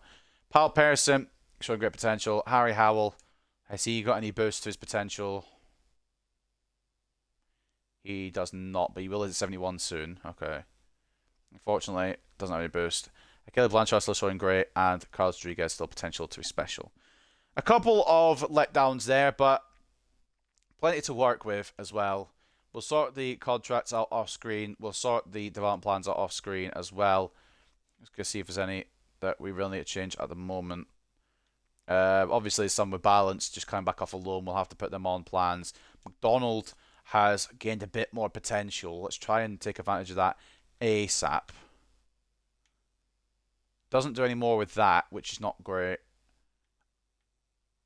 But maybe could squeeze a bit more out of him. I think he'll only get to 64, which is still a bit more. We're probably going to be selling him on. But I'm going to have a big thinking process about this over the coming days, up until Monday. Who we're getting rid of, who we're bringing in. I'll do all of it off screen, but then you'll see on the you'll see on it, like it'll say transfer listed, loan listed, etc. Obviously, so we'll figure that out as we go. I'll do that off screen, but there will be definitely a bit of change going about, to say the least. But ladies and gentlemen, I think that's where we'll end it today. The season 4 finale comes to a close. A fantastic day, winning the League One title. And with some of these teams in the Championship, I know that's not the Championship at the moment, but with some of these teams in the Championship, it will not be easy. I guess we'll look at our objectives to end things. This is going to be a very, very difficult season. There's a lot of quality in here, and if they expect win the league title, they're off their fucking heads. I'm just going to say that now. They're off their complete, utter fucking heads. There's too much quality in here to win the league title. Promotion, maybe. That's a shout, but probably not. And playoffs, maybe. So taking a look at the objectives then as we end today's episode. Within 2 seasons, have at least one player from the Youth Academy signed the first season. Play at least 50% of the games in the next season. We can do that if we get some cracked player in the YA. Sign one player of the same nationality as a club. That's doable. We just need to find a good English talent and reach the round of 16 stage. That's doable as well now that we've got the squad. So as we know, within 2 seasons, have at least one player from the Youth Academy sign the first season, play at least 50% against the next season. We know that.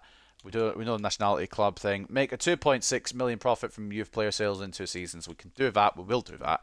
No continental success. Let me guess.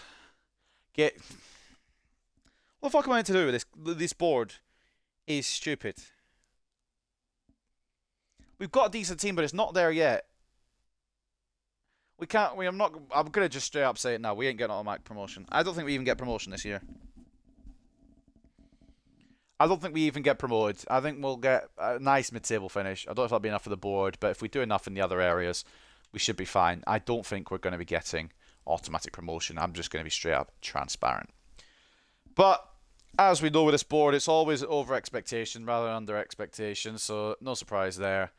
We'll take a little gander at the World Cup as well. I think the group stages should be done by now. And we'll take a proper look at the end of the World Cup to see who won it. Oh, we've done some round of 16s as well. France overcoming New Zealand. Fair play, New Zealand, for getting through at that point. And England knocking out Brazil. France and Norway making it through from their group, with China and Iceland crashing out. Spain and New Zealand making it through that group, which is kind of surprising.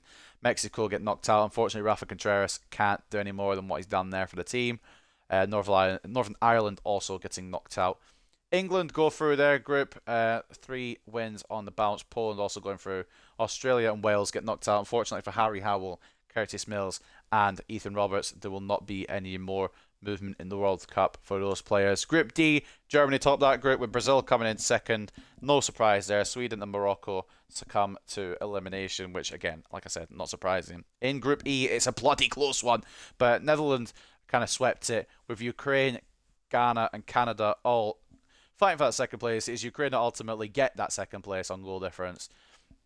Portugal and America make it out of Group F, 7 points for Portugal, 6 points for America. With Belgium and Scotland exiting the competition. Bloody hell, I got hiccups. Czech Republic with 7 points. They make it through their group, top of their group as well. Italy finally make it through as well. Croatia having a stinker, to be honest with you. And Qatar were never going to make it through, unfortunately for them. And then Group H, it was Denmark that made it through alongside Argentina. Hungary drawing all 3 of their games, but it's not enough to get through, with Romania also crashing out. And like we said, in the round of 16, it's France versus New Zealand. France already through. England versus Brazil, with England already through. Netherlands versus America, which is kind of like real life, isn't it? Czech Republic versus Argentina. Spain versus Norway. Germany versus Poland. Portugal versus Ukraine. And Denmark versus Italy. But I'm going to leave it there. It's been a good long time on this stream. And I will figure things out with this squad. Sort out contracts. Put people up for sale. Put people up for loan. All do that off screen. Because I feel like it's going to take way too much time to do it on screen. And I'll probably as well scout some players, or start scouting some players as well. We need an English national to come in. That's one thing we absolutely need. We need a goalkeeper. So in this team, what do we need? Just quickly, just browsing. We need a goalkeeper, definitely. Left back is sorted, Moffat and Corsi. Right back is sorted, Gomez and McGregor.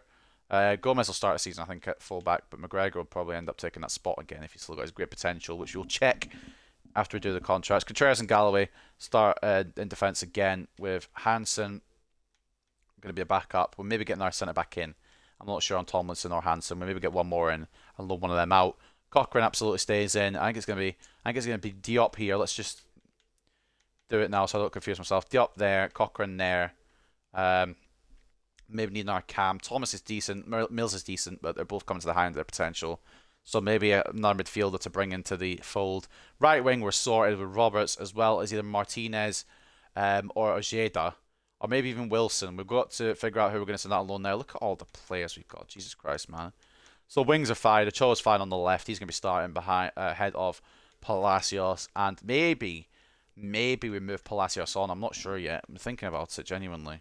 With some of the talents we brought through, Barlow might get ahead of him. We'll see. Diop, Cochrane, like I said, midfield. Blanchard and Rodriguez remain a strike partnership. Howell will stay for now. But I really think we need another striker. Although Quigley could make that leap up, as well as potentially a Rango if he continues the way he's going. But a lot of departures here. I'm already thinking about doing that. I don't want to do. So we'll see how those go. And I apologise if any of these players you love want to keep around. It's just going to have to be the way that it is. And I unfortunately don't want to have people depart. But they will be departing. Any transfers yet? None yet to happen. But we'll be wheeling and dealing very much next episode. So next episode, of course, we'll be going through the playoff or the pre-season friendlies like we do every season opener. We will play the playable highlights for the pre-season because we don't care about pre-season. And then ultimately we will go into the league. Oh my god. I can't be arsed. The first league game for us in the championship is an away trip to Selhurst Park. Are you effing me? The first game of the season is against Crystal Palace at Selhurst Park. Well, what a test to be given on the first day of the season. Next episode. We've also got Gillingham in the Carabao Cup first round as well. But ladies and gentlemen, we're going to wrap it up there. I hope you guys have enjoyed this beautifully long episode with a beautiful ending as well. And I will see you next time. Before we do go, actually, hold on a minute. Marseille want Rodriguez. No chance. I know he's worth a lot and he's a very good player, but he's a player we're building our team around. And he'll continue to stay like that. So, ladies and gentlemen, I hope you guys have enjoyed. And I will see you on Monday. If you're back for the Hartlepool career mode, I'll see you on Monday. But I will see you tomorrow for SummerSlam predictions. And potentially Sunday for a rebuild. Peace. Enjoy the rest of your weekend as well.